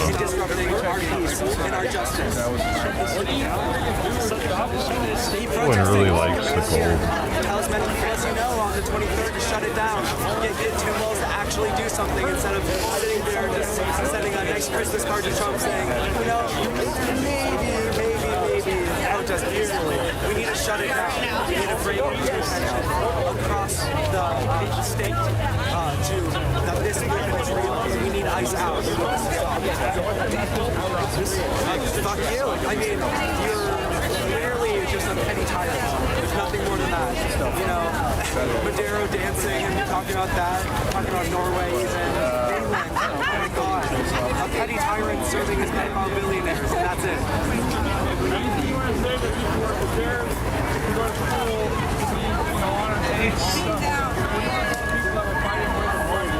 I mean, there's power in the crowds. It may feel scary, it may feel dangerous, but in the crowd there is safety, so come out here for the protest, and obviously make the best choices that you can.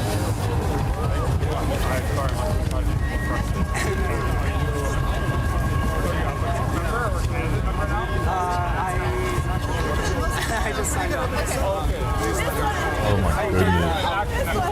I think so, because I went protesting on Friday with the Iraq protest.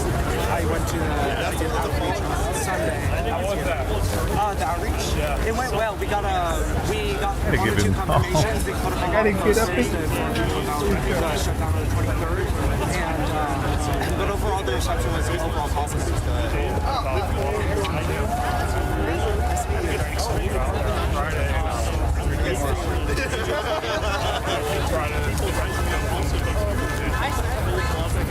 Yeah, for sure. Freezing cold. Okay, go get warm.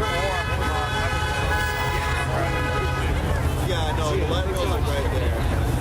See you on Friday? Go get some job, my pussy.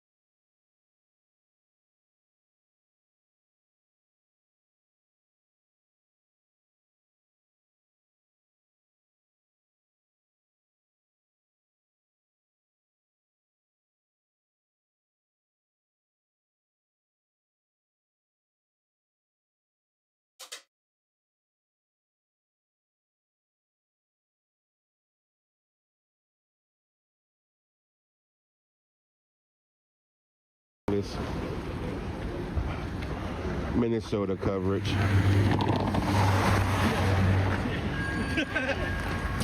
Then I'll go get dinner. That's even worse.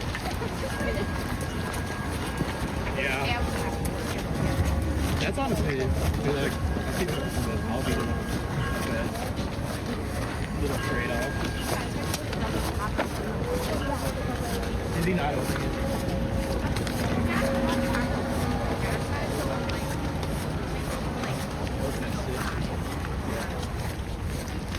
That's a good idea. So then it's like,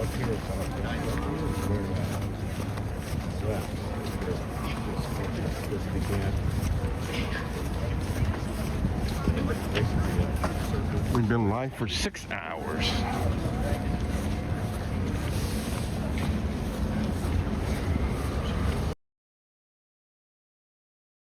Yeah, ICE is so cool. ICE is based. Like they're dumb.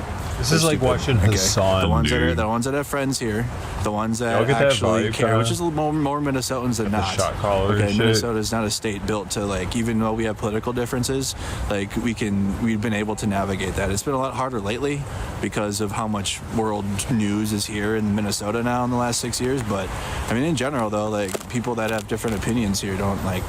It just is what it is. Like we go watch the Vikings together or something or whatever, but we don't. It's not like we're not a coastal state, right? There's no coastal elites here in Minnesota, so it's not like people are trying their hardest to fucking go hard for a political party here because there's no money in that in Minnesota, anyways.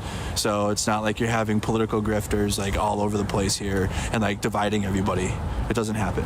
Okay, so but it does now in the last since Operation Metro Surge, and you got a few of them out here, and they were just in Cedar Riverside yesterday causing issues, etc., etc. So it's not the Minnesotans; it's people that are outside of here that come here and cause issues and divide us or try to. And I'm hoping that Minnesotans reject that. And if you're not rejecting that, and if you're playing into the pro-ICE narratives, and you're like, I don't believe it, I don't believe what's going on out there. DHS is telling me on Twitter what's going on. You're a clown.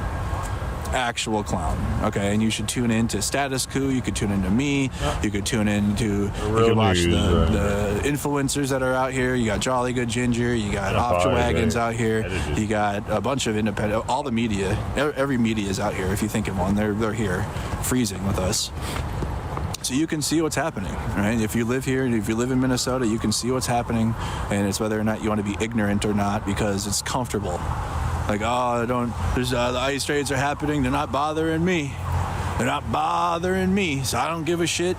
I'm not an immigrant. They're detaining American citizens too. Like, say for example, you're just like, I want to go see what's happening. And like you're in the wrong place, they will fucking pull you out of your car. They will leave your car where it's at, and then you get brutalized, and then you get to show your ID to them after they beat the fuck out of you, and then detain you into their vehicle. And like that's what's going on out here. And they're also going door to door. Okay, they're going door to door, violating the Fourth Amendment without a warrant. They're picking black and brown people up off the street that I've been live for and filmed. Like, it's on stream. And Not besides the that, other BIPOCs. journalists have been with me showing it. So. They're our most It's whether or not cherished people will accept truth for what it is, or they're going to try to stay comfortable because the Trump administration's lying to them. And, like, the lies are easier. They're better to deal with because who wants to face the fact that you got a federal government picking up black and brown people up off the street, wherever they're at, no due process whatsoever, and then putting them in a detainment center or sending them to CCOT, which is the 60 Minutes just finally put out the report after fighting stupid Barry Weiss on that. Retarded. Have you seen the video where the ICE agent's like, could y'all please go away? We're trying to apprehend a child sex predator, illegal alien. And they're like, yeah, doing their thing. Like, y'all, why are y'all protecting this guy? Like, does it make any sense? They don't give a fuck, dude. And of like stuff They I don't watch. care. It's like, dude, this guy could try to rape militia your kid, and like you're sitting here trying if the to big government ever keep comes, him and like from that's why the getting Second arrested. Amendment, What are you and then doing? the First Amendment, and then all these amendments, Keep and then I'm him watching here. He's X, our and all of neighbor. these MAGA cocksucks are absolutely disavowing. Like even there y'all was a seen that Minnesotan video? Everybody yesterday seen that? in his Yeah, neighborhood he was with a driving by. rifle Yeah. and standing out protecting his neighborhood, and you had these MAGA dumb fucks be like, arrest him now. Arrest that man. How dare he? Like, are you joking right now? Are you joking? The Second Amendment sexuals are like you can't have a weapon because it might trigger our ICE agents and they might murder another one of you again. Oh, you can't carry. You can't Second Amendment now because ICE might get scared and kill another person. Just shut the. I just can't stand it. What is he talking about? Hypocritical losers, dude. MAGA at this point. It's crazy to watch what I'm seeing. I missed it. Maybe I disconnected. Like, you know, and then the journalism they used to claim to hate about like crisis acting and, you know, being a victim, being a professional victim, lying about what's going on in the media. They love that too. That's who they call journalists, right? The ones that are out here causing issues in communities. That's who they claim are journalists, and like they need to be respected as such. Absolutely the fuck not. They don't. No, they don't. They have their freedom of speech. They have their freedom to do their performance art in peace. Nobody should attack them for doing their performance art or their crisis acting. Okay, that's what it is. It's just like, if you're just like, why is he going off Vegas, on a tangent? And then you got like some dude doing a magic show for you. That's basically what like you got these right-wing losers coming and doing. Like they're coming to Minneapolis and they're doing some performance art. It just sucks that the performance art they're doing is like, oh, the Insurrection Act now and send the military, and then like the president loves this.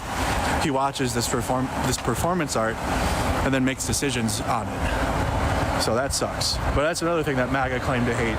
There's a bunch of liars, a bunch of anti-American So he thinks fools, that Trump he only gets the news of the world from mainstream media when he has to support the entire United States government Trump's to gonna get force him information from. It's a political cult. Why would he even use There's the nothing news at that redeemable point about it. besides I to see also what they're saying disavow about him? any potential war with Greenland. Are you actually joking right now? Are you actually joking? Look at the thing, I'm getting prepared out here in Minnesota during this weather so I can go stand with the people of Greenland maybe and do a stream there. Stand with those protests. Are you actually out of your mind? He's going to have the worst approval rating ever when these MAGA dick sucks are going to keep supporting him. And it's just going to be like... Y'all are crazy. What happened to Jake Lang in Minneapolis? And like when he came here and had such a, like nobody, like he had 4 people with him, that's MAGA. Okay, they're loud on X, they're loud on social media, but they really ain't got nobody with them for real. There's no reason there's no motion really in MAGA. There, though, There's no motion in the right wing at all right now. They're just loud on X because they have the owner of the platform supports them and they can grift all the fuck they want. MAGA's going to be coming out the woodwork. But in reality, though, you saw what happened in Minneapolis. And that's going to like could be the same thing probably in the future. Black people will be showing up too, plays though. Out for the rest of who's going to hold on to MAGA to the very end. You're idiots. America ain't with that, actually. It's still, I bet Trump squashes this before summer as a whole. Because of I'm having that. so many messages of people Unless that are like he wants falling it off to of MAGA fucking now, blow up. and that sucks. And I'm giving them time. And they're hitting me with questions. I really wish they would have hit me with these questions last year before the election, before they voted for him a third time or some dumb fuck shit.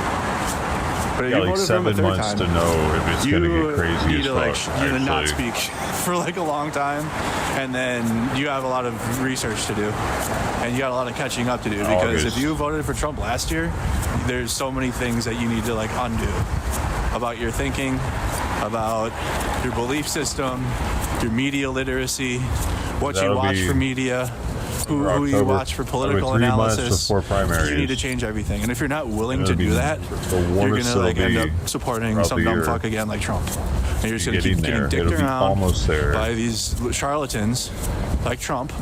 And he's going to sell you all this shit, and then you're going to be like, well, all politicians are bad because Trump was so bad and he didn't do what I wanted, so therefore all politicians suck. Well, it's true. Politicians are bad, especially when it comes to getting things done fast.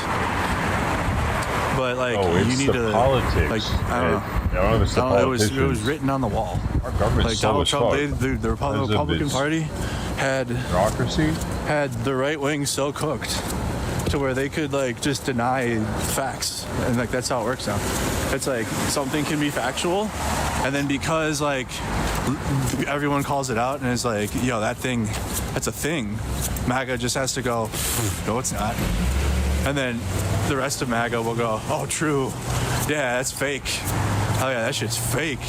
All the libs care about it or whatever, or like their perceived libs or whatever, the left Now, if you notice that the party is just the left now, that's what they say. Like, your party, the left.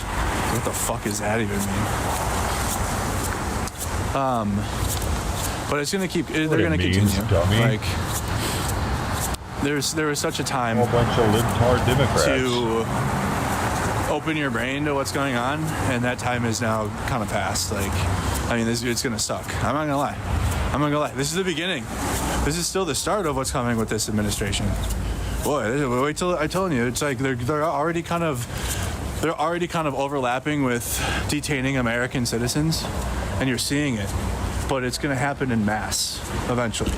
Okay, it's going to switch from immigrants mass deportations to mass incarcerations of those that are speaking out against Trump. They're going to start calling. This is what's going to happen. I'm just being serious because I've done the time to read. MAGA lives in a different world, but the world that they deny is what's actually happening out here. If you hit vehicles, so it's going to turn into anybody that's throw speaking water against bottles Trump, at anybody them that's and dissenting shit, against Trump. you might get they'll pulled start, in. Well, first That's how it Antifa kind of works. failed out. They're like, yeah, never mind.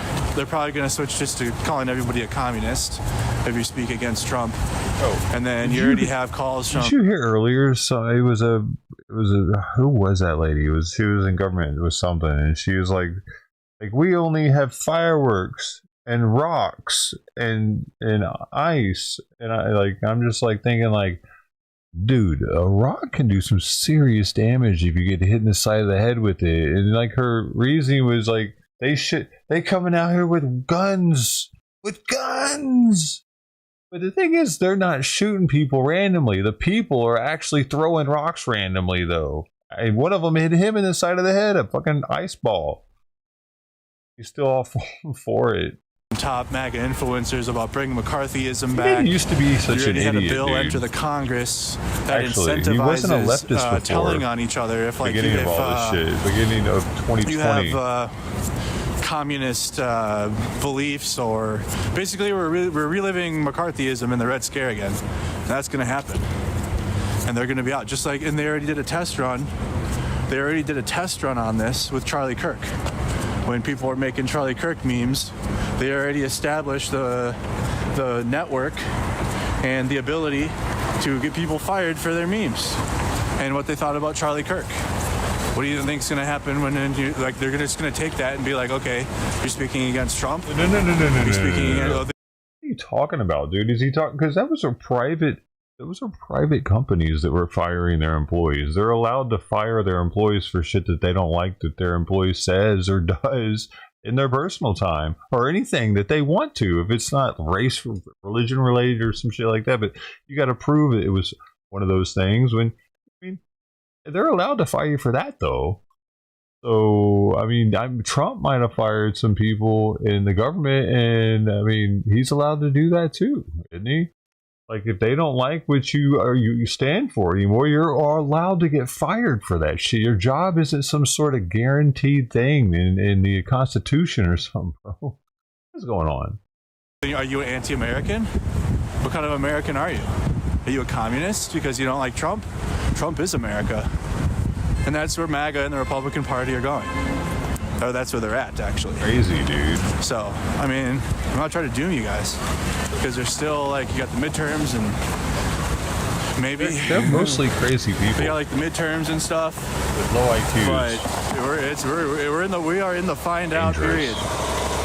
We are in the find out period of MAGA 2.0. And people truly don't know how fucked it's going to get. It's going to get real bad.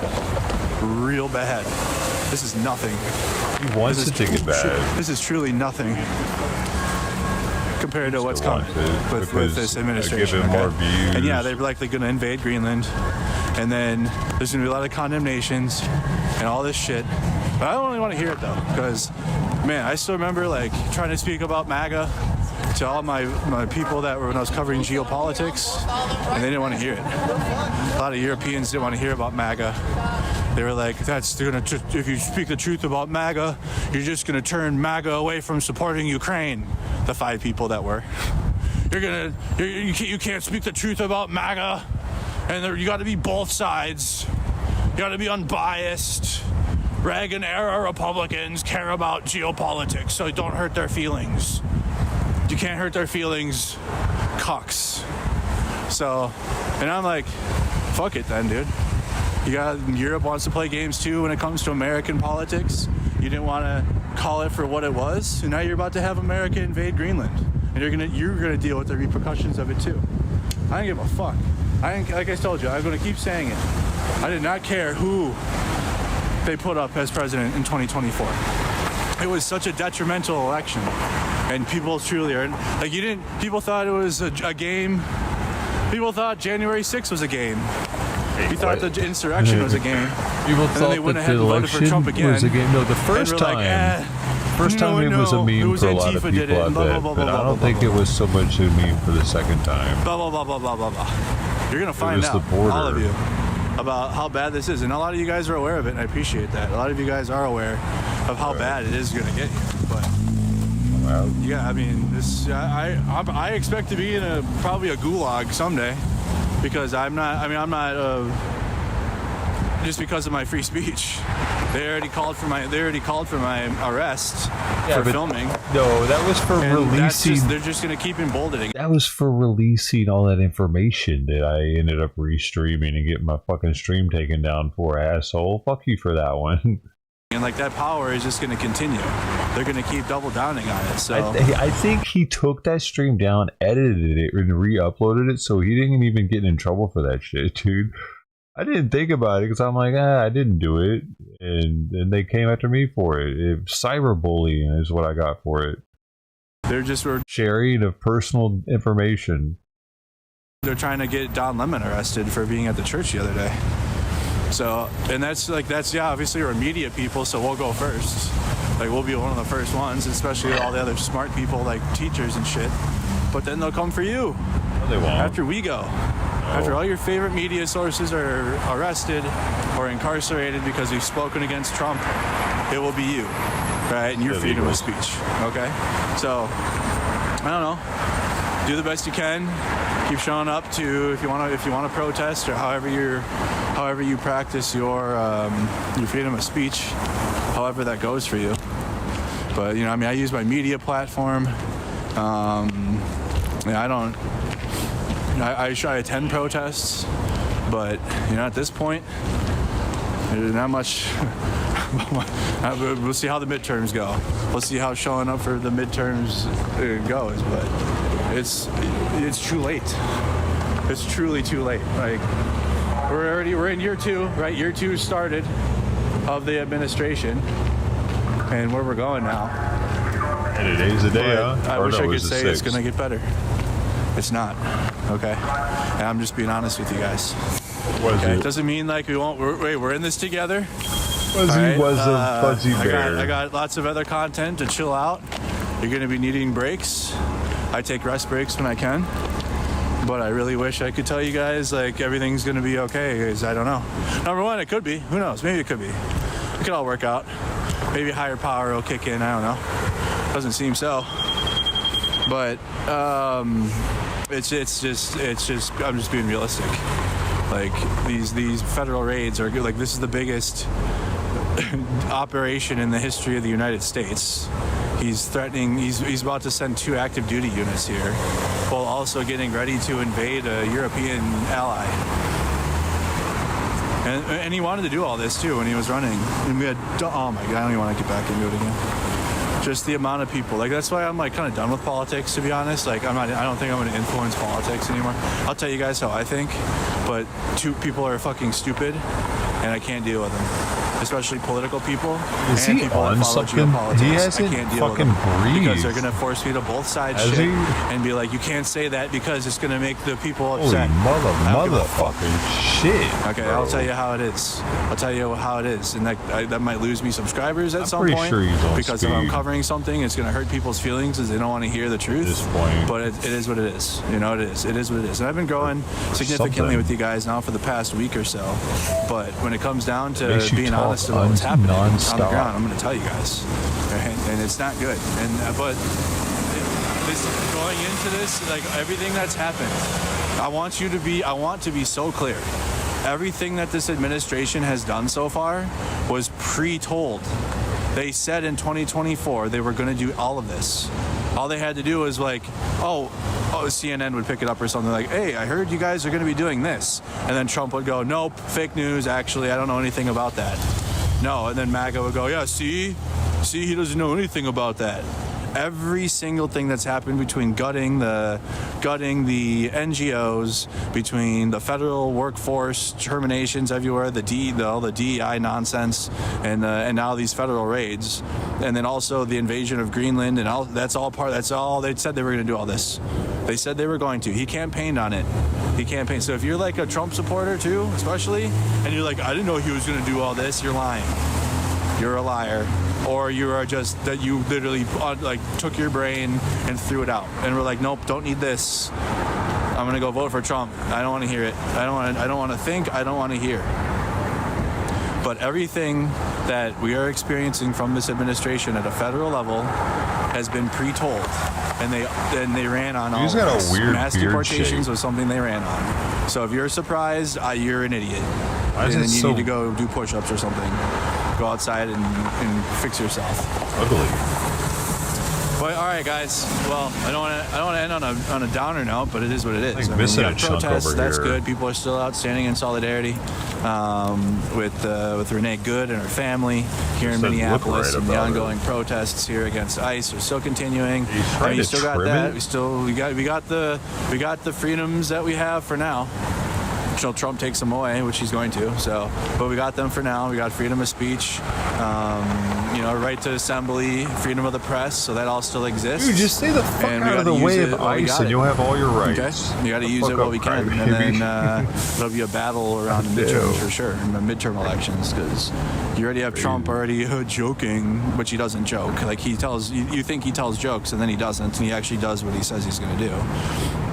But he's already flirting with like, well, we don't even need elections. We're doing Yes, such a tell good jokes job that sometimes. why even need elections? So we'll see if we have those. We'll see if that's coming around. I don't know. But anyways, it's live from the United States The here under joke Trump worked. America. Shows We how entered the stupid second you year are. of his second term.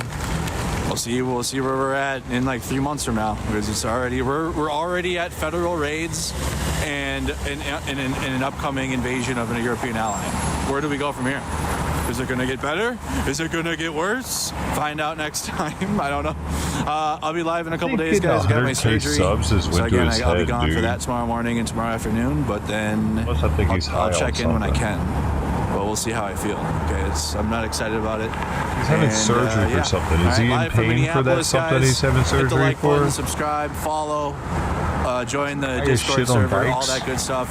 I'll see you guys in the Lower next tab one. action. Take care. You get that VA opiate. So, or you could just be Tramadol or Toradol or something he's still getting high off of. Figure one of those is still in the opiate group, right? He used to be strung out on something back in the day, and he just recently celebrated like a year mark or whatever of being sober. But the thing is, if he's prescribed something from the doctor, maybe he doesn't see it as relapsing.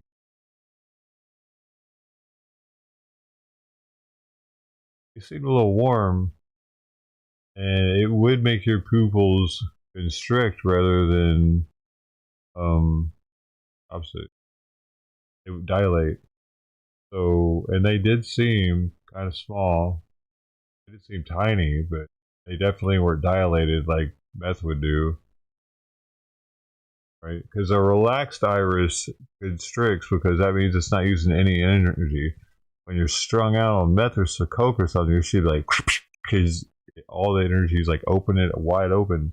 Mushrooms too. That's how one really good telltale way to know if you're tripping or not is if you're dilated yet or not. Look in the mirror for that one though, dude. I can get even trippier. Get stuck. It's okay that you look like that. Hey man. Okay, watch him. Let me get something. So many. There's so many to choose from right now, actually. I don't know, we go to Seattle, Portland. Portland's, oh, let's look at this lady. Okay. First, let's see some titties. Haha, yeah.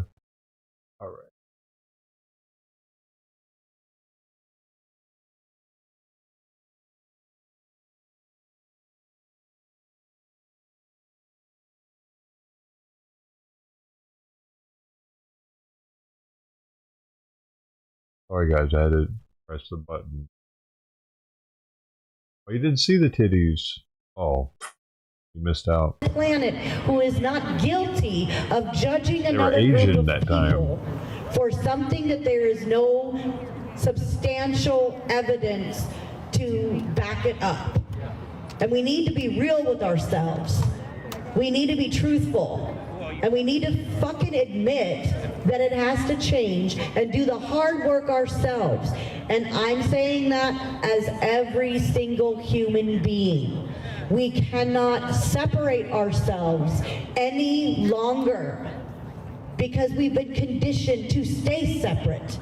And staying separate and staying divided is how those that are in power, that have been murdering and torturing and dividing and controlling and getting richer and more powerful and victimizing more people and getting away with it, and the list goes on and on and on. It's how they've done it throughout history. And we're going to be the generations that fucking stop it. Portland.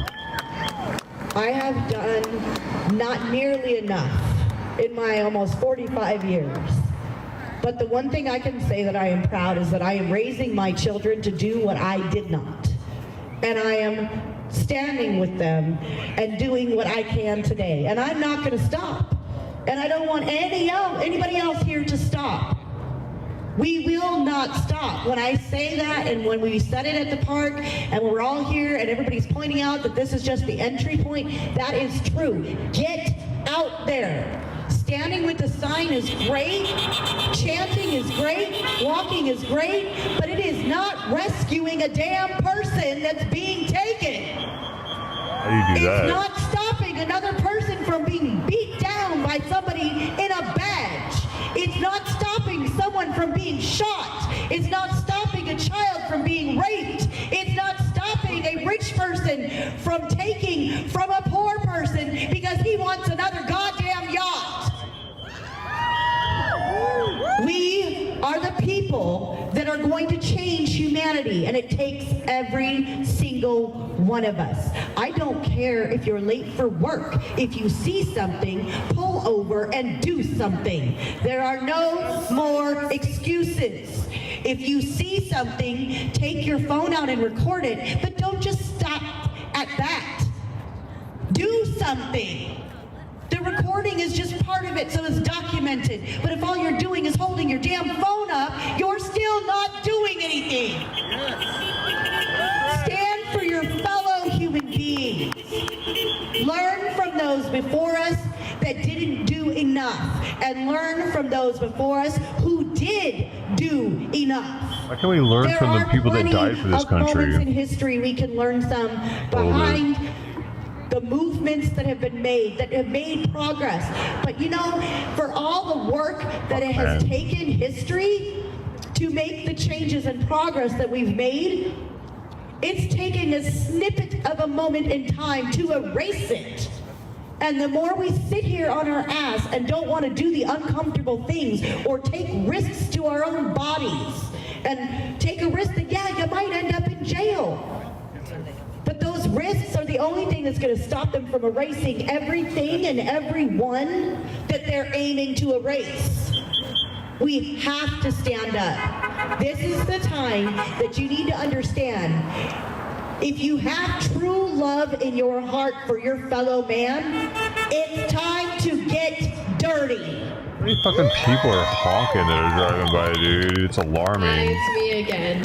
I just want to say that up where I live, there's protests every Saturday, and we don't nearly have enough people. It's literally, I went there last Saturday, and there was probably like 10 to 15 people. Is that Albany?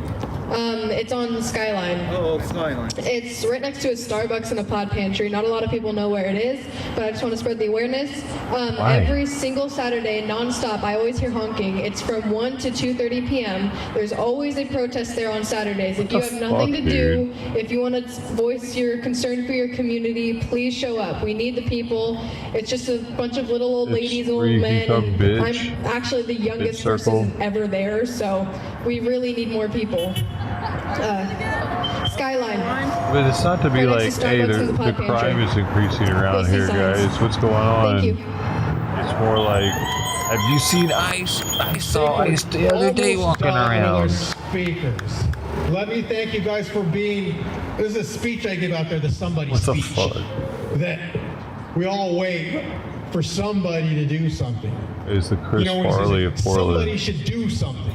Not bad enough, never mind. Somebody should stop this atrocity. Somebody should stop that man. Somebody should stop this thing that's going on. And we wait for somebody. But now you are somebody. You have stood up for something. When I was a child, I grew up in a very abusive household. I remember wondering why somebody wasn't speaking for me, when somebody might rescue me. This is TMI hoping for a that somebody first, wouldn't find my body one day. for a first date, dude. I was a reader. It was an AA meeting. At an early age, and luckily came across the stories of heroes, the people that became somebody, and tried to emulate that. Which one? And thought, when I'm big, Here we go. thinking that as I stood up on a box in front of the mirror, when I'm this big, I will stand up for other people. Wait, but who? Wait. That don't have a voice. I'll stand up for the other people that are afraid of monsters. Stupid story. I wanted to know who, though. And so if I'm in a dangerous place at times, I'm compelled by bullshit. that boy's voice that made those promises that I'm trying to keep. But you all are standing up and are somebody. He would have You're said gonna be who if somebody's he had a hero. who. Bullshit story, Somebody dude. will say, I thought I was alone and I saw you standing there and speaking when they tried to take my voice. As we end this march and rally today, Whatever, dude. this is the start of something. But I'm proud to stand next to all of you Liar. who are somebody today. The fucking lie. That story was a fucking lie, dude. Or he would have had a. If it really meant that much to him, he would have remembered who he. Dude, I remember. Still today, I wrote my GED essay. You have to write an essay for the GED on Bill Gates. I don't know why, but I admired Bill Gates at the time. And I will remember that forever. You know what I'm saying? Like he would have remembered who inspired him to fucking stand up on a fucking stool and say whatever dumb shit he just said. Why this lady again, dude? Are we tapping on the screen? Is she real? Is that why? Last time she got me possessed or something, I think. She did something with her cards, bro. I can't believe she just got recommended to me again. Are we out of the tapping? millions of people that are on here right now doing dumb shit. Like, I didn't tap. Oh, maybe because I watched her for so long. Does Michael really love Lizzie? Is there love between Michael and Lizzie? Is there love between Michael and Lizzie? Is there love between Michael and Lizzie? You gotta keep dealing Is there love it. between Michael and Lizzie? This is so stupid. Yes, there is love here.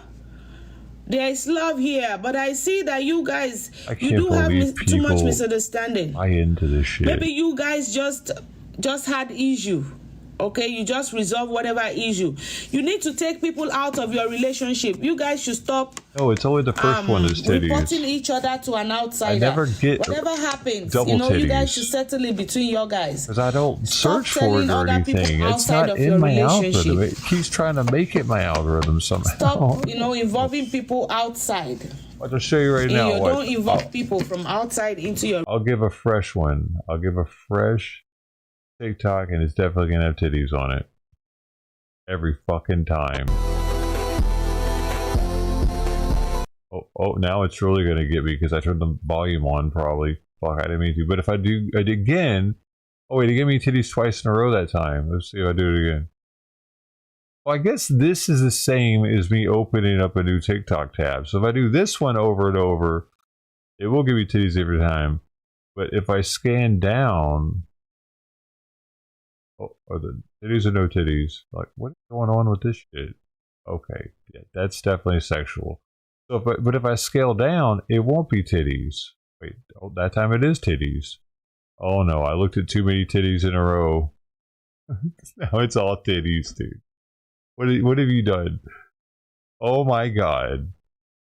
What the? Wait a second. Now it's all fucking titties, dude. What did I do? I unlocked the titty code of TikTok. Oh, but then it puts in a Vin Diesel in there out of nowhere. Believing their words, ignoring their actions. Alright. Now look, less titties. No, still the same frequency of titties. Does everybody... Wait, what? Okay, you got my attention. I thought you were gonna put a bathing suit on or something at least. Fuck. Titties. I've seen them titties before. Wait, that person's alive? Oh, God. Got a yoga instructor, baby. What's she up to? Now I'm gonna get nothing but yoga instructors recommended to me. Hey, yoga instructor is this? She's just sitting there with her ass chilling. Damn it, lady. Damn. Alright, I need to find a new one. There are other ones.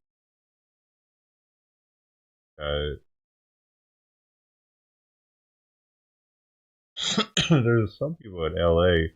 Toby Lover 503.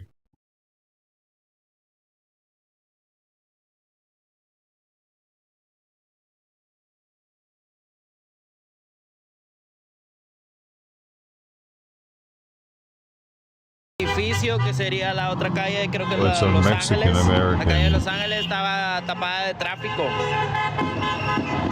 More Spanish speakers are showing up at these things, dude.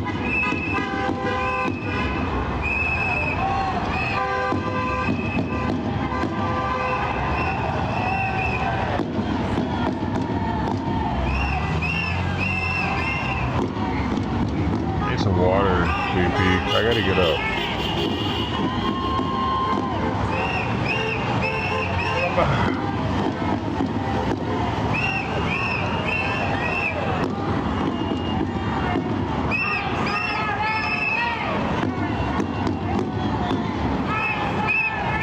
Ya cayó el atardecer.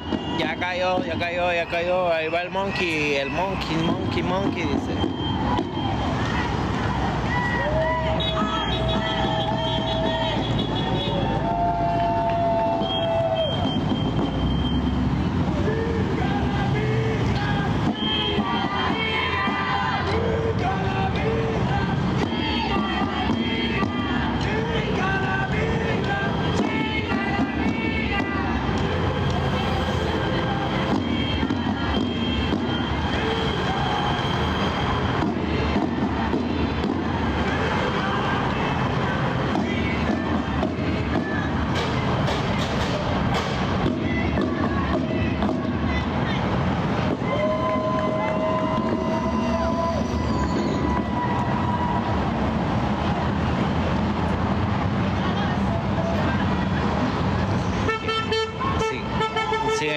I'm double boiling. I got 2 more of those sausages. I gotta heat them back up in the water that I cooked them in the first time. Double boil.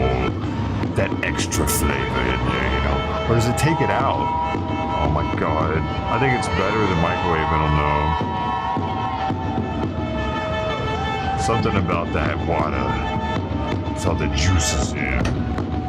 What you doing? You want to be here too? Come here. Oh my gosh. 2 cats. I got 2 cats hanging out. One on the seat and one on my lap. Ruby was not happy about it at first.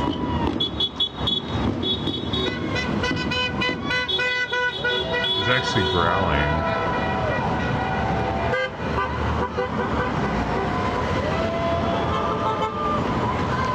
gracias a todas las personas que nos siguen. Vamos a darle un tiempecito, apenas son las 5 de la tarde, vamos a ver qué conlleva ahorita el edificio. Pues la respuesta que ha tenido el edificio federal ante todo esto, pues nada más ha sido ignorar. No hay ningún solo agente que esté cabeceando o viendo la actividad que están realizando, o sea, no hay provocaciones de parte del cuerpo policial. Ahorita solo ha entrado una van y un carro particular, hasta el momento que yo he estado cubriendo acá, claro, aclarando, ¿verdad? Y de ahí la policía nada a diferencia de otras veces que están ahí viendo, que están al pendiente, no, en este caso no, están tranquilos ellos, no tienen nada de preocupación por el momento.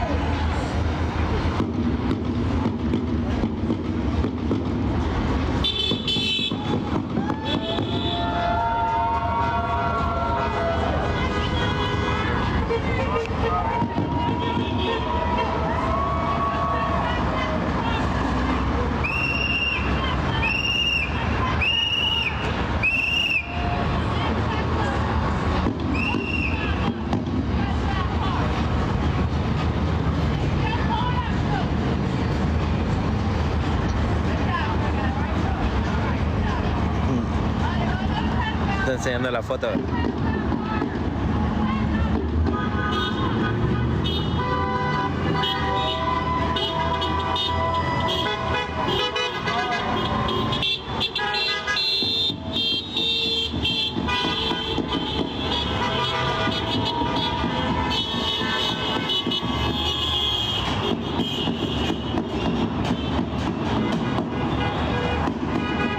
Y viene la policía,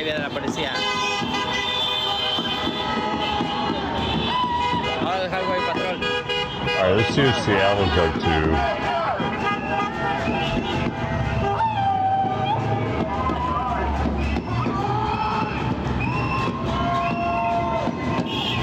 En lugar de andar de payaso, deberían de ir al gym, dice. La verdad, para allá iba yo. No.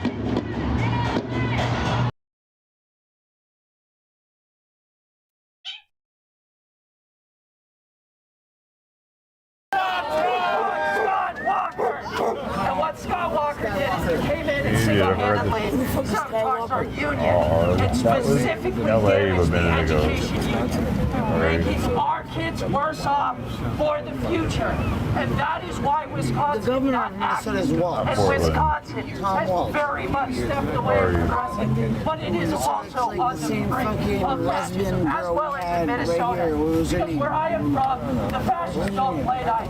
They're constantly fucking with our borders. They're constantly fucking who was a Republican? Gerrymandering and all of this. Who was our mayor? Last election that I was part of. In Seattle. Whipple Building. Yeah, where does it say that?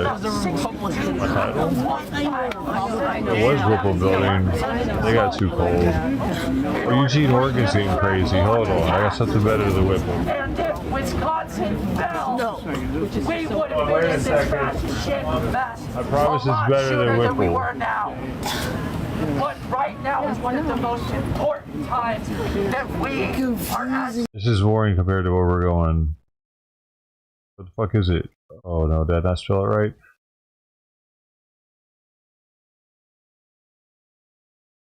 Oh, they're suppressing him. Where's he at? There he is. I'll fix it. I'll fix the story. Do you I have think we care what capability. you need? Nobody cares what you need. Nobody cares what you need. We're trying to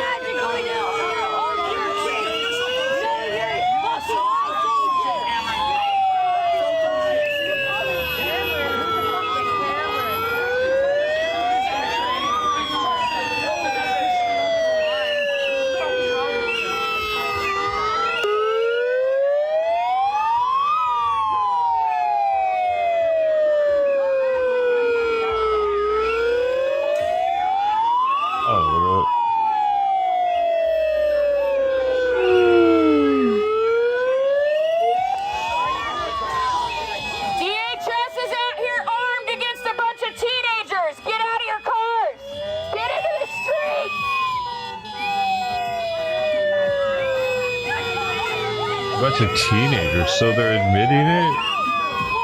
I gotta go check on these sausages. After these messages, I'll be right back.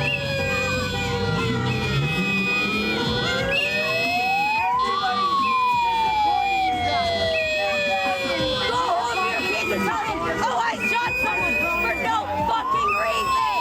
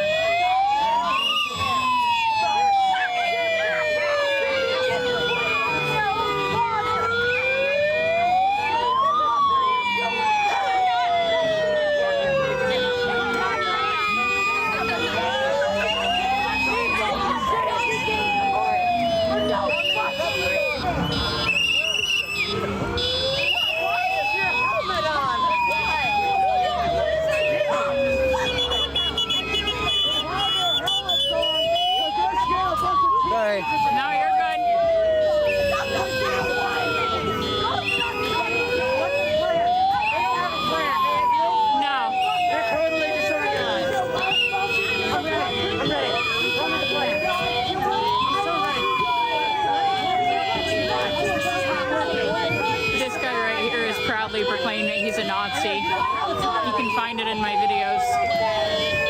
It's too bad you're not the only FBI. Get out of your cars!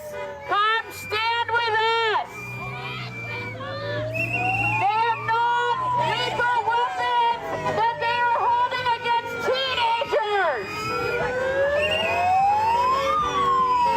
I'm sorry. Has to wear a helmet, but he's so fucking scared we're gonna hurt him.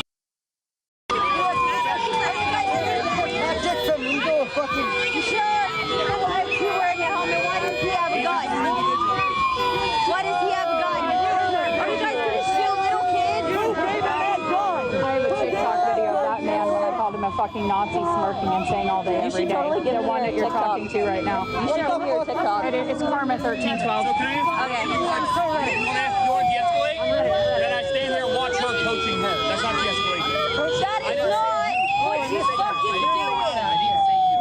Why is it the unpaid person's job to de-escalate anything? Get the fuck out of our city and stop helping ICE, and you wouldn't have a fucking problem here. She's not coaching this shit.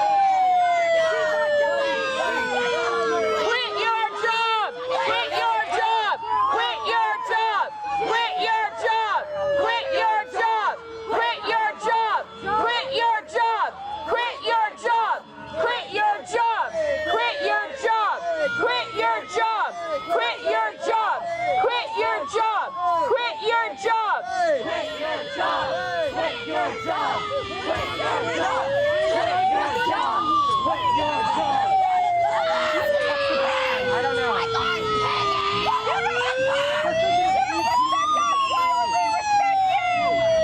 Why should we respect you if you guys don't respect us? Baby's back to the floor. Why? Over here. Just go over here. I want to have a conversation with you.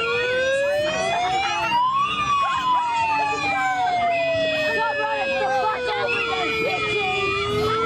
Keep fucking still! Oh my god! Wait! Lost you, Chad! Lost you!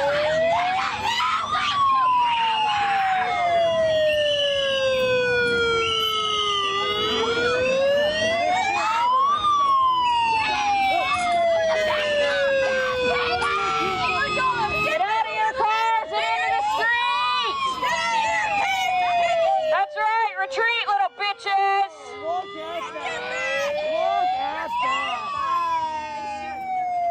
Do you see what collective power? That's you!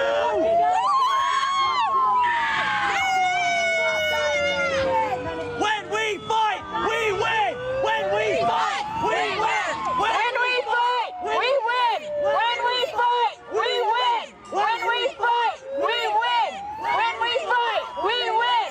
When we fight, we win!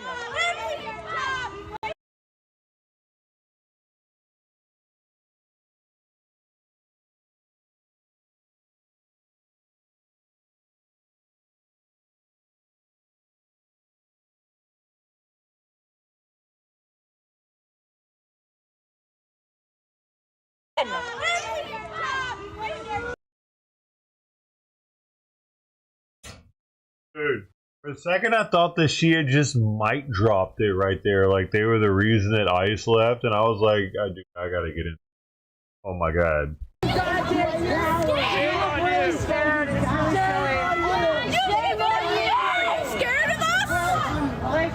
Everyone just finds you sad. Why are you holding a gun to a bunch of teenagers? We're kids! You're that scared of a bunch of high schoolers? A bunch of middle schoolers?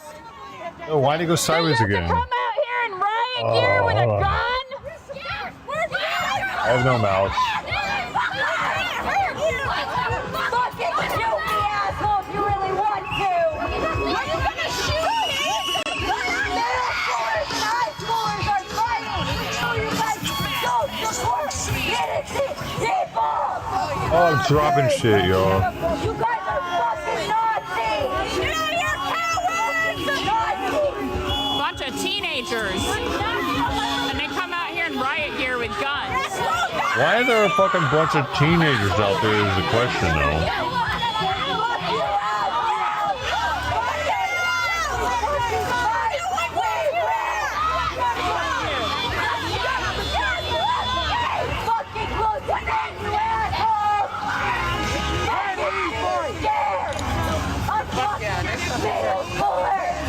What time is it? 4:57. Fuck you! Guys, this is fun. This is actually super fun. I mean, why? Does anybody know why? Or how this happened? Well, I don't know.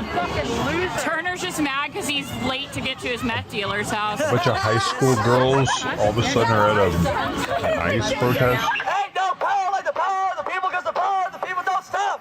Say what? Ain't no power like the power of the people, like the power of the people don't stop. I was just talking about this yesterday, how these groups are made up of geriatrics and kids. There really isn't much middle-age representation.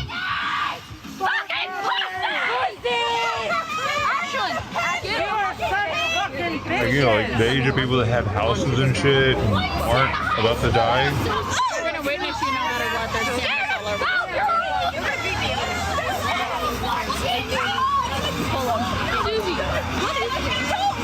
The backbone of our country.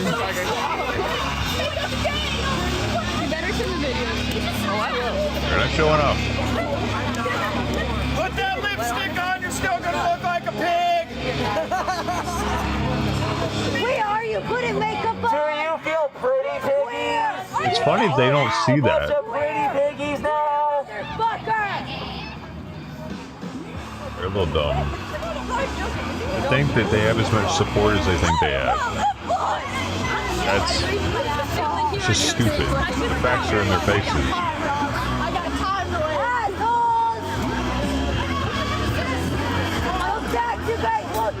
Now George Floyd, motherfucker.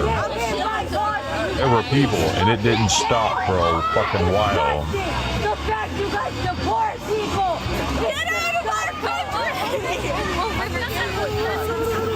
Months of cities burning.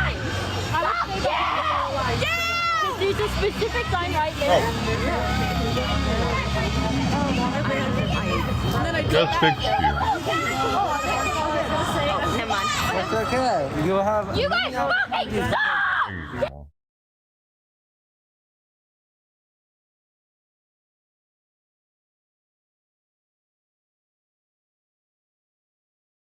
No one even knows where the hell they're at right now. The chat's like, is this the ICE building? It does not look anywhere near the ICE building I've seen. That was a poor time to say that. Yeah, it was. Are you here to help them? Are you here for this? Are you coming to help them again? It's Eugene, that's why. Maybe it is their ICE building. I forgot it was in Portland. Oh, it's fucking horrible. He's fucking awful to unhoused people, and he laughs as he steals their tents. Yeah, he's one of our houseless outreach He was officers. like, you know whose car that was. I'm like, what? They didn't used to protest ICE really in Eugene. It was more of a BLM shit. Buddies didn't come help you. Oh, that's a shame. Oh, I saw who it was. Whatever happened to back the blue? Looks like the thin blue line's been broken. I got a couple big ones here. Your kids should be disappointed. I think she just ate some onion. It's not good. Not the end of the world, though.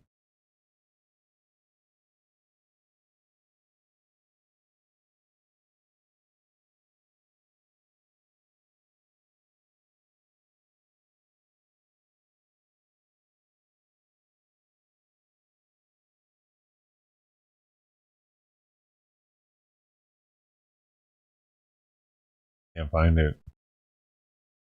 Dang it.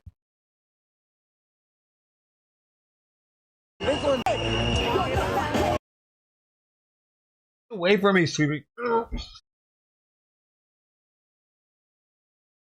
She's like a fucking. She's like a dog watching me eat, just waiting for something to hit the floor. If I start using their names when I fucking insult them, is that gonna? Do you think they're gonna fucking escalate? William Turner. I miss not having to be so paranoid. Yes, this is our local A. ICE building in Eugene, Oregon. We are going to be all right if this is our youth. I used to be able to drop something and have like 5 seconds to pick it up. I tell them that their wives and I have, girlfriends like, have half a never come second until now. they met me. Out of here! Fucking. It was like right here, just waiting.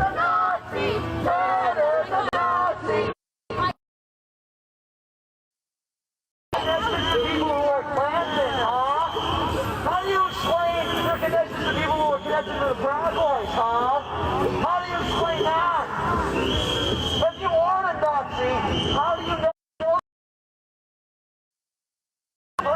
What's your battery at? 42. You can have it now. Trade me.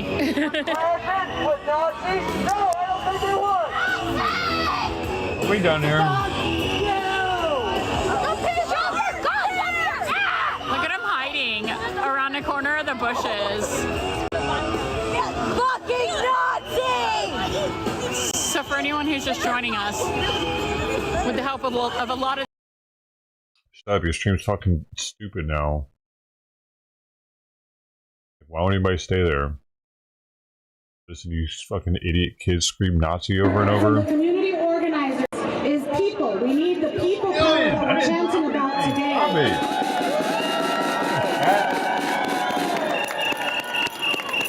So I'm not going to tell you to vote, although you should.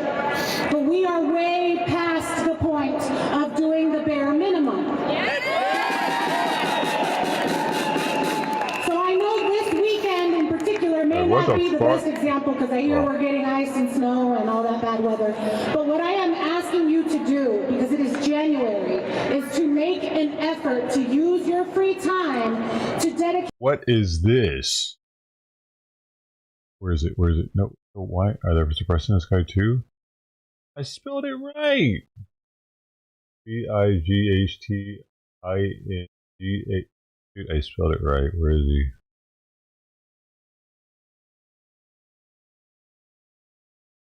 He's not live. See? Oh, he's gone now. Never mind.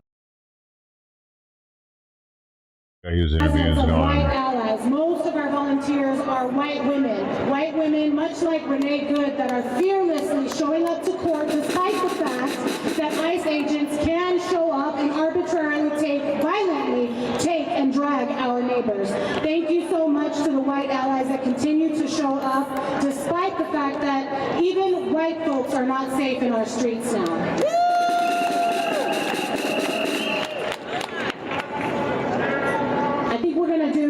More chanting as part of our next section, and then we will close out with a final speaker. Oh, the chanting section, my favorite. Over to Judith to get us into some chants.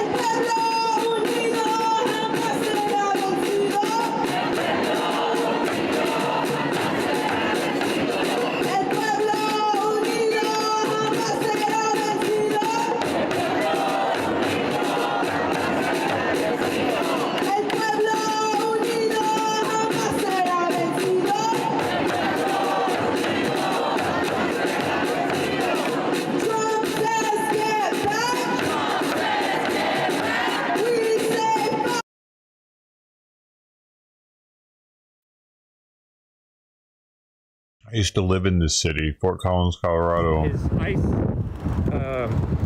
rounding up Native American children right now? Not yet, but it could be. I mean, who knows what this clown's going to do? He's already done a lot of damage to a lot of families. The question I said is right now, when they closed that border, remember all the little kids that they grabbed at the border? That was a few years ago. Where did they all go? That's the question, and that's what I'm saying. And then now they're grabbing these little kids. What about all the kids that went with illegitimate sponsors and picking them up? How could you do that? Separating moms and daughters and sons from their that's parents. What the Biden administration did. How would I mean? You already expressed yourself. How would you feel if They we did gave that to their your daughter? kids to just anybody. It upset the hell out of you. Who knows what really happened with all that shit? And that's what we're feeling. We're sharing our feelings. These kids were drunk, man. And it says here, disagree. I don't disagree. I disagree with what they're doing, and that's why I'm talking to you. Anthony showed it. I had this sign. because sometimes It was more than sleepy. come by and I want them to see this. Yeah. I want them to come here and talk to us. But they don't have common sense, sir. Yeah. And all the apps and all the things I've seen, they're dead, backwards people. almost. They don't Those want to kids, learn some the of 'em. truths about what's going Completely on. limp. They think it's all for them. I think the hardcore, you may be right about the hardcore maggot types. You call them maggots. I call them They would maggots. give them CBD gummies, Maggot, apparently. But I have a ton of CBD or weed I've gummies, seen some of about them. 4 people, I think, come by that were, on the right, Republicans. I call them maggots. Well, not all of them. And those 4, I think, were kind of reasonable. We had very different views, but Yep. Yeah. They're not going to sit and talk to us. They never will. They don't have common sense to have good conversation. They always use all kinds of rhetoric and lies and deceits to talk to any of us. But my question is, but it was what's his name? Enrico Garcia. Oh yeah. The first guy that got deported. Abrego Garcia? Yeah. The first guy, by the way. They manufactured that, just like all the other things they manufactured. Oh yeah. But what's the real truth that you see what Trump's doing, and do you believe in anything he's doing, honestly? It's all so crazy. I don't know. Trump is just crazy. That's all I can say. And he's a bigot.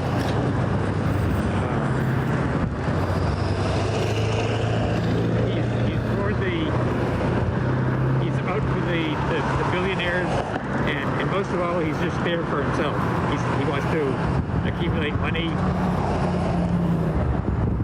And what about that Kennedy thing, when he tried to put his name on there? Oh, Jesus. Yeah,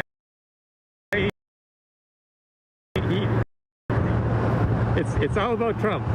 That's all it is to him. And what about that Nobel Prize? You see how it gets worse, how he just keeps continuing? Oh, absolutely. You have to earn that. You just don't have somebody hand it to you. Yeah. You have to earn it by your deeds, by your due on this planet. I'm out here about 3 times a week just because of all this madness. You think he's done more than Trump or something? I've never been this active before Trump came along. Oh.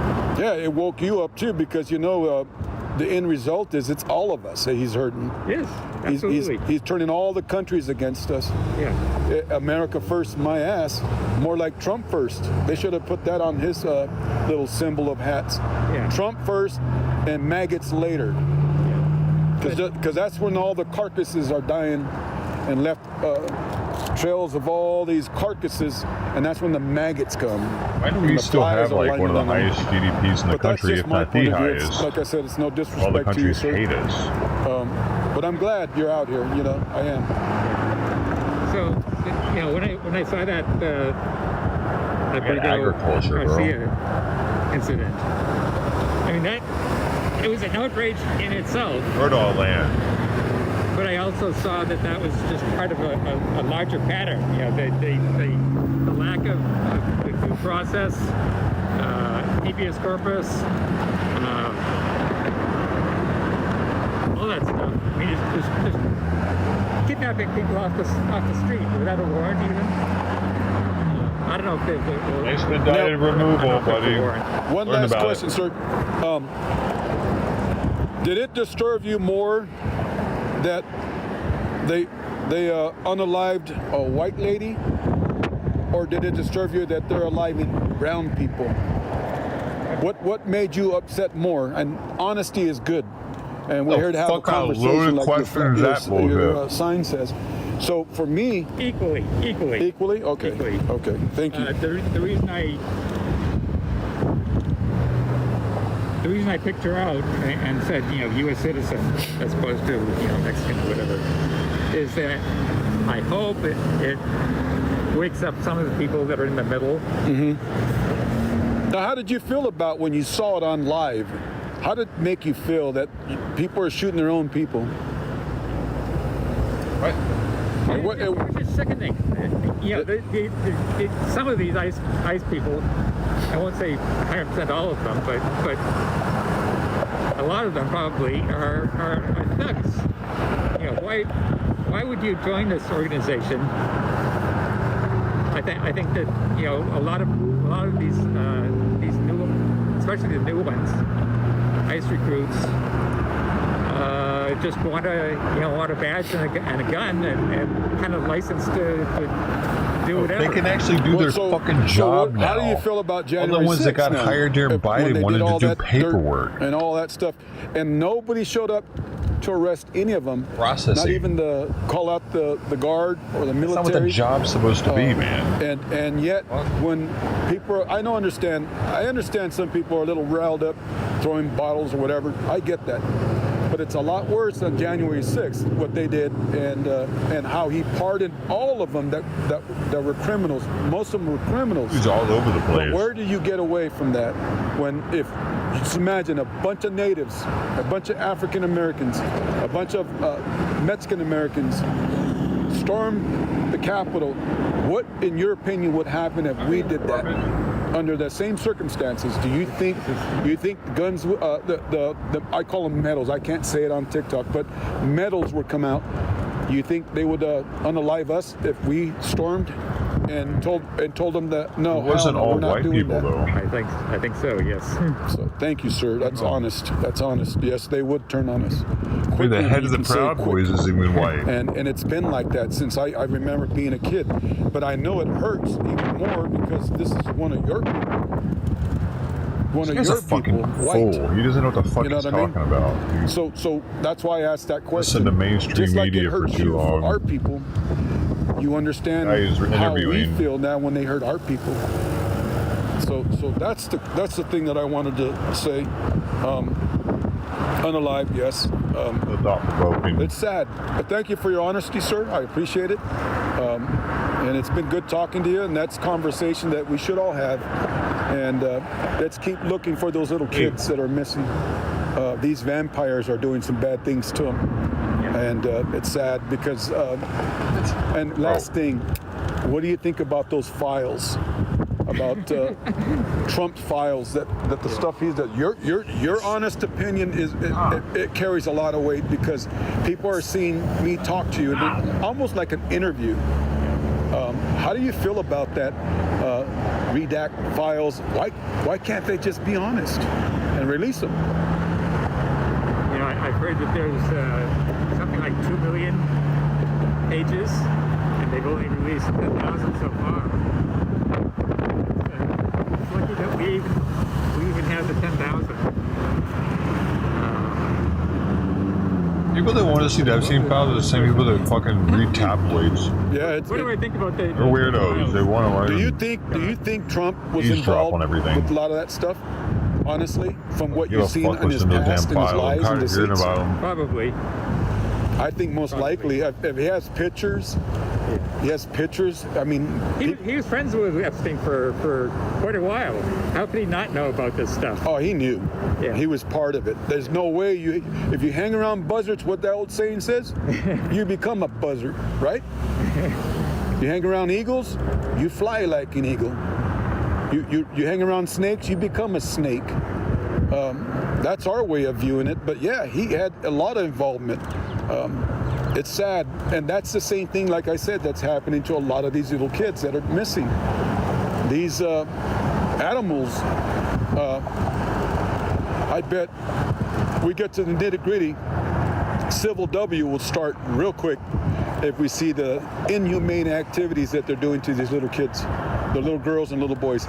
It's a known fact that the religional part, when they took the native kids and put them in these schools. Thank you guys for still being out. Thank you. You're welcome. I'm going to go this way and over. Oh, okay, bye. Bye. But it's like a semi-interview. 12 monkeys. So I'll be out here on Thursday. How you doing, ma'am? That's okay. My name's Ray, Black Bear. Hi, nice to meet you. I'm on TikTok Live. Let's see your sign again. Well, this is my true sign.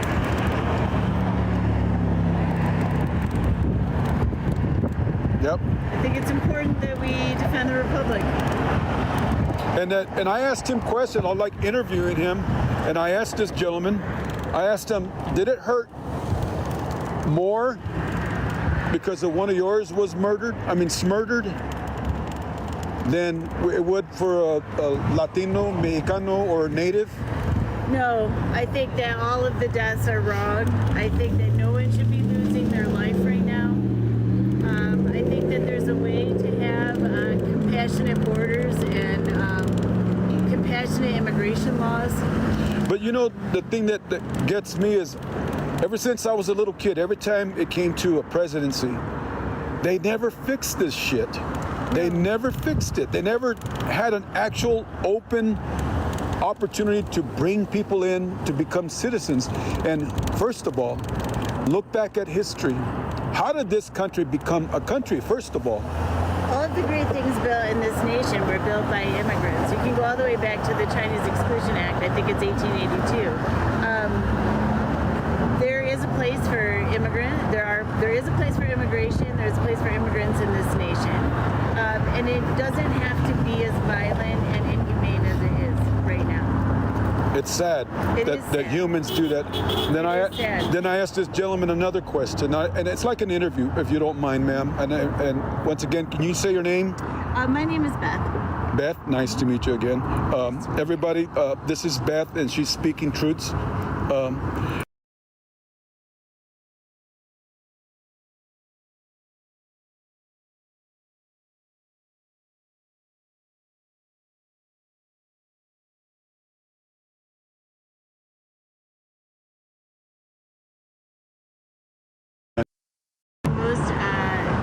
My most important concern is always the children, because they are always innocent, and they are being the recipient right now of much violence. They're getting lost in the system, and it doesn't have to be this way. And any system, any organization that harms children has to look at themselves and ask themselves if they are doing what is best.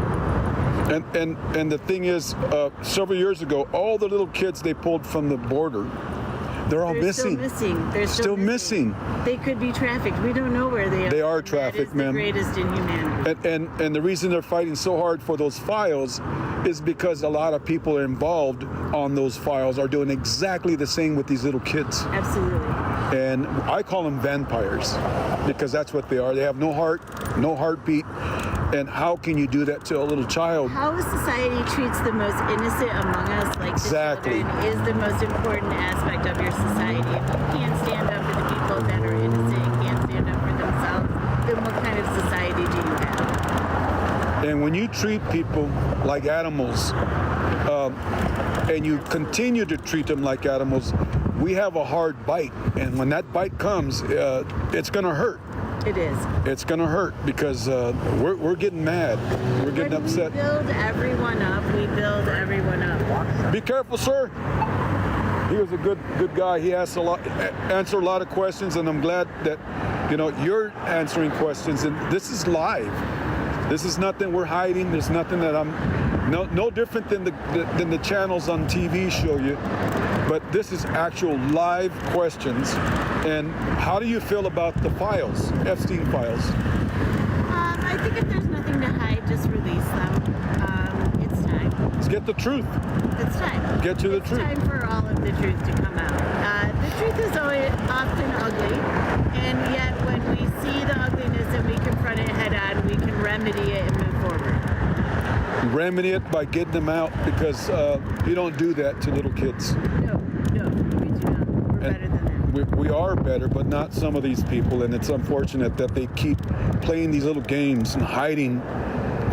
When they say uphold the law, you can't do both. You can't uphold the law and break the law at the same time, because that makes you a mixed up person. And I can say it on here live, but you cannot do both. No, and you must only uphold those laws that are just. I think as we celebrate Martin Luther King Day yesterday, we would say that an unjust law is no law at all. And those are the laws that we're standing up against, are those things that are unjust. And do you believe people are above the law? I do not believe that people are above the law. Thank you. When the law is just, no one is above the law. Exactly, and we need to get to that just and get those answers, and we need to get to the truth so we can indict him and get him off the streets. And we have to stay nonviolent in our protest and in our organization so that we evoke sympathy and support rather than more violence. Exactly. Thank you for your time, ma'am. I appreciate it. It's getting cold out here. So you have a good night, sir. You too. I'll see you soon. Let's see that sign one more time. Do you have any other signs? I also have this one. This is my one that you can see far away. And then I have my more thoughtful one that you can see closer. Thank you. Thank you. We appreciate you. Thank you for your honesty. I appreciate that. You as well. Thank you. Have a good night, sir. You too. All right, everybody. I hope you guys like those interviews. I had to do it because those questions I had to ask YT people on their honesty, and I respect that. They were honest. So, oh man. Innocent until proven guilty, but people can get out of jail if they had enough money. Yep. Money is the root of all evil, brother, if you ask me. But it's getting cold. Thursday, I'm going to be here live again, and I will be out here from 2 to 5 on Thursday. That's when they're all coming out. Look at her, she's sitting there by herself. That other gentleman got too cold, he left. So it's really cold. I'm going to head home, and I think Wayward's coming live. Maybe I'll catch it on the way home. But thank you guys for your support. This Thursday, Colorado time, 2 o'clock. So wherever you're at, just make sure you're on Colorado time, and I'll be here. Maybe I'm going to pull out my regalia and maybe come out here and protest with them to show all these people that we're still here. If that makes sense, because it makes sense to me. I must do this because it's in my blood. Make good.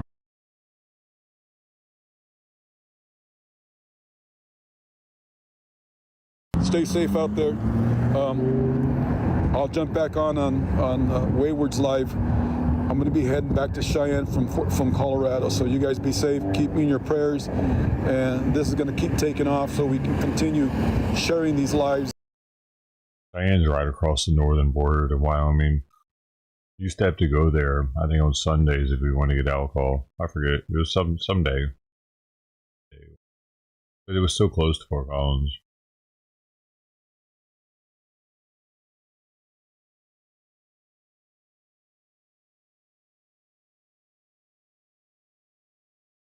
I have to change where we were at. We were in Fort Collins, Colorado. Sorry. Free my siblings, free them all. Brick by brick, wall by wall. Down.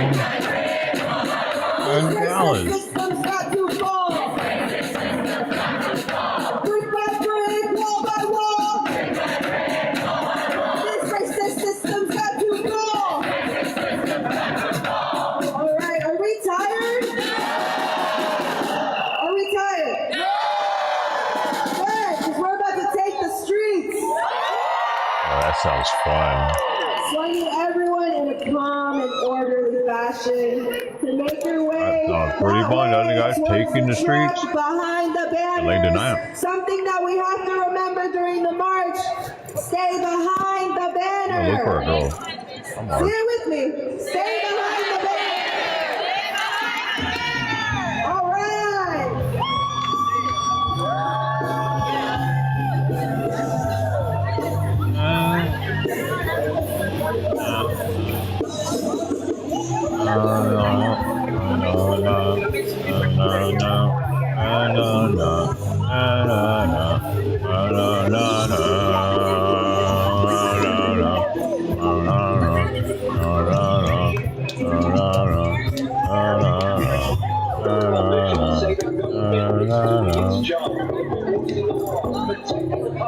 Oh, Cranberries, man.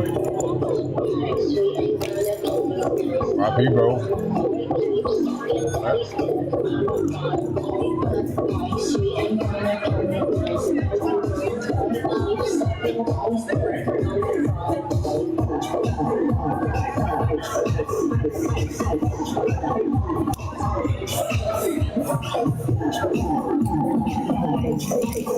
Hey, I'm music? Probably not. We're talking about meth.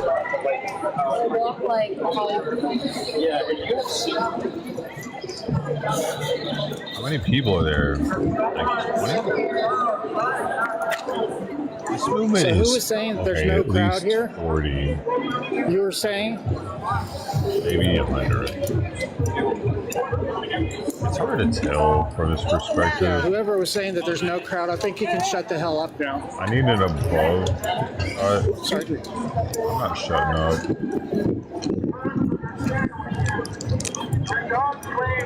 Oh, anybody there? Did I say that? Say that in chat real fast.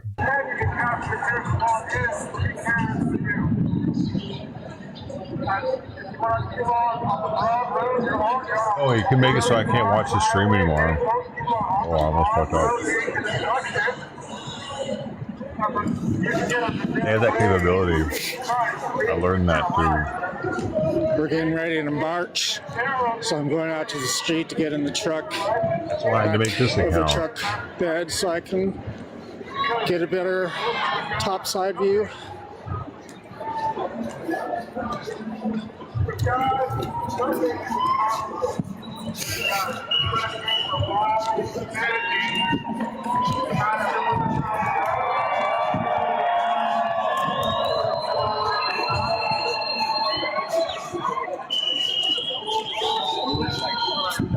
Dallas, Texas.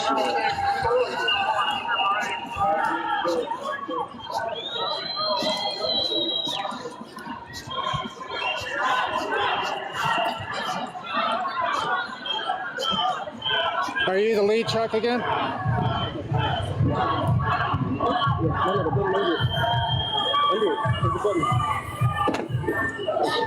Behind you, Ella.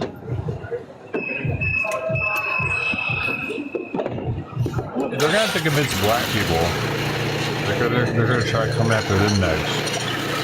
To get the primary vote.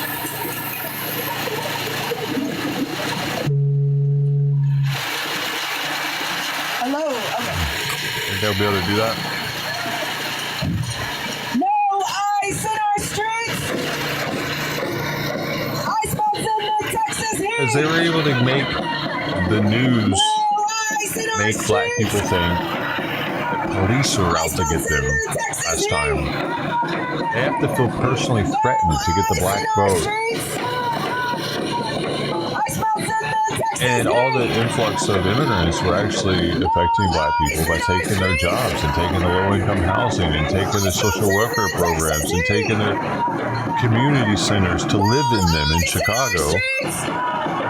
The policing got fucked with because they were sleeping in the police departments in Chicago. That wasn't happening in the good areas of town. Well, black people feel it when these illegal immigrants hit their communities in droves. Minneapolis is only 18% black. So, yeah. I don't know, man. I don't really see this ever getting the black vote. They keep trying, dude, recently. Trying to tie BLM into it and shit, like this morning.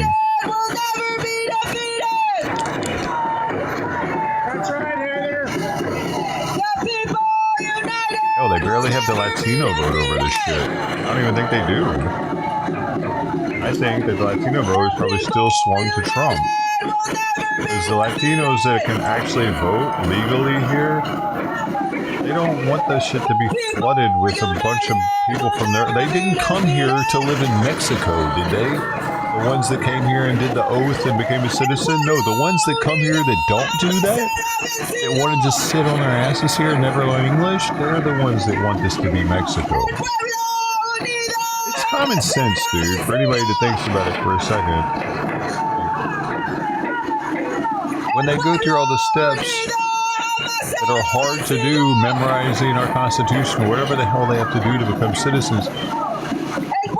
Those people want to be an American. They don't want to try to make this their other country. And those people that go through all that don't want the people that want it to be their other country to make it their other country, because they came here to be Americans. So those voters, Latino, are going to continue to vote for Trump or Republican. They're going to vote red still, I think. Majority of them. Minority is hitting the streets right now. That's why there are hardly any of them out there. There are a lot more Latinos that could be hitting the streets if they were pissed off about this. The legal ones.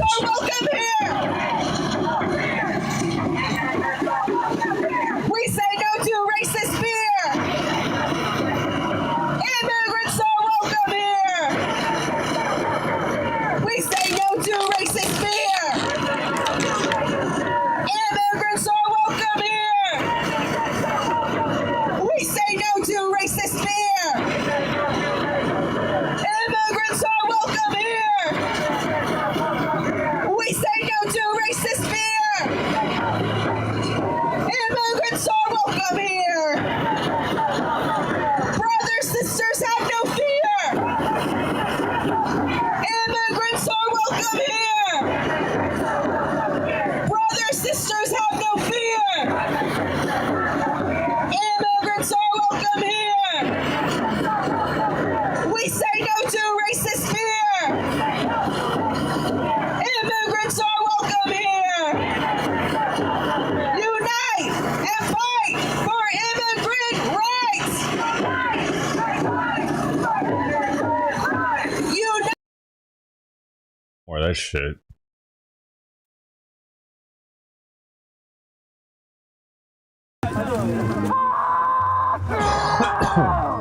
There you go. There you go.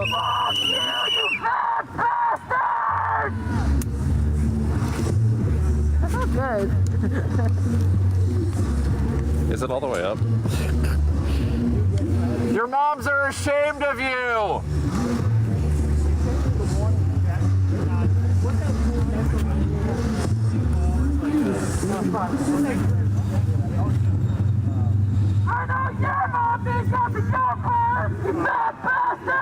Not even yelling at it anymore. Somebody way the fuck back in the background of the bar shack.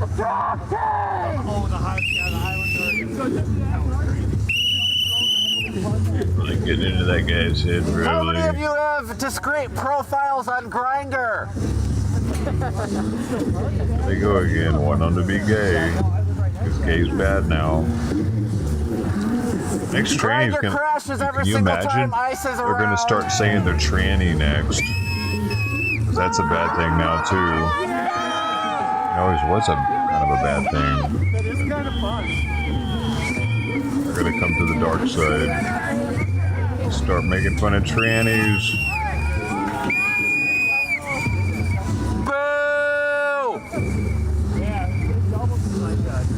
They'll never do that.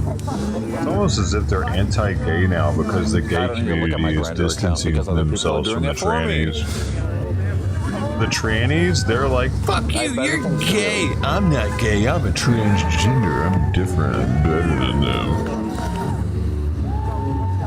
We're the new improved models. What do you tell your kids you do for work? They're just too fucking pussy to cut their cocks You off. tell your kids you kidnap people?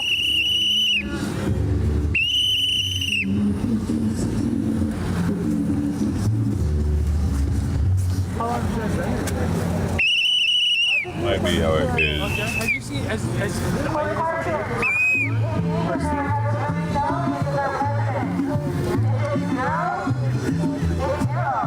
Do you guys have other stuff you want me to say to them?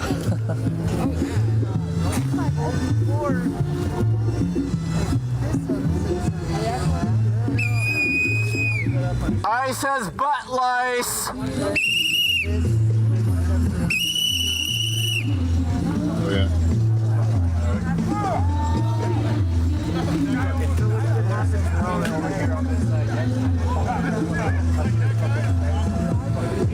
Ivan just really loves making me open this gate, doesn't he? and stir his food and open the gate and stir. He loves me doing some work or something, I guess. Can you guys kiss each other for fun? Taking our spit out there, dude.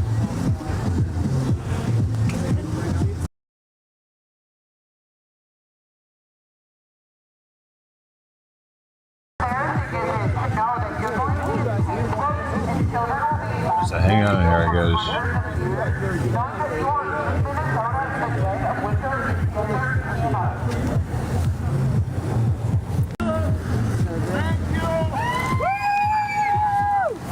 You're a disgrace to humanity! You're ugly too! What's it like having a micro penis?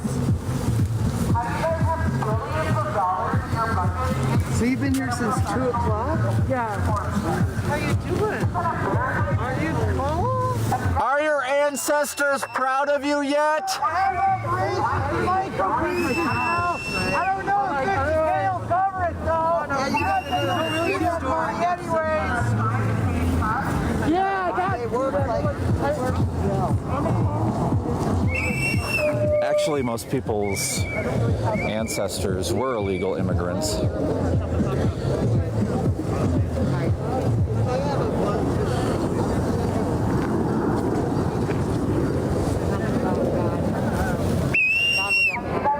You're all pawns. What are you protecting, you piece of shit? What are you protecting?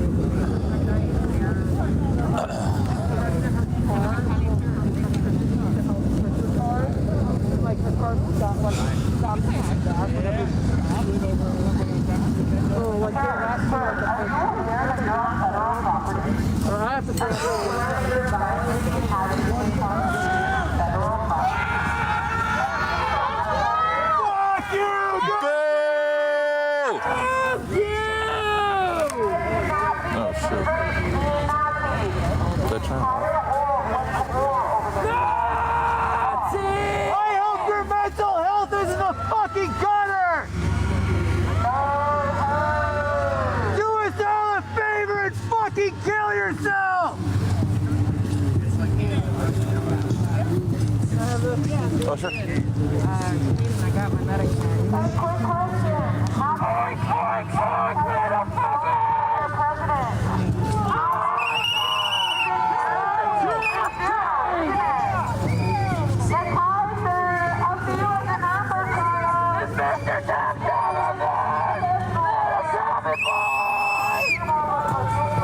I can't control what other people say.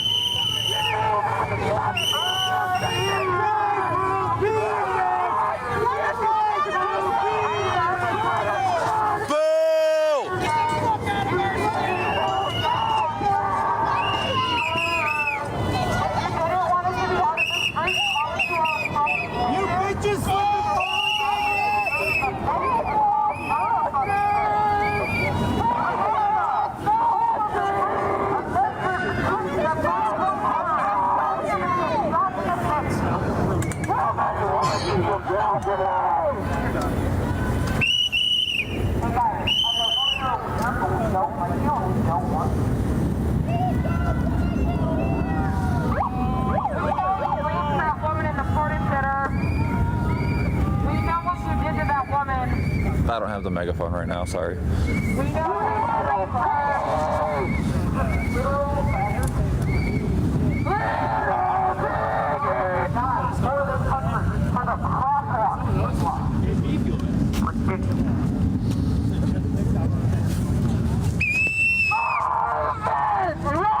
They all so badly seek each other's approval. You notice that?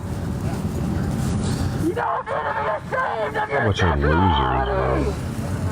Followers just following each other. There's no real leader there. Minnesota is nice. This is sledding weather. Come on out. I got questions. would have been thought of as weirdos in my school, probably. How many detainees in there have as many felonies as our president? With the weirdos at the lunch table. It's zero, isn't it?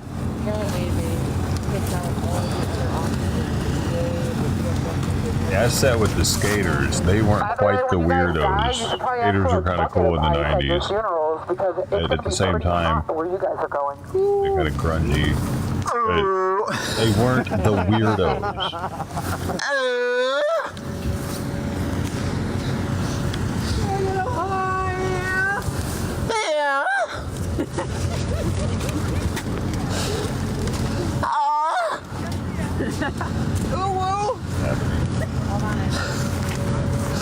They ain't gonna be hearing any sounds like that for a while. True. They won't hear it at all. They're so sexualized. Guys, our Everything's about taxpayer dollars sex. don't pay you to sit on your ass in your cars. How many times has Daddy They're horny, dude. I think all of them are there are horny. In hopes to find the one. Is that a fucking sniper? Is there a fucking sniper? Okay, good. Oh, fuck. I was gonna say something else. Oh. My clit is bigger than your freaking dick! I mean, how long did that last before they were all talking about dicks and clits again? What does ICE protesting and illegal aliens have to do with... Smaller dicks than a gay man. What is happening? This is what they're full of. People that like to talk about other people's dick sizes and shit. Daily.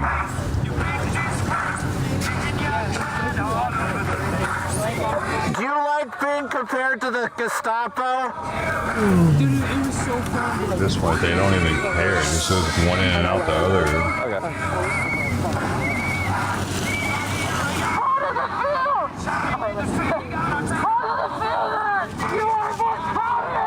Get off your asses! We don't pay you to sit in your cars! They knew what they were doing! We're proud of it! You're the cowards! Pretending to be Nazis! What do you mean they don't pay them to sit in their cars?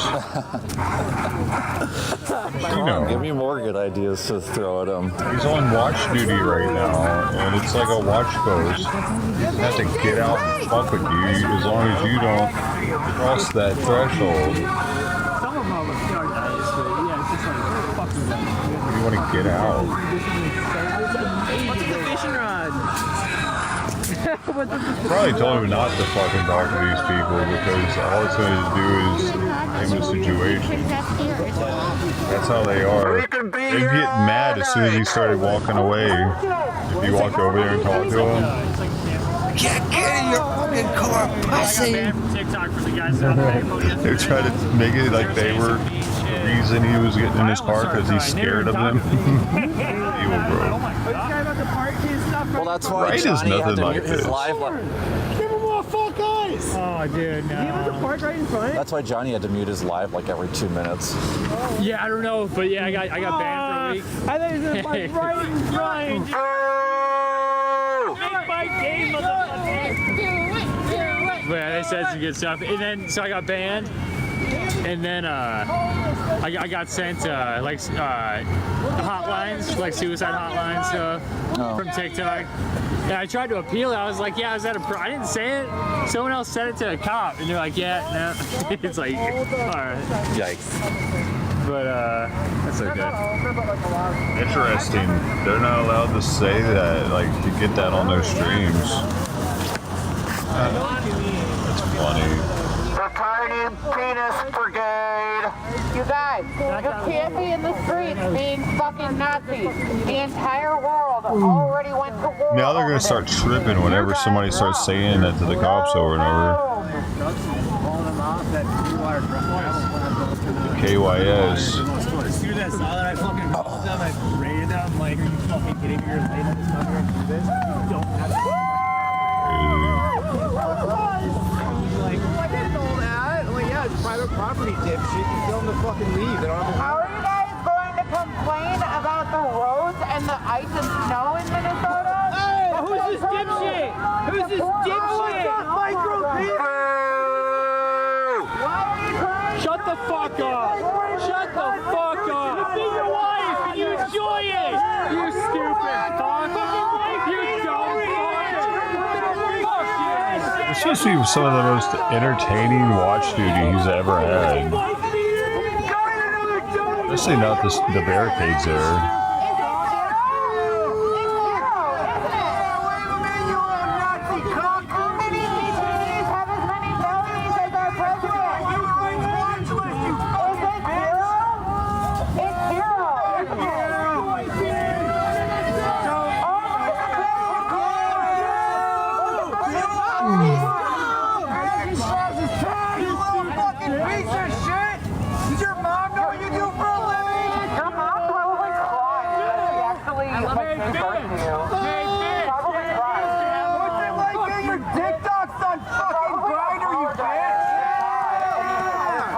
Like, it looks like he's just checking people in. Well, they all want to be there. They're probably all on his side. It's like entertainment having them in the corner yelling dumb shit. Not hurting anybody's feelings.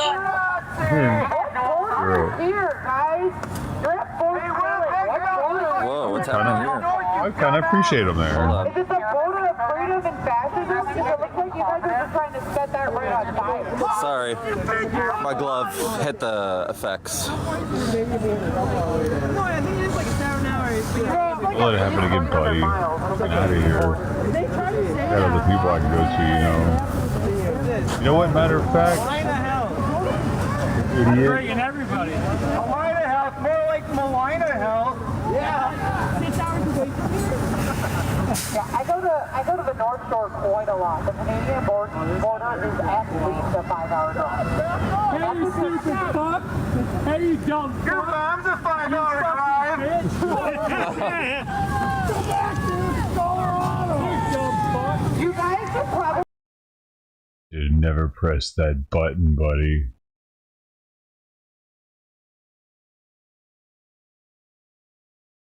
I like this. Like, how can we take you guys... Like, he's fucking empty and pretending he can't fucking drive. Like, this guy... Crisper over here. Oh, yeah. What? Empty and pretending... Flag. In the middle of winter in Minnesota. You mean Trumpstein files? The Trumpstein files. Desert Camel doesn't go with the snow, dumbass! You guys came all the way up here to try to start a civil war and didn't even think... There was no fraud. That's been proven 10 times over. Shut the fuck up. None of you were ready for that. I hope your fucking balls freeze up, you bitch! Look here, friends. That's because your wife won't let you in.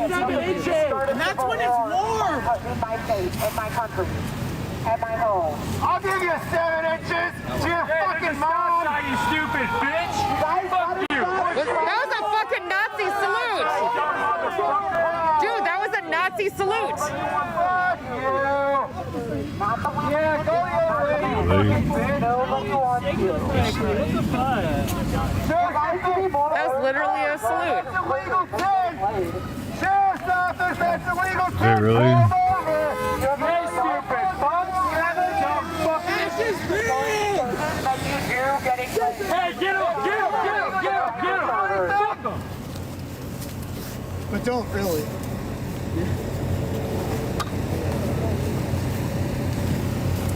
I should not carry this. Like,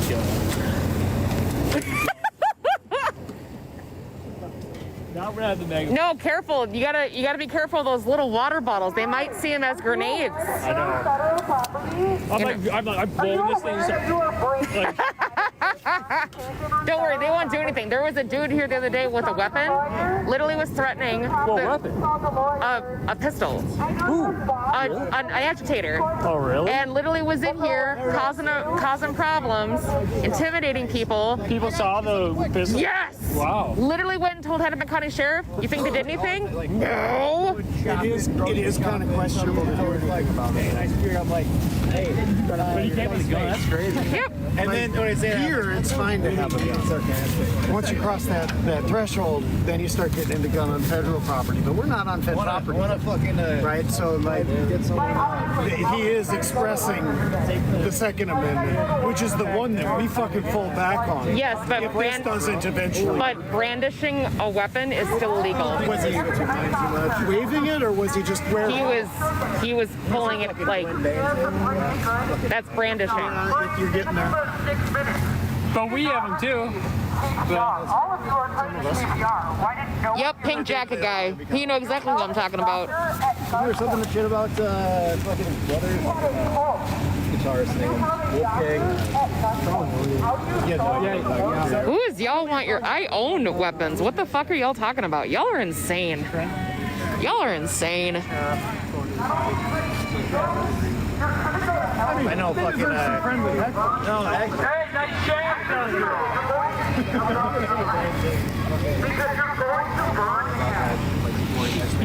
You know, that might be my favorite. That might be my favorite. How long have you guys been out here I tonight? learned from those guys yesterday. How long have you guys been out here tonight? I just got here. Oh, okay. Probably maybe a half hour ago. How about you? About 5 o'clock. Have they harassed us? I really like that. Have they harassed us at all? It's been like compared. It's definitely de-escalated from yesterday, which is like a massive. Oh, you're in the wrong lane. You're in the wrong lane, dumbass.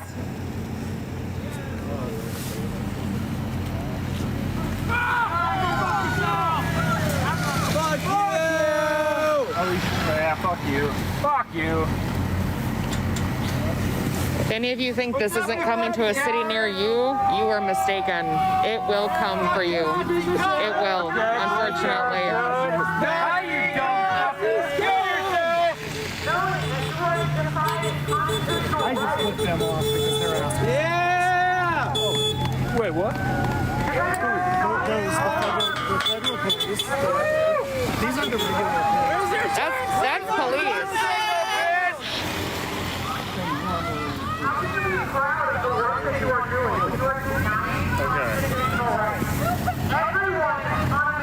That truck is still over there to make cops move and stuff.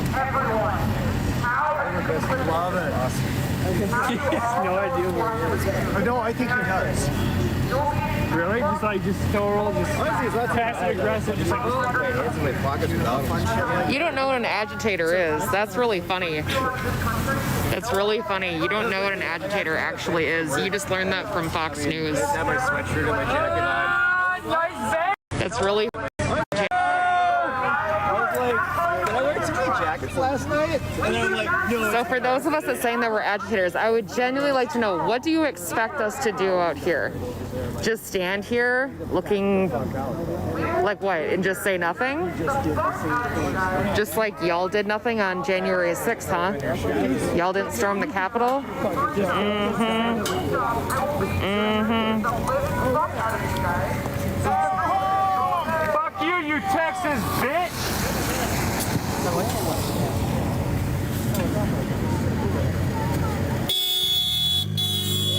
Thank you for your service. Oh yeah, look at all those stickers. They're unhinged too.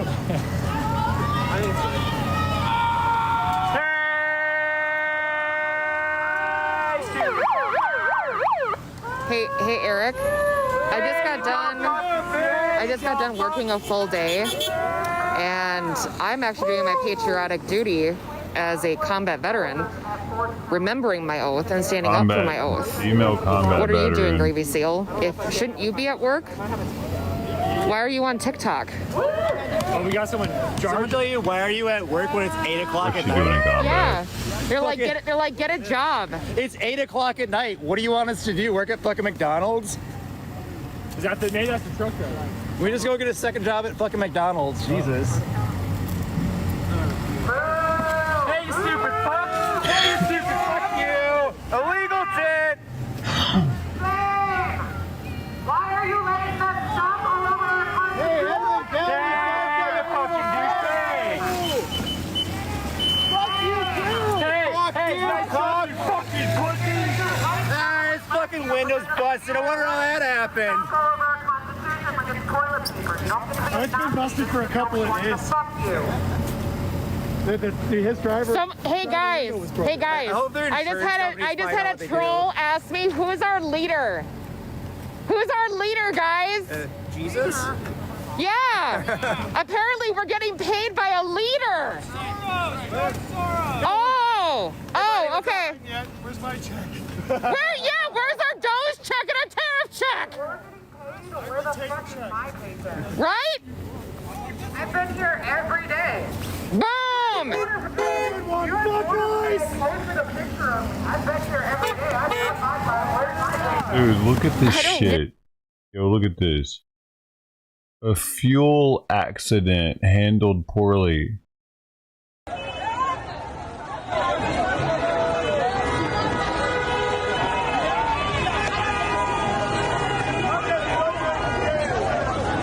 No, they're soaking wet in fuel, but they can put it in buckets.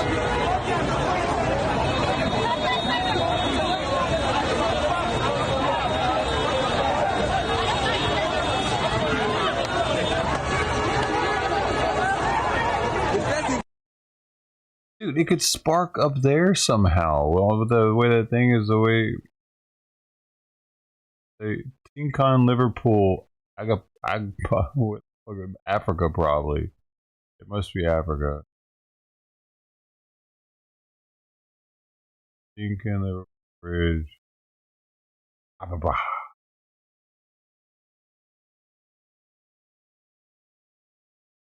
All over the news, commuters scoop fuel as tanker overturns.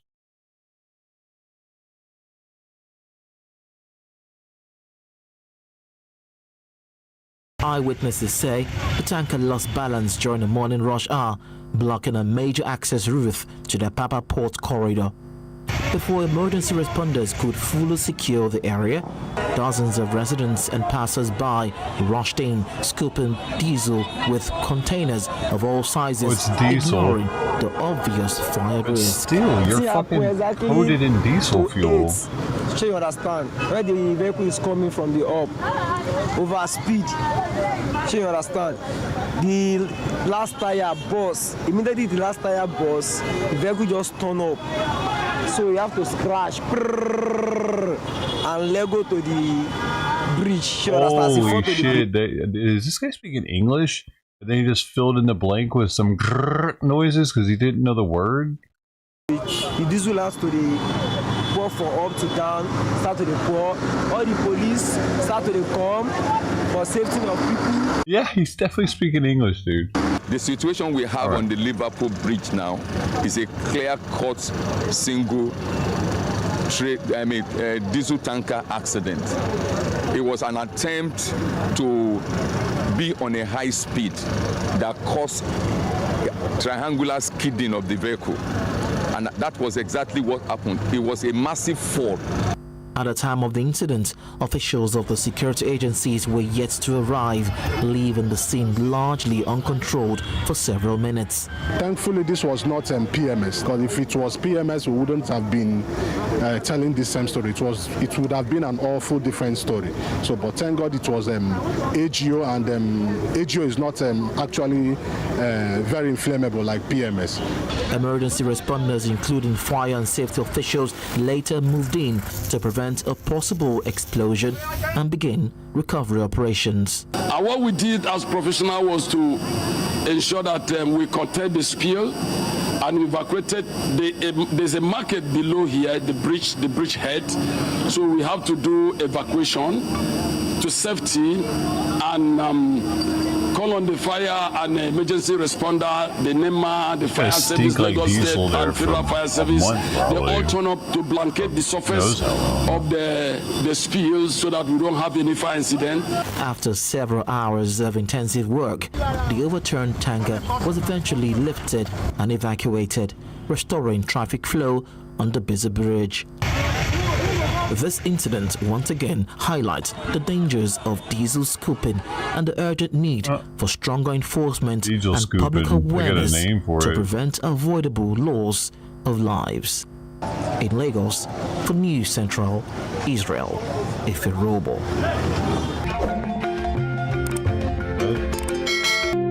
I still don't know what the hell that was. Apapa Lagos. Oh, Lagos. Where's Lagos? Papa Lagos. It's gonna be Africa.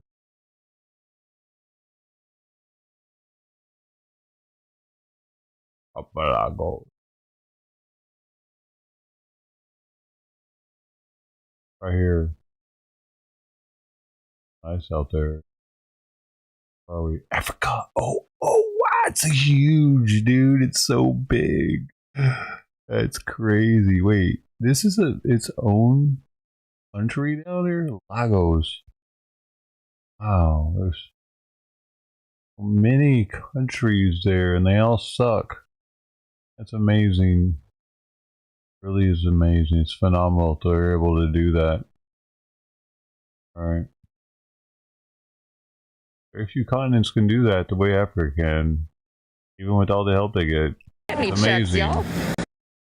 Fucking MAGA. I think they're the best at that. He played in our high school. What the hell? I think he played in junior leagues. Why do you guys have your mask on in a warm car? Why do you have your mask on in a warm car? It's been like years. Right? Whipple, baby. Like I used to go to the hockey center, the college hockey games. My grandpa's flag every single They do see better than in Lagos for 20 years. I know you know who I am. Sports. That's the point. I know it's embarrassing, guys. I know that you feel bad. You're never going to measure up to him. Harvard grad, lieutenant colonel in the U.S. Army. You will never be half the man that he was. I know it's embarrassing. Thank you, Texas. Be careful, man. But they're coming. I'm writing a book about him. Nazi alert! But you probably can't read. I'm now almost a year recovered from hockey. It's fucking amazing. Fuck you! Go home! Go home! Nobody wants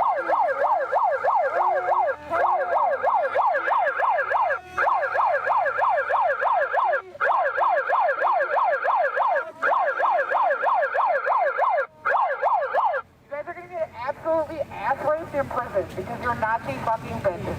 She's been working. She's off college right now, so she's been working. Damn, 12-hour shifts. That's rough. Hey, you got to pay for college somehow, Daddy. Good. At least I know this. She's been working. That's rough. Hey, you got to pay for college somehow, Daddy. Good. At least I know this. My dad was gateway. Penalty. Why does it say stay off roadway or face penalty? What in the Gilead shit is that? Hey, it's this lady. Death penalty? I know it. Because apparently it's a death penalty if you do a three-point turn. I think she made room. You came about at the same time I did. But is there anyone you know out here that comes earlier in the day? Because she was trying to see if there was anyone that could take like the propane tanks and stuff like that home with them and bring them back tomorrow. She asked me initially, but I don't get here until fucking at least 6:30. So it's kind of pointless for me to do it, you know?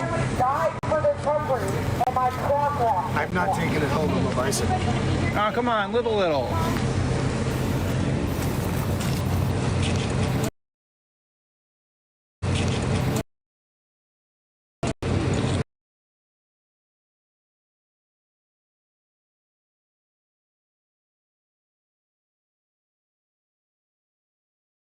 Earth. There's also one from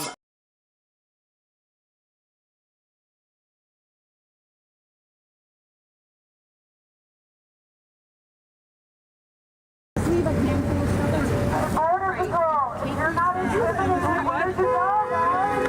Where are you? I haven't seen you all day. I haven't seen you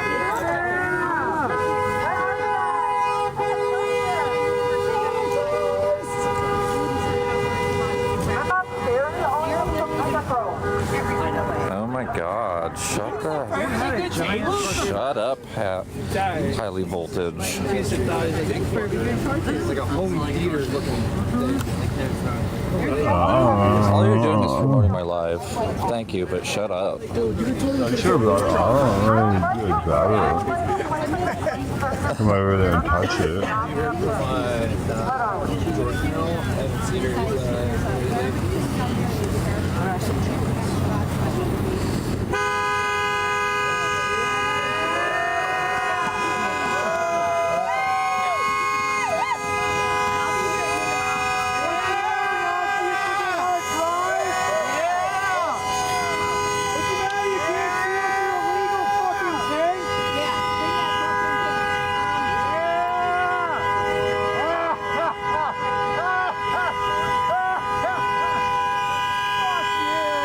What is going on with the honking?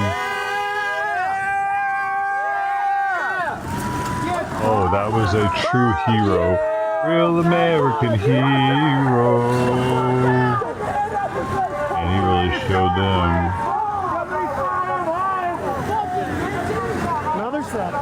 Oh, no, he I used to didn't. say that the people that come into our country Please tell me he didn't do this. immigrants are very nice people. They're wonderful people. They don't commit crime. No, they make our criminals look like babies. They make our Hell's Angels look like the sweetest people on earth. The Hell's Angels are now considered a nice, high-quality person. I like the Hell's Angels. They voted for me. They protected me, actually, believe it or not. But they make our criminals look like babies. They protected him. What is he saying, dude? Sometimes I wish that they didn't let him just talk somehow. He says such stupid shit. What does that even mean? You can't say they protected me and just leave it at that. Gas like that. That's so bad for the environment. Ugh. It's kind of stupid as shit sometimes.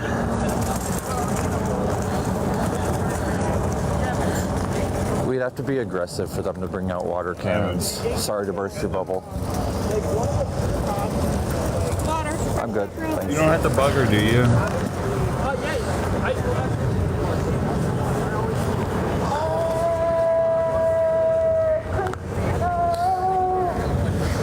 You got some bug her? I'm fucking with her. Water cannons are for rioters, not for protesters.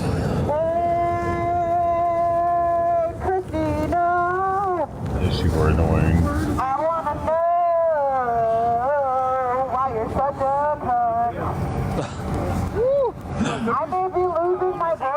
Very lonely people.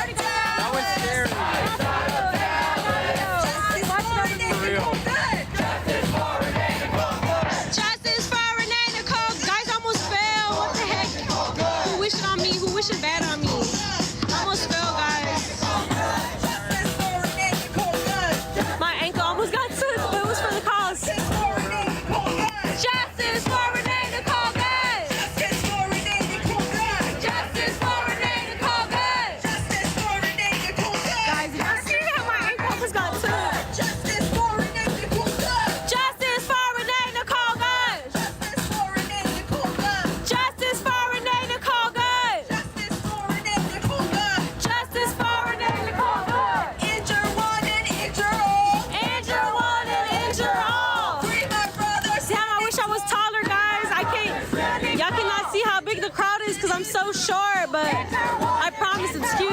Free my sister standing tall. Free my sister standing tall. Free the mothers, free them all. Free the mothers, free them all. Free the children, free them all. Free the children, free them all. Free the mothers, free them all. Free the mothers, free them all. Free the children, free them all. Free the children, free them all. Wow, somebody's live in Long Beach. Hell?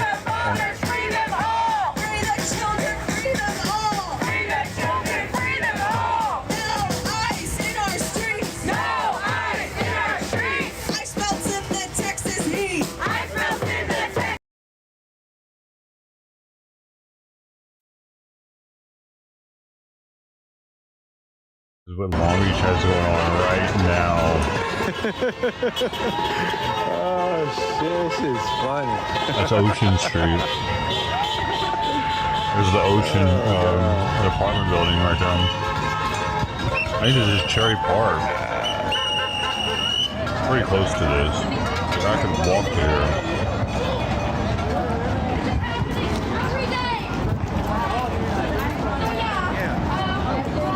Comfortably.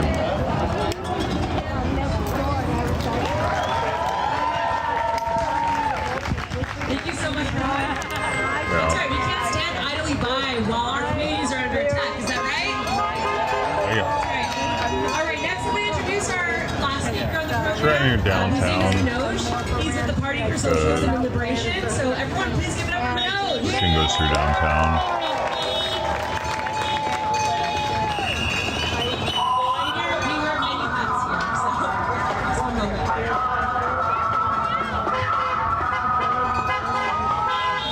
We're in Long Beach, man. I'm still learning how to use this gumball thing. It's hard. It's kind of hard to use.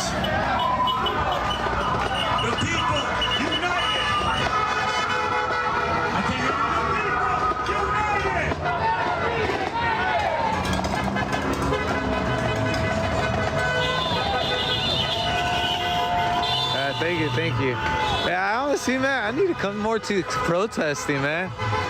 This is good for my content, just because I get viewers. Now that I get more viewers, thanks to all the viewers and all, I got to thank all the haters right now, for sure, because you guys are making me grow.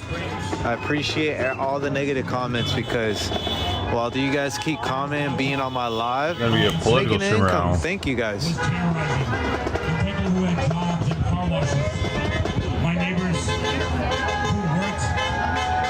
These people are getting paid to protest by getting viewers, pretty much.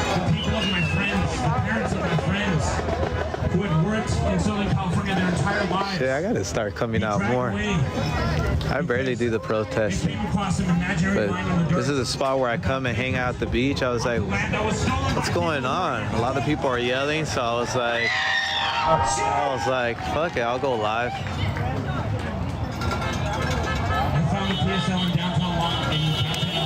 It's just a protest. It's pretty obvious. If you see all the negative comments, it's pretty obvious what the protest is about. Racism.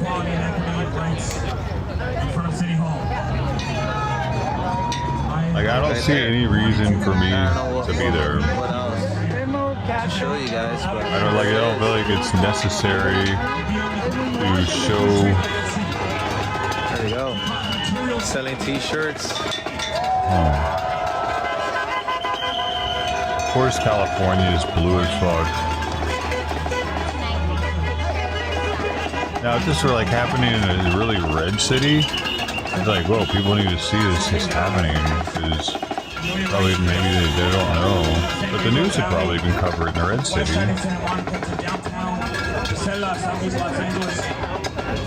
Not that many people there. As good a weather we got today. I haven't looked back since.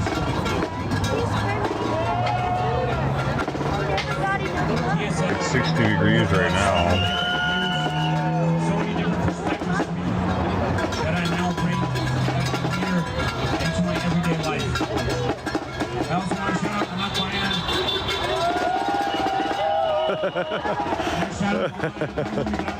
Oh, got it. The comments are funny, man. I just laugh at all the comments. Where is everybody, though? Where's the guy speaking? Oh, there's all the people up there. There's like maybe 50 to 100 people. I want to read an excerpt. Organize our community level. So, if we examine the current socioeconomic system that we live under, Simon, why are you bothering her, dude? understand that the What are you doing? individuals who own the companies, who own the factories, who own the corporations, the capitalist class, must continually increase their profits.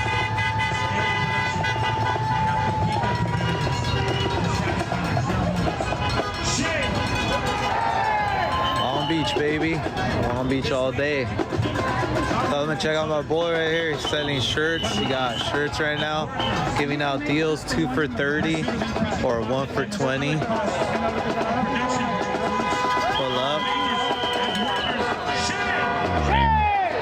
2 for $30 or 1 for $20. We are on PCH and Cherry. PCH and Cherry. Yeah, Center Cherry Park. We're gonna be here, I think, until the cops come. They said. It's not They're gonna be PCH though. That's protesting. Ocean. It is early, so Dummy. they're gonna be protesting all day until like the cops come, I guess. But yeah, he's right here. They're the ones pitting us against each other. The existence of exploitable workers. Yeah, Ocean and Cherry, I mean. Yeah, Ocean and Cherry. Access to healthcare and workplace protections, regardless of their citizenship. Oh, I see this. Undocumented workers are stealing our jobs. PCH is actually 18 blocks from him or something. There you guys go, man. 18, 20 blocks. Long Beach, always in Long Beach. Parallel. Check out this shirt. Come and get one. Come and get one while they're here, man. Come and get one while they're here. This is a large one. Come while they're hot. I've never seen someone wearing one of those shirts in public here, though. $20, 2 for $30. One 2 for F 30. They're ice hot or right now while they anti-ice last, shirt. So pull up, man. And you see how few people there are there. Yeah, Ocean and Cherry. Ocean and Cherry. Oh, look, you got all kinds of shirts. There's a right lot of now. ice support here, I think. Check it out, guys.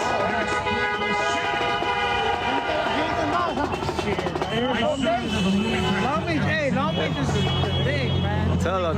Like, this is the first time I've been to Long Beach, and I already like the vibes. Yeah, man. Long Beach is always good vibes. I'm telling you, the people are like that. Hella nice, bro. No. Everybody's cool as fuck out here. No, yeah. That's what it should be. You know what I mean? Where else have you been going? Like, I've been on, right now. Oh, okay. I've been able to take care of my family. Hey, that's good, The time brother. that I got a chance to be out here, I come out here. Yeah, that's important, man. Family's always first, I'm man. so sure just another concert, like concert shows. Yeah. But you know, when it comes to protests, I do this first. Sells it over weekend, God bless you and your Alright. family. You didn't really give a shit. Yeah. Gotta do what you gotta do, man. Show love. Even like with people that like, I guess they want like banners or stuff. Yeah. I help people también. Tomando the money that I have to. If I get a hold of somebody, I can help them do like some banners. Yeah. That's a lot. That's all that matters. Make that money, dog. You're an entrepreneur over here. It was at Huntington Beach, and I think the cops are telling me I gotta go. Like, They got some Trump hats too. I think they're more strict. He sells those at the other one. They are more strict. Orange County's strict too. And also too, you can't have sticks. Oh yeah. They said that you gotta have the CBP pipe. I'm telling you, but those are more dangerous. Yeah. Like those are here, the stick will break. Oh yeah. But they look at it like more like as a weapon. Yeah. You can stab. Yeah. Over there, they rumble each other. Oh yeah, over there in LA, it get We'll be crazy. like protesting here, and Trump supporters will be on all this. Yeah. Like it's just crazy, man. It gets wild. It does get wild. But I like the vibe right here. No, yeah, the vibes out here in Long Beach, man. He acts like he's a gangster or something. Yeah. Yeah, no, we got everybody. Every color skin is out here. Asians, whites, blacks. Persian fucking stands. Oh, yeah, Torrance. And I walk outside and people don't even say hi. Oh, You know what I'm saying? I'm like, you know what? I'm just going to worry about my family. Yeah, that's it. That's all you can care about at the end of the day is your family. I'm going to still say good morning. They'll say good morning. I'm going to still keep saying it. Yeah. Still keep feeding into it. A lot of people are miserable with their lives, you know. They got a lot of shit. They hate their lives. Some people will be like, well, he didn't tell me good morning or add them, you know, add food. Yeah, man. You can't let somebody put you down. I would just be like, you know what? Hey, you have a nice day. Even though they don't say nothing, hey, you know what? At least you're feeding that good vibe to them. Yeah, exactly. And then one day he's going to be like, well, this guy keep telling me good morning, good morning. Yeah. Motherfuckers on something. He probably going through some stuff. Even talking about anymore. A lot of people go through stuff, and you know, there'll be a nice person coming. How you doing? Yeah. Man, get out of here, like, you know. Yeah. And then later on he'll catch himself like, what I'm doing to you. Yeah, no, it's true. It's real facts. Real facts, man. I'm the same way. I'll be, you know, even though a lot of people, I got a lot of haters, but I always, you know, you always gotta say, hey, how you doing? Hope you have a good day. Even if they're having a bad day, you know. Yeah, we're all humans. Yes, we're not all perfect, you know. But I'm gonna make sure. My kids, I got kids, bro.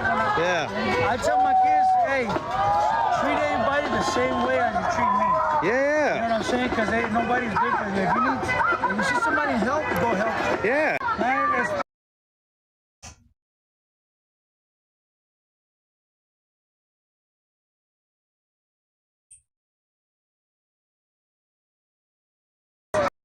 feeling bad energy in it. Yeah, the protest started.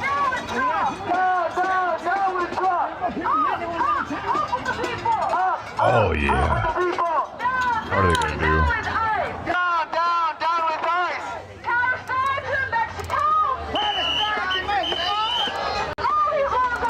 Yo, this Palestine walls shit is really... It's really getting out there, ain't it? I've never heard this one until today, and now it's the third protest I've heard of it. Like they have somebody that's organizing these and talking to each other. Like this is one of the chants we're gonna use. Had y'all heard that one before today?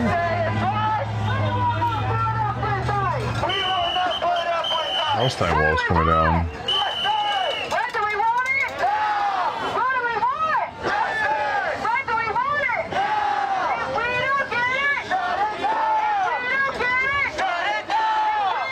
The chanting just does not do it for me. I wish they would stop it.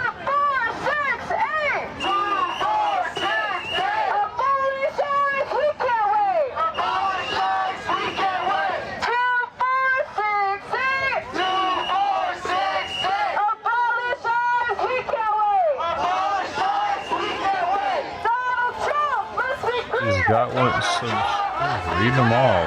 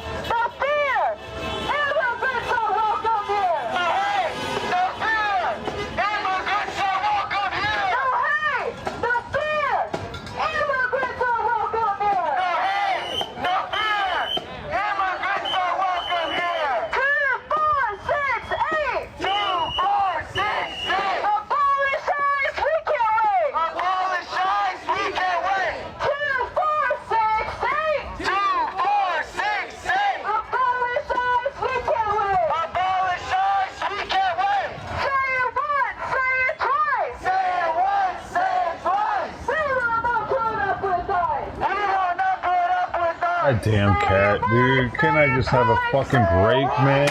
He actually fucking meowed for me to open the damn gate.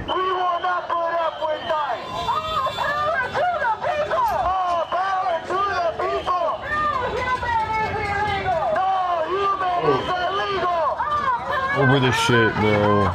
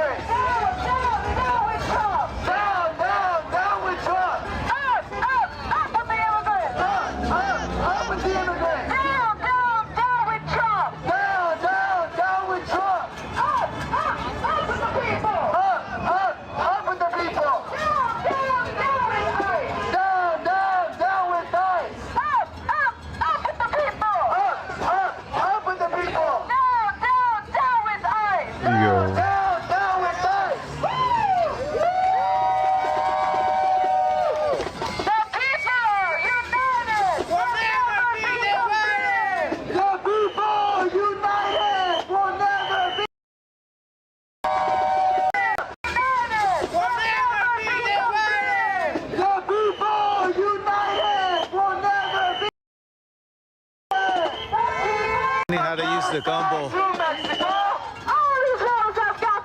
That shit went crazy right now.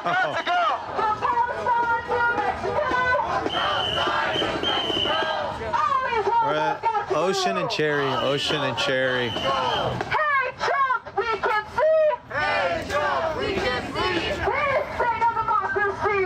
Your state of democracy. Hey Trump, we can see. Hey Trump, we can see. His state of democracy.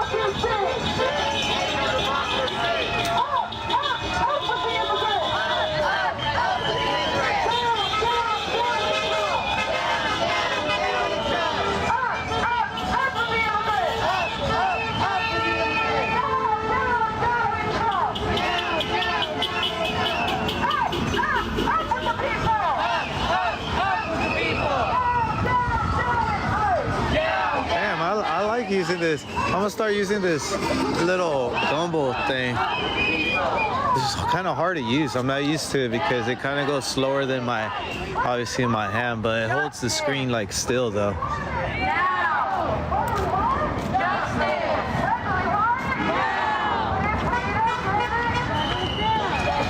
I'm gonna go to my spot where I chill by the beach and the ocean and shit. Shit's active out here though.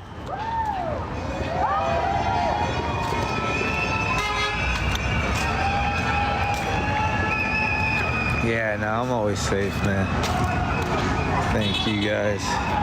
Shit, it is cold, man. I'm wearing shorts and shit. But yeah, it's all happening right here off of Ocean and Cherry. If you guys are, wondering where it's at, Ocean and Cherry, pull up. That's where I'm always at. The ocean and shit. Oh, man.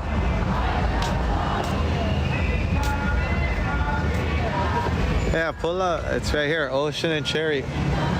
It's all right there across the street.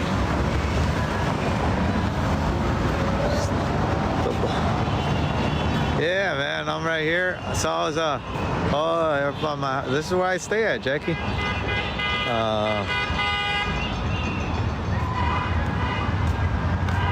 Yeah, they're all over there. They're all over there. So I got it this gumbo stick for my phone.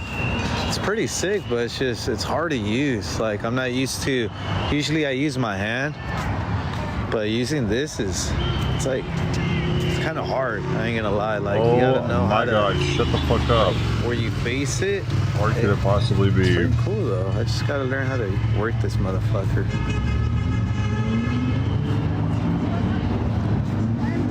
Use his hand and makes it hard. Right, that's the problem. Shit, I gotta move my car. I'm actually gonna pull up my car. So I'm parked in the red zone. And how you doing too much? I gotta take it. Gotta go, y'all. That's it for me. That is enough streaming for me for the day. Y'all for hanging. Good. Nothing's happening. All boring. I don't need to hear any more fucking chants. I'm chanted the fuck out. Have a good night.